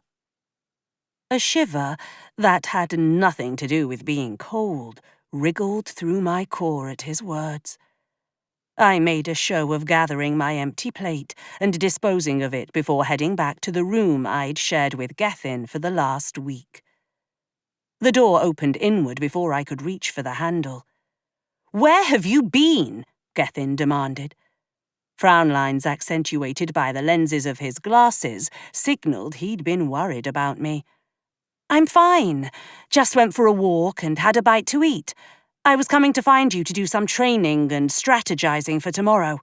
You shouldn't be going out alone, especially now, when you're so close to the finals," he said, ushering me inside. "Relax. No one actually knows who I am. It's not like anyone's going to come try and assassinate me."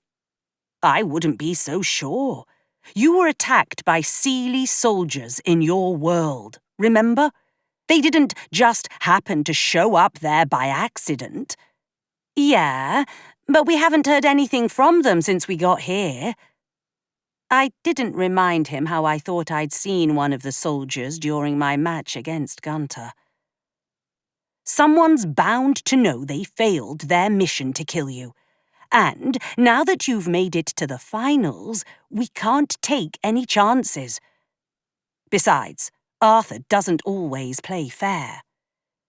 He might not fight fair, but I have to believe if he thinks he's about to be king, he wants to keep the people on his side. He doesn't want to come off as a cheating prick in front of everyone."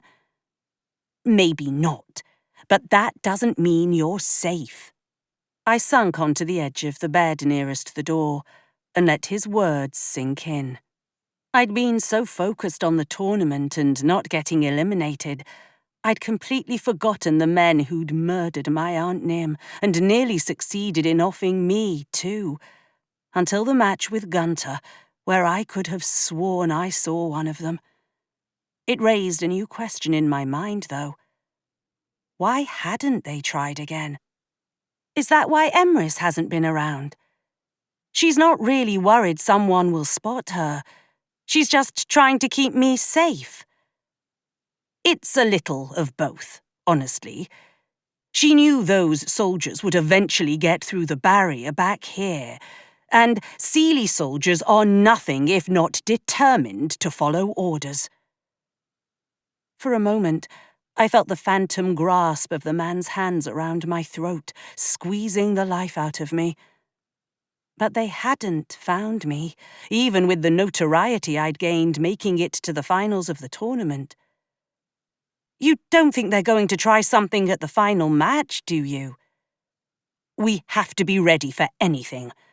I'm not convinced Gunter wasn't working with them. I recall you said you thought you saw one of those soldiers during your match with him." "I said I wasn't sure. It's not like I got up close and personal with the wanker's entourage." At the time, I'd tried to brush it off as my mind playing tricks, but maybe there'd been more to it than I'd realized. He paced the distance between the end of the bed and the wall. "You're too important to this kingdom to be allowed to roam free. I know it sounds controlling and archaic, but it's the truth." "Is that why you freaked out before we came here, when I was alone at the lake?" He straightened his glasses. "I didn't freak out." "You totally did, mate. Though, I suppose that was probably more from who I was talking to." The look of confusion on his face made me smirk. "I know he's royalty, or I do now, anyhow. But I guess I can see why you'd be worried about me talking to him. Historically, the dragons have been our allies, but you can never be too safe." "Well, you can relax, because I haven't told Taran anything about who I really am." "Oh, you're on a first-name basis with him, are you?" I grabbed the nearest pillow and lobbed it at him, hitting him in the chest. "Don't be jealous." He threw the pillow back at me and offered a smile. "I'm not jealous. Okay, maybe a little, but can you blame me?" He's a dragon!" That broke the tension in the room as we both fell into fits of laughter. I toppled back on the bed and he laid down beside me, discarding his glasses so he could wipe the tears from his eyes. We laid side by side for a few moments in companionable silence, and I watched him.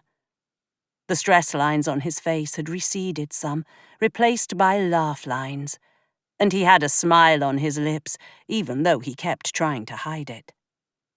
Has anyone ever stopped to think how absolutely stupid this tournament is? I mean, you send your best people to essentially fight to the death with magic for fun. It's madness. And for a kingdom run by women for hundreds of years, it seems oddly destructive.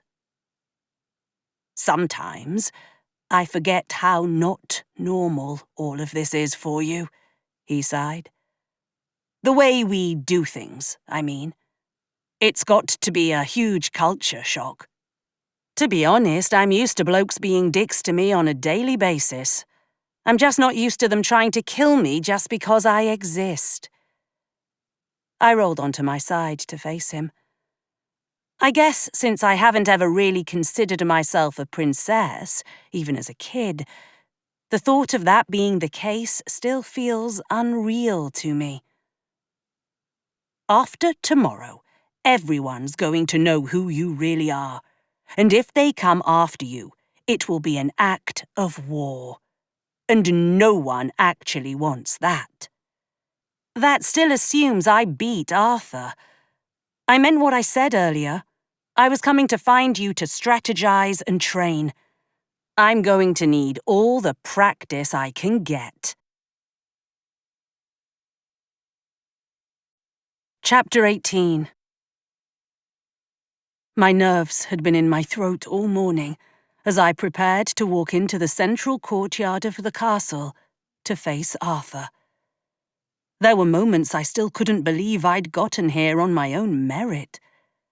Every match leading to this point had been grueling, and yet I'd somehow come out on the other side the victor. "Your worry is palpable," Emrys said softly, as she came to stand at my side, staring outward, as workers made final preparations for the match. Somehow they'd transferred all of the seating from the makeshift pitches on the grounds to fill the space of the courtyard overnight. I was also fairly certain they'd expanded the size of the courtyard too. Logically, part of me recognized they'd used magic, but that still didn't make the awe of the feat disappear. I'd seen crowds already gathering at the gates as early as 6 in the morning, even though our round wasn't set to start until noon. The signs sporting my name had warmed my heart a little, but as the reality ticked closer that I was facing the Camelot's crown prince, the man I'd been told had stolen my crown, the more my fear reared its ugly head. "Can you blame me that I'm bloody terrified?" I finally said. "You have come so far in such a short time. This is everything we've worked for. Most of that was luck, and no one even knows who I truly am. So even if I do beat him, and let's be honest, that's still a really big if, who's going to believe me if I just pop up after it's all over and say, 'Oh, by the way, I'm the real heir'? You need to believe that your true identity will be made known at the right moment." I wanted to tell her I was getting really tired of her cryptic pep talks. I looked around, hoping to spot Gethin, but he was nowhere to be seen. I didn't want to head into the arena without my friend there to cheer me on. He'd been integral to getting me this far. "Where's Gethin? He wouldn't miss this, right?" "He's just doing a bit of reconnaissance," Emrys answered. "Now, let's get you ready. You've only just a little more to go, Morgan." I swallowed back my nerves, and we headed for the changing area. As I tugged my hair out of my face and braided it close to my neck, I heard the chanting and cheers of the crowd as they assembled. Looking in the mirror, I imagined I was talking to Aunt Nim. I'm really trying to believe you prepared me for this, Aunt Nim. I want to honor you and make you proud. I love you. I love you too, my pretty girl. I turned, swearing I could hear her voice whispering in my ear. For a brief moment, my reflection had vanished, replaced by her smiling face. But then I blinked, and she was gone. The voice had faded too. Still, I clung to the belief that in some small way, she was here with me now. Before I knew it, the referee came to escort me to the courtyard. Bodies filled every seat in the stands, and I could see large screens broadcasting the event for those not lucky enough to secure live access. I could see the Queen sitting in a separate box at the far end of the pitch. I spotted a similar box on the other side, where a tall, slender man sat with a bronze crown perched neatly on his head. I waited for the cameras to pan over him, enlarging his image on the screens to confirm that his ears indeed sloped to a point. The pin on his collar identified him as Fey. He turned as the camera panned over him. I could swear he made eye contact with me, and a shiver danced down my spine. The feeling subsided, replaced by something equally as unnerving. The pull of the sword wedged in stone in the centre of the courtyard. I'd done my best to avoid the space until now. Emrys had explained that the sword, while not sentient, was imbued with so much magic and the blood of my ancestors it couldn't help but call out to me.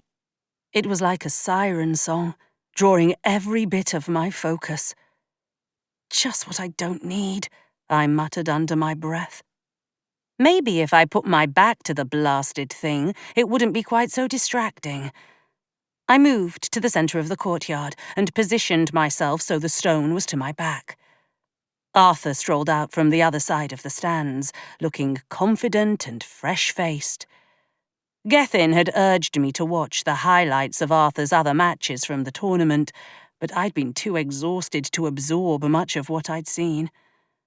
From what had stuck in my mind, he hadn't been challenged much at all in any of the rounds he'd gone through. No one wanted to be the one to knock the prince out of the tournament, especially in Camelot. The stadium erupted with cheers at his arrival, and he gave a diplomatic wave to the assembled crowd as he approached me. The referee followed after him. Arthur gave me a sugary, fake smile. I have to admit, you came out of nowhere and have put up quite the fight to get here. But you don't belong here, little girl, he said, spitting those last words. His lips were still plastered into a smile, holding his handsome facade. Hate to break it to you, but I played by the rules. I've every right to be here. I stopped short of telling him that the crown he was about to claim wasn't really his. Everyone here wants to see me win. It's what they expect, he continued. And I have to give the people what they want after all. The referee reached between us before I could point out the slew of signs with my name on them. I tuned Arthur out as the official told us not to shed too much blood. I'd learned quickly that blood was part of this sport. Camelot might be populated with dragons, fae, and humans, but they were far more brutal than anyone I'd ever encountered in London. The shrill echo of the trumpet announcing the start of the match rang painfully in my ears. It could have been my imagination, but the crowd grew silent as they waited for one of us to make the first move. As Arthur raised his arms, all of the knowledge I'd amassed in the last week fled my mind. It was as if I'd never used magic in my life. I didn't even try to dodge the blast of energy he hurtled at me. His power slammed into my chest, knocking me back a few paces. My uniform sensors lit up, signaling he'd earned the first hit of the match, before crackling along my limbs, pinning my arms to my sides. Panic gripped my throat tight enough to stop the intake of breath. I vaguely felt his power wrap tight around my legs. A moment later, I stared up at the clear blue sky overhead from where I'd toppled onto my back. I heard a smattering of boos go up around me, but even that wasn't enough to free myself from the sudden brain fog. I struggled pointlessly against the power restricting my every movement, and I heard Arthur let out a laugh. There was a harshness I hadn't picked up on before in his tone. "I know I said you don't belong here, but come on, don't make this boring," he taunted, leaning over me with a web of violet-coloured magic dancing along his palm, ready to strike. "1 hit to 0, Prince Arthur," the referee's voice boomed. In that moment, his features shifted. Part of my oxygen-starved brain wanted to claim it was a trick of light, but I knew better. The way the angles of his face sharpened along his jawline and nose, and the way the tip of his left ear shimmered to reveal a point, told me he was concealing his true identity with magic. I glanced to my right. The sword still sat firmly encased in stone, but I willed it to call out to me and give my addled brain something else to focus on. It resonated in my head like an impact hammer. I focused on the vibrations as they ran down my body. I pictured them snipping the bindings of his magic as they went, and after a moment, I could move of my own accord again. Reacquainting my body with the concept of breathing took a moment, but the burning in my lungs subsided.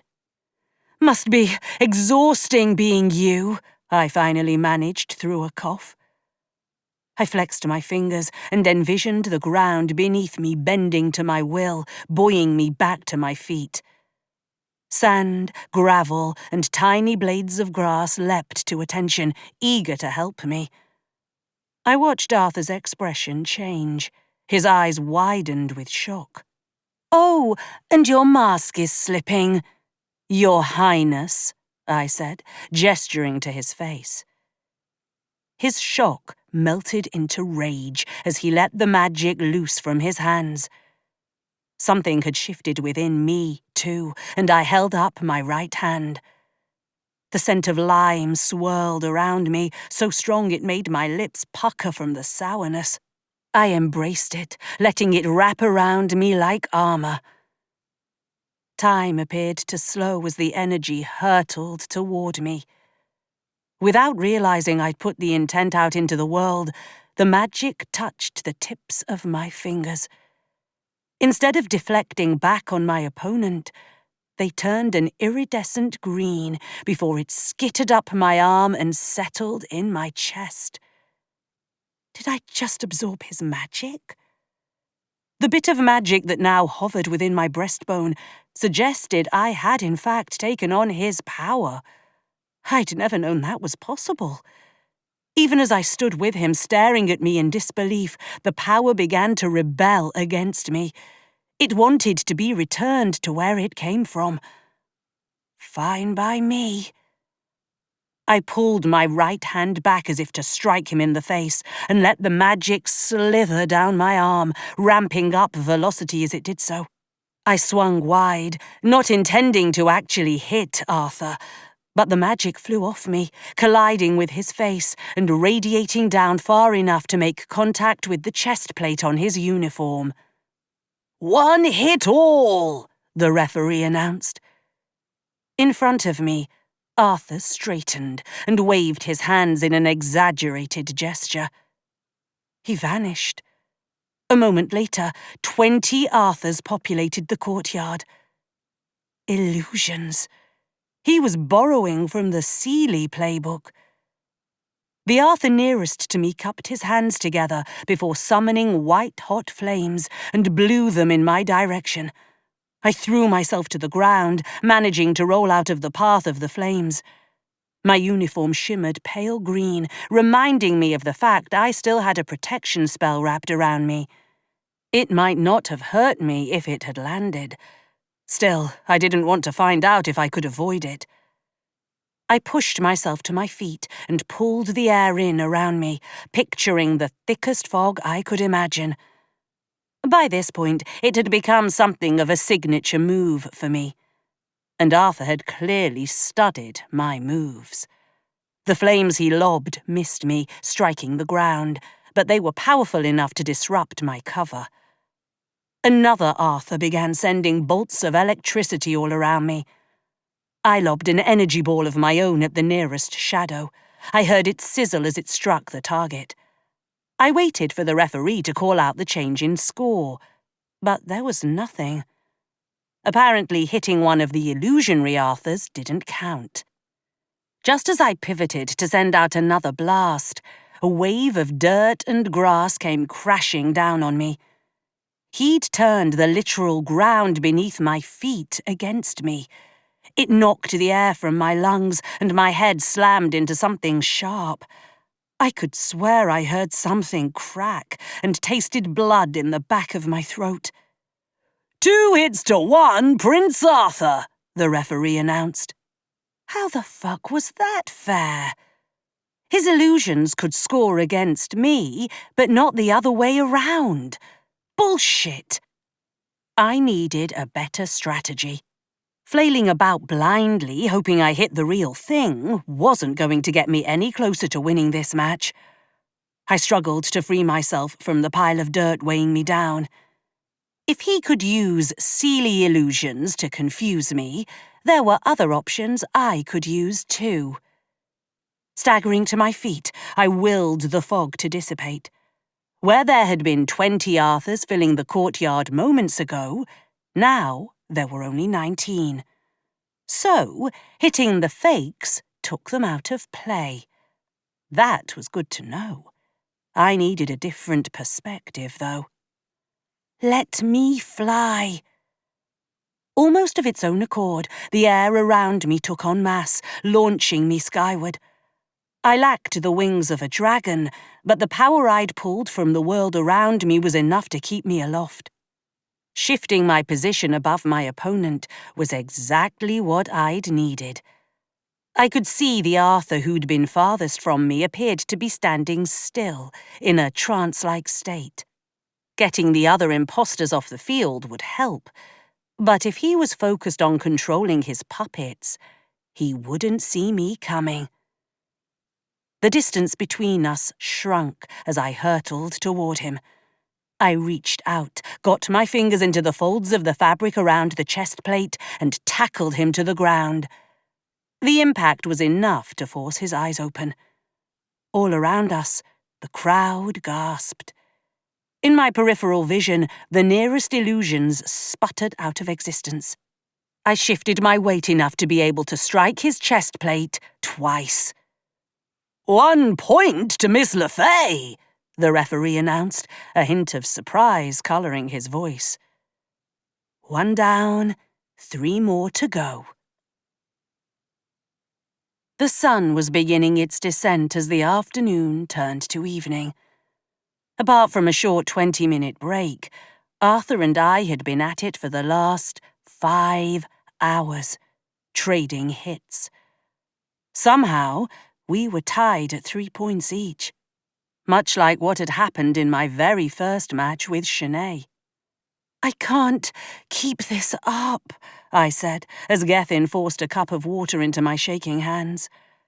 Every muscle ached, and I'd busted my lip during a particularly nasty fall. You only need to make it a little longer. Just 3 more hits, he said. You say that like it's easy, I whined. Just do it like you did in your first match. Get behind him and hit fast. I turned to Emrys, hoping for some guidance. She reached over with a cloth and wiped some of the blood from my face. Your trial will soon be over. Have faith. The referee's horn signalled the break was over, and I forced myself back onto the pitch. Thankfully, I'd been able to get a few good licks in. Arthur sported some cuts on his arm, and a nasty bruise bloomed on his right cheek. "This ends now," he growled, and thrust out a hand in my direction. As if I were a marionette, my arms and legs were no longer within my control. He yanked me up and spun me around in mid-air before slamming me, arm first, into the stone where Excalibur remained encased. I couldn't stop myself from letting out a pained cry as I felt something snap between my shoulder and elbow. I tried not to look down, but morbid curiosity got the better of me. I could see bone piercing skin, and my stomach lurched. My whole body went numb. I barely registered the blows Arthur dealt to my back. "2 hits to none, Prince Arthur," the referee announced. One more hit, and this would be over. Part of me longed for him to just finish it so I could rest. A week ago, I'd just been an unknown bartender in London whose magic didn't work worth a damn. No one expected me to do anything important. Besides, no one would really care if I just went home. "Free me." Excalibur's siren call rang out in my head, as if someone had screamed in my ear. I glanced up at the hilt of the sword shining in the dying sunlight, its sapphire-encrusted surface glittering and beautiful. I dug my right hand into the nearest crevice in the stone to pull me to my feet. I tried to press my broken arm to my chest to protect it, and pain seared through my whole body. I let out another cry. My right hand came away bloody. My fingers shook as I reached for the blade, the rest of the world falling away. I pressed my hand to the hilt, and it illuminated in a blinding blue light. A high-pitched ringing filled my ears, intensifying the longer I stood there with my skin against the blade. Unsure of what else to do, I grasped the hilt and pulled. The sword came free, and I stood there in the middle of the courtyard, brandishing Excalibur for the whole kingdom to see. Chapter 19. I don't know who was more surprised by the fact I now stood brandishing a sword half the length of my body, me or Arthur. His jaw worked like he was trying to form words, but nothing came out. The intense buzzing that had driven me to grab the hilt subsided the moment I'd freed the blade from the stone. The echoes still rang in my ears, though, blocking out all other sounds. I had enough awareness to gauge the crowd's reaction, and the unanimous expressions of shock hit home with what I'd done. The sword should have felt heavy in my hand. After all, I'd never even held one before, let alone one-handed and injured. Yet it was light as air. I swung it in a wide arc in front of me, and Arthur skittered back, putting himself at a safe distance. "There are no weapons," the referee began, before Arthur regained his composure and waved his hand. I felt the world's magic ebbing toward his outstretched fingers, coalescing into a sword of his own. Even with Excalibur in hand, I was still on the defense. He only needed one more hit to end the match. But the crowd knew something wasn't right now, and even those who'd firmly been cheering for him now turned their attention to me. A week ago, hell, even an hour ago, that would have terrified me. Now, it gave a sudden hit of adrenaline. "You're right about one thing," I called, the agony throbbing in my left arm momentarily dulled by the surge of endorphins. "This is going to be over soon." "Stop this!" The Queen's voice boomed through the courtyard, and I looked to see she'd vacated the spectator's box and materialized in the courtyard with us. However, she didn't approach us. Arthur pivoted to face her. "It will be over in a moment, Mother. Let us finish." The Queen's jaw worked as she tried to formulate a response. As the screens all focused on her, I could see the confusion and panic on her face as she fought to keep a neutral expression. Finally, she allowed the referee to escort her to a safe distance, signaling we could continue. It was the closest I'd been to the woman who'd given me life since the opening ceremony. Part of me wanted that fear in her eyes to be about my safety, but I knew I was just a stranger to her still. I couldn't let my emotions distract me from the task at hand. There would be time to share in the bizarre mixture of emotions when this bloody tournament was over. I spun the sword one-handed, as if I'd done it 1,000,000 times, and steadied my balance for Arthur's attack. He lunged, his conjured blade raised overhead as he slashed down, gripping the hilt with both hands. The sword, more than me, anticipated his strike and rose to meet him on its own. The blades clanged metal on metal, and a ripple of aquamarine energy leapt from Excalibur to the conjured blade. I could feel Arthur's magic pressing in against me, and yet it couldn't get past Excalibur. The sky above us, which had been a vibrant, cloudless blue, darkened with ominous thunderclouds. The shift in air pressure made my ears pop, and I felt the tiny hairs on the nape of my neck bristle with the increased electricity in the atmosphere. "You have no right taking what's mine, bitch!" Arthur snarled, his princely facade dropping just enough to reveal a hunger in his eyes as his gaze settled on the sword in my hand. The way he tracked the sword's every movement with his gaze signaled he really believed it was meant to be his. In that moment, I couldn't help but wonder how often he'd tried to free it, believing he would one day be worthy of wielding it. He now raised his sword, and lightning crackled overhead, striking the metallic blade. Gasps went up from the crowd as they no doubt expected Arthur to wind up with severe burns. The elements swirled around him as he summoned billowing gusts of wind and a torrent of rain to do his bidding. My fog trick had been just that by comparison. I didn't have true command over the elements, even if my magic was born of this realm. And yet, I felt the wind and rain trying to land anywhere but on my body. It was as if the very world around us knew I wasn't meant to come to true harm. If I could find a way to harness that, I could truly put an end to this. With my injured arm, my options were limited. I couldn't lay down Excalibur. That would only give Arthur a chance to claim it as his own.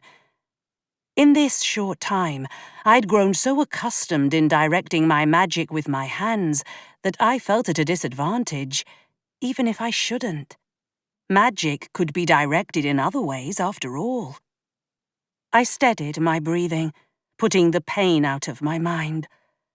I felt the wind and rain whip against my skin without doing any real damage. I could almost see the hints of Arthur's magic controlling the elements between us.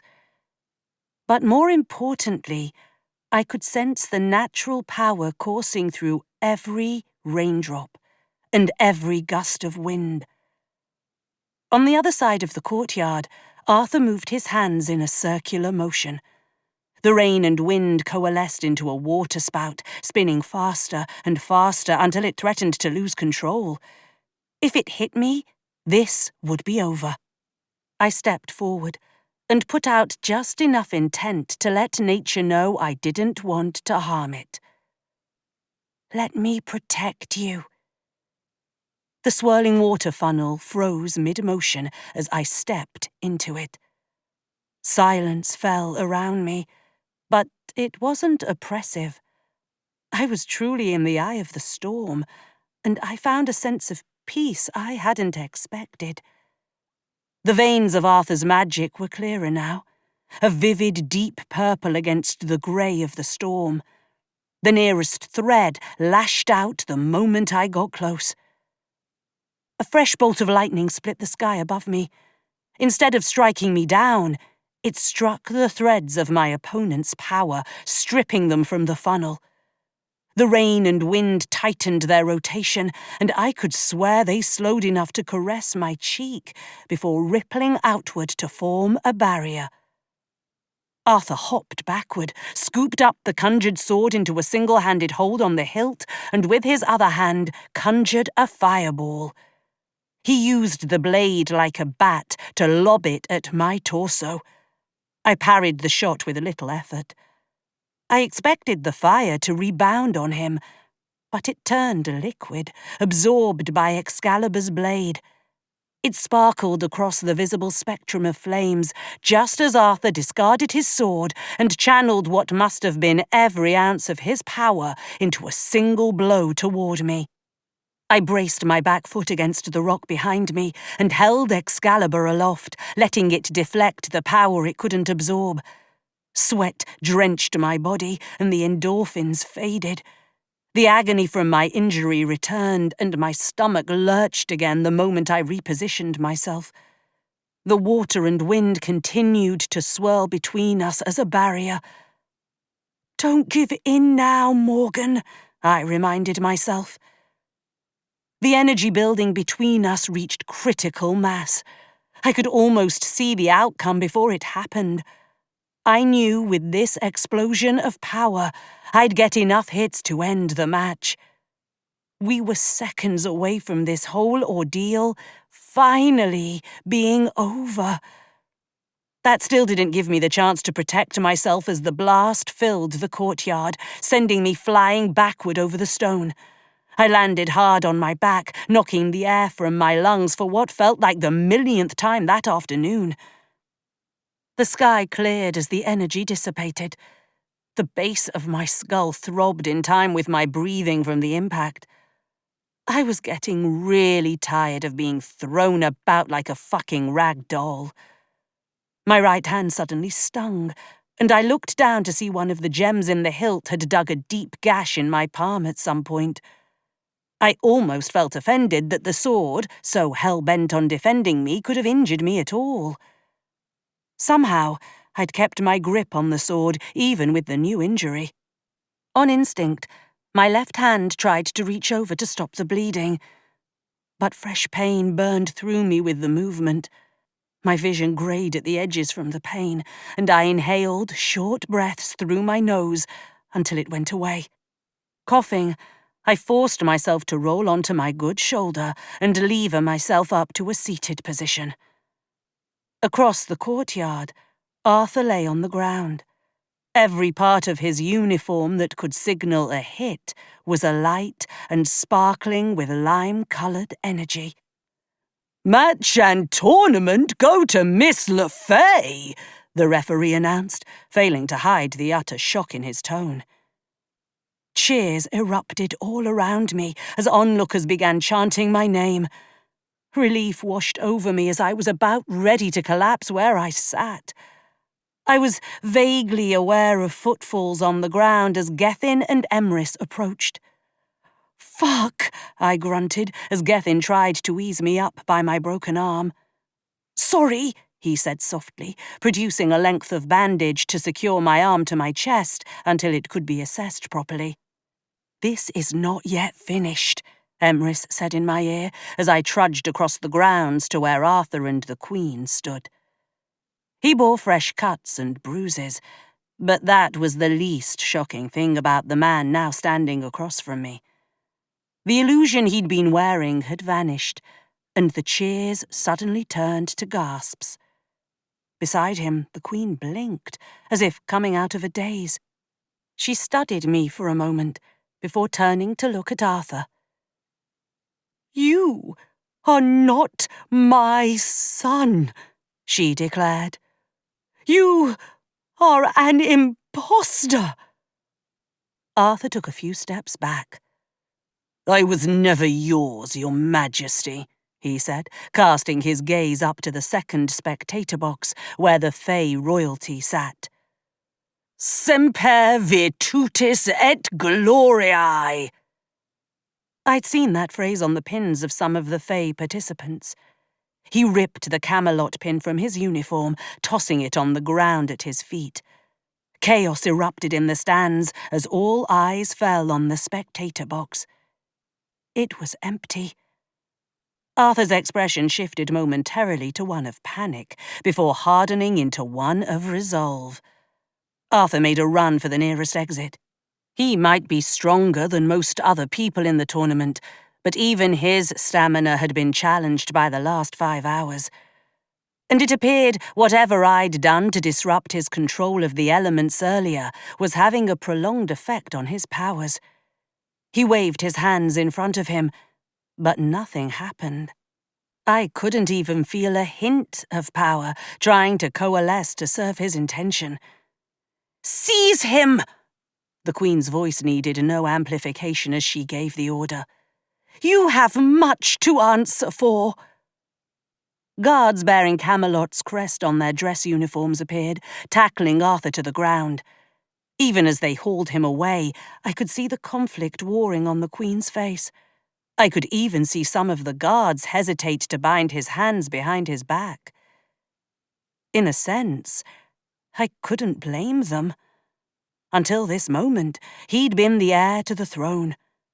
For all I knew, they'd grown up with him. It still didn't give him the right to try and steal a throne that wasn't his. But could I really claim it as mine? I'd beaten him in this damn tournament. I'd freed Excalibur. But I wasn't a princess. Come with me, the Queen said, drawing my attention. She looked over my right shoulder at Emrys. It appears we have much to discuss. Chapter 20. Somehow, I made it out of the courtyard and into the castle proper under my own power. However, the moment we were hidden from the view of the masses, my legs gave out and I slammed to my knees. A jolt of pain seared up my broken arm, and I bit down hard on my tongue to keep from swearing in front of the Queen. She needs a doctor, Gethin said. I gazed up at the woman I still couldn't bring myself to call mother through tears. The Queen's hardness and fear melted a little. Yes, of course. Help her up gently. 2 more guardsmen appeared and eased me back to my feet. One went so far as to let me drape my right arm around his shoulders.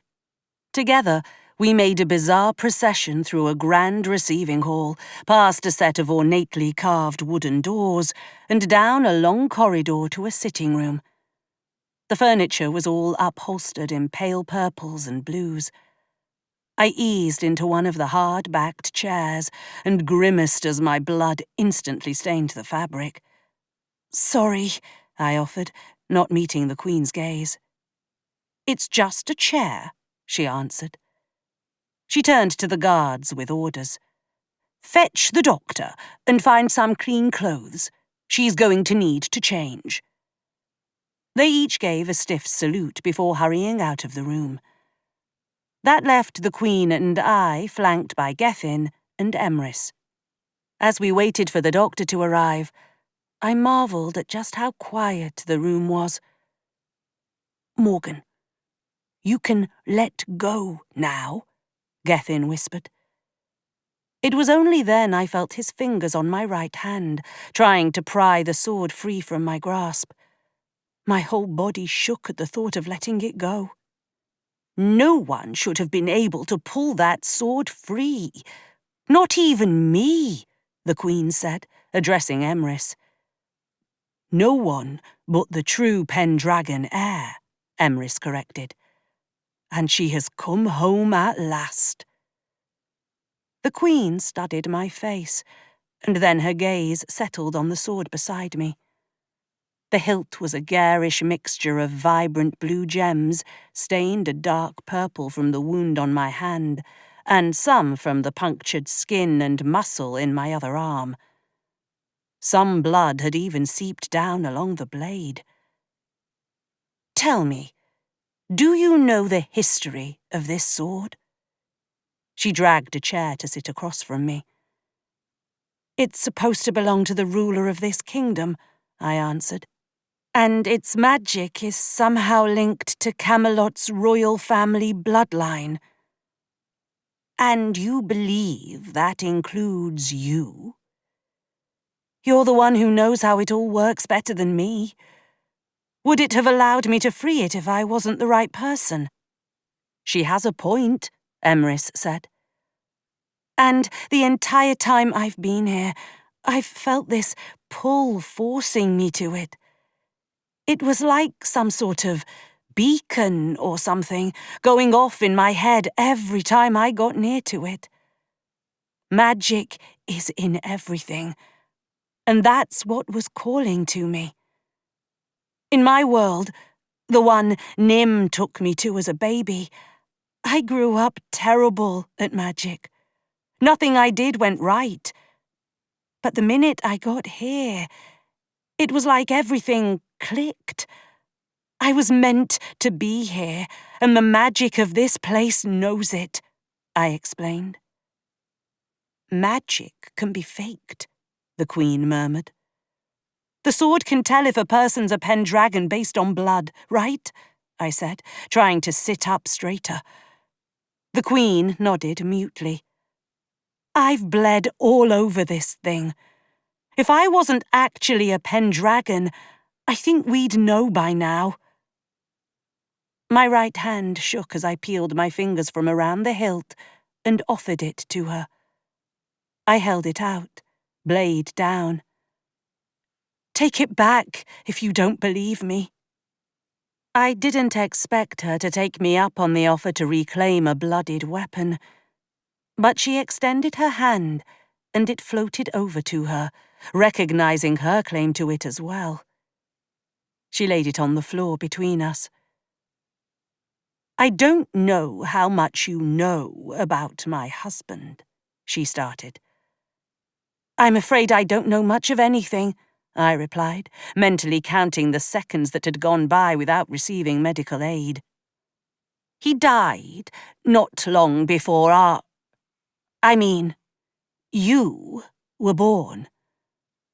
I was grieving that loss when I went into labor. It was all such a blur." When she looked up, unshed tears sparkled in her eyes, hanging thick on her upper lashes. "I was so blinded by that loss. I didn't fully understand what was happening." "I don't blame you." The words came out before I knew I'd even thought them. She turned her attention back to Emrys. "But you do. And you have a right to. You have advised this family for far longer than I have been on this earth, and I should have trusted you when you told me something was wrong." Emrys reached out and grasped the Queen's hands. "I know what it is to lose the love of your life. I remember that pain as if it were yesterday myself. I am only sorry I could not provide proof to break their hold over you." The realization that my father had died before my birth hit me a few moments later. Oddly, I'd never much wondered about him. As a child, I'd always wondered what my mother had been like. Maybe because Aunt Nim's stories had always focused on the fact that the Queen was the one who held the power here. To her, men weren't important. Despite that, I opened my mouth to ask the question that sat on the tip of my tongue, but I caught myself. We would have plenty of time to go down memory lane and share family stories when I wasn't about to pass out from my injuries. What happens now? I shifted my position in the seat, and hot pinpricks danced up my left shoulder. To Arthur, I mean. We will have to determine Arthur's culpability. He will be held on trial, and the coronation will be cancelled. The resigned expression on the Queen's face sent pangs of guilt lancing through my chest. I would advise holding off on announcing Morgan as the rightful heir until matters can be settled, Emrys said. Matters, I quipped. What's that mean exactly? As Ingrid noted, magic can be fabricated. You'll need to undergo a genetic test to conclusively prove for the masses that you are who we claim you to be. Great. Whenever your bloody doctor gets off his arse and arrives, he can take a DNA sample. The door to the sitting room eased open, and a man walked in at a leisurely stroll. I spied the medical bag in his hand, and the nonchalant manner in which he moved only intensified the pain I was in, souring my mood even more. I trust you saw the match, the Queen said in a low tone. I did, Your Highness. Please tend to Miss le Fey. I wanted to bristle at her formality, but we weren't on a first-name basis yet. After all, we were still strangers. He pivoted, took one look at me, and made an undignified gulp. I can bandage the hand laceration, but she needs a proper surgeon to set that arm.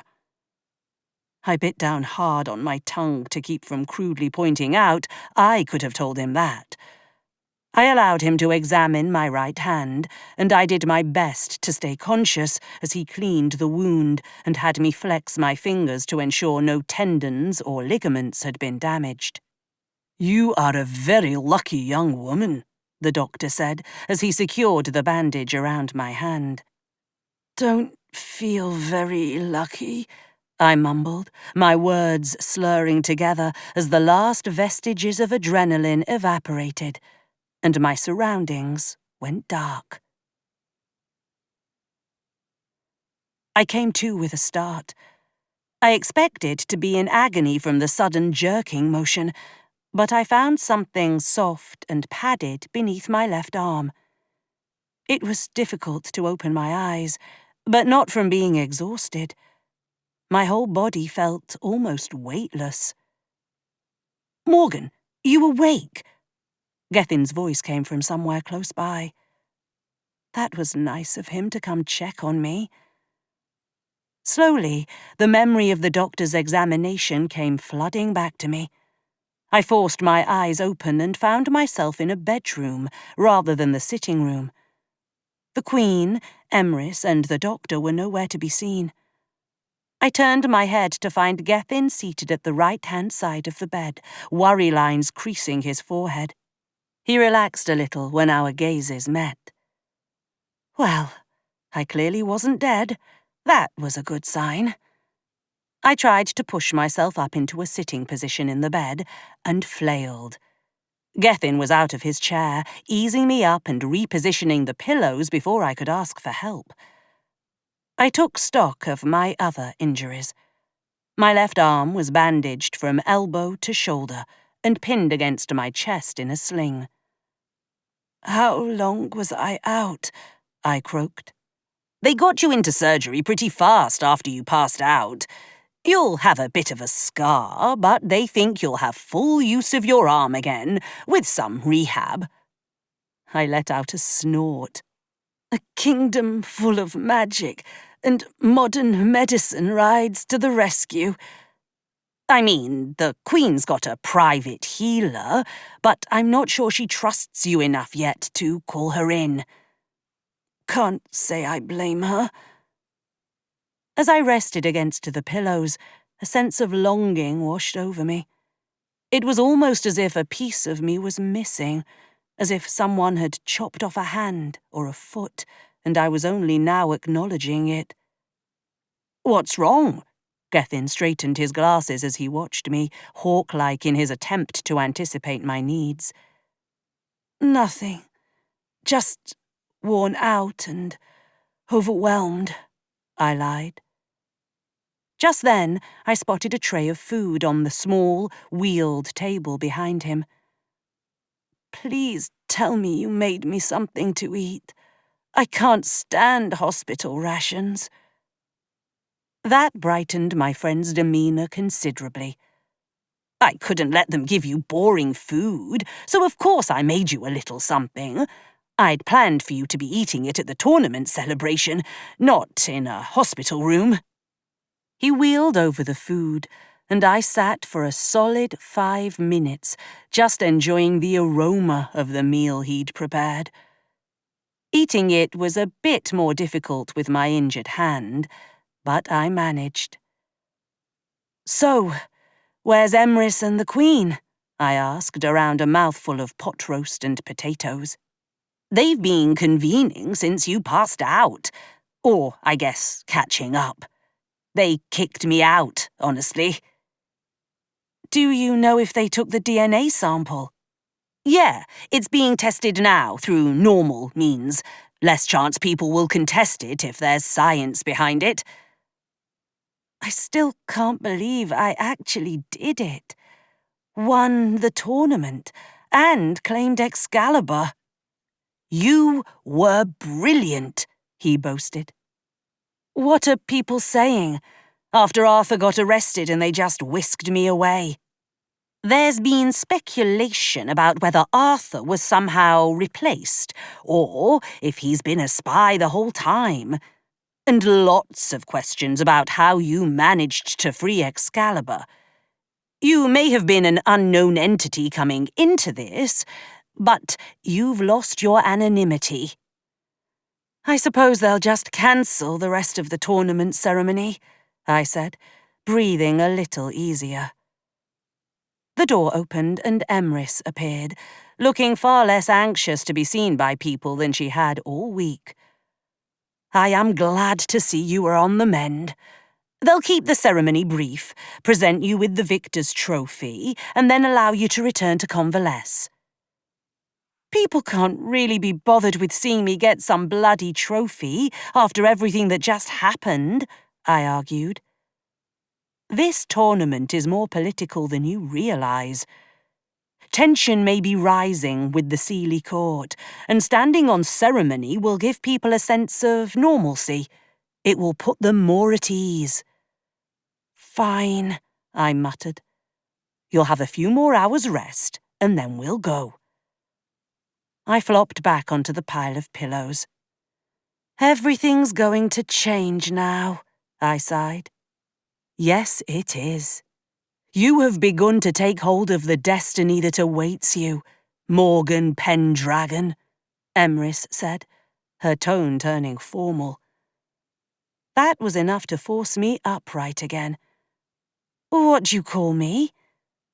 You are a Pendragon by birth and by right. You should get used to people referring to you as such. I'm not changing my name, I argued. The name you were given falsely links you to those who sought to disrupt this kingdom's stability. Aunt Nim gave me that name, and I won't change it. I don't give a fuck if she was Fey or human. She's my family, and I will not tarnish her memory by abandoning that connection. Emrys, do not push her, the Queen said, stepping into the room. She gestured to both Emrys and Gethin. I would like a moment alone with Morgan. Gethin straightened and did as he was told, yet the way his lips twitched into a frown suggested he was only doing so because the leader of his kingdom gave him a direct order. Once we were alone, the Queen settled onto the edge of the bed and tentatively reached out to take my right hand. I thought of all people you'd agree with Emrys, I said. I can see a reason for maintaining the name you grew up with, especially if you must travel between kingdoms. But She is right. You will formally be known by your family name. So, you believe that I'm your daughter? I think a part of me knew it the moment Excalibur left the stone. I spent so long trying to convince myself that the sword had been locked within it as a test, all because we'd never had a boy born to the family line. But I realize now that wasn't the case. It could sense what I couldn't see, and was protecting itself and our family's legacy. She let out a breath. Even still, a part of me doesn't believe this is real. I know the feeling. Aunt Nim spent my entire childhood telling me stories about this place, trying to prepare me for when I came back. At some point, I stopped believing it was ever real. But now I'm living what she talked about, and I don't know if I'm ready to believe that it's real. As much as I wish I could have been there in your childhood, I am grateful you had someone who kept this place alive in your heart, even in some small way. She was Fey, you know. Seelie. Emrys explained everything. We must try very hard not to judge a people by the actions of a few. Although, I must admit, I am finding it incredibly difficult today. I'm right there with you. She offered me a genuine smile. I am sorry it took so much pain to find one another again. I only hope we can build something akin to a relationship. I've never had a daughter, but I very much look forward to having one. She stood and offered me her hand. Come, let's get you crowned as victor of the tournament. By some small mercy, I was able to change out of the hospital gown into something resembling normal clothes. My arm still hurt when I moved, but it wasn't the same searing pain as before. I didn't expect the Queen to escort me back out to the courtyard, and yet she did, head held high. They'd erected a small stage with a podium, much like they'd done at the opening ceremony. She moved to stand behind it after gesturing for me to stand to her left. The stadium seating still remained packed. Either everyone had come back for this, or they'd all just waited for the last few hours to find out what would happen next. Well, it has certainly been an eventful tournament, the Queen began, her voice amplified throughout the space. It is my honor to present the victor of this year's challenge to Morgan le Fey. She brings honor and dedication to Camelot's name. Materna Magica. Materna Magica, a chorus of voices echoed back. I didn't know what else lay ahead of me, but I knew I wasn't alone. I might not be ready to be Morgan Pendragon, but Morgan le Fey was a badass. And even if it only lasted for this brief moment in time, I was ready to take on anything. This has been Her Sapphire Blade, Guardians of Camelot Book 1. Written by Sarah Biglow. Narrated by Danielle Cohen. Copyright 2024 by Sarah Biglow. Production copyright by Sarah Biglow.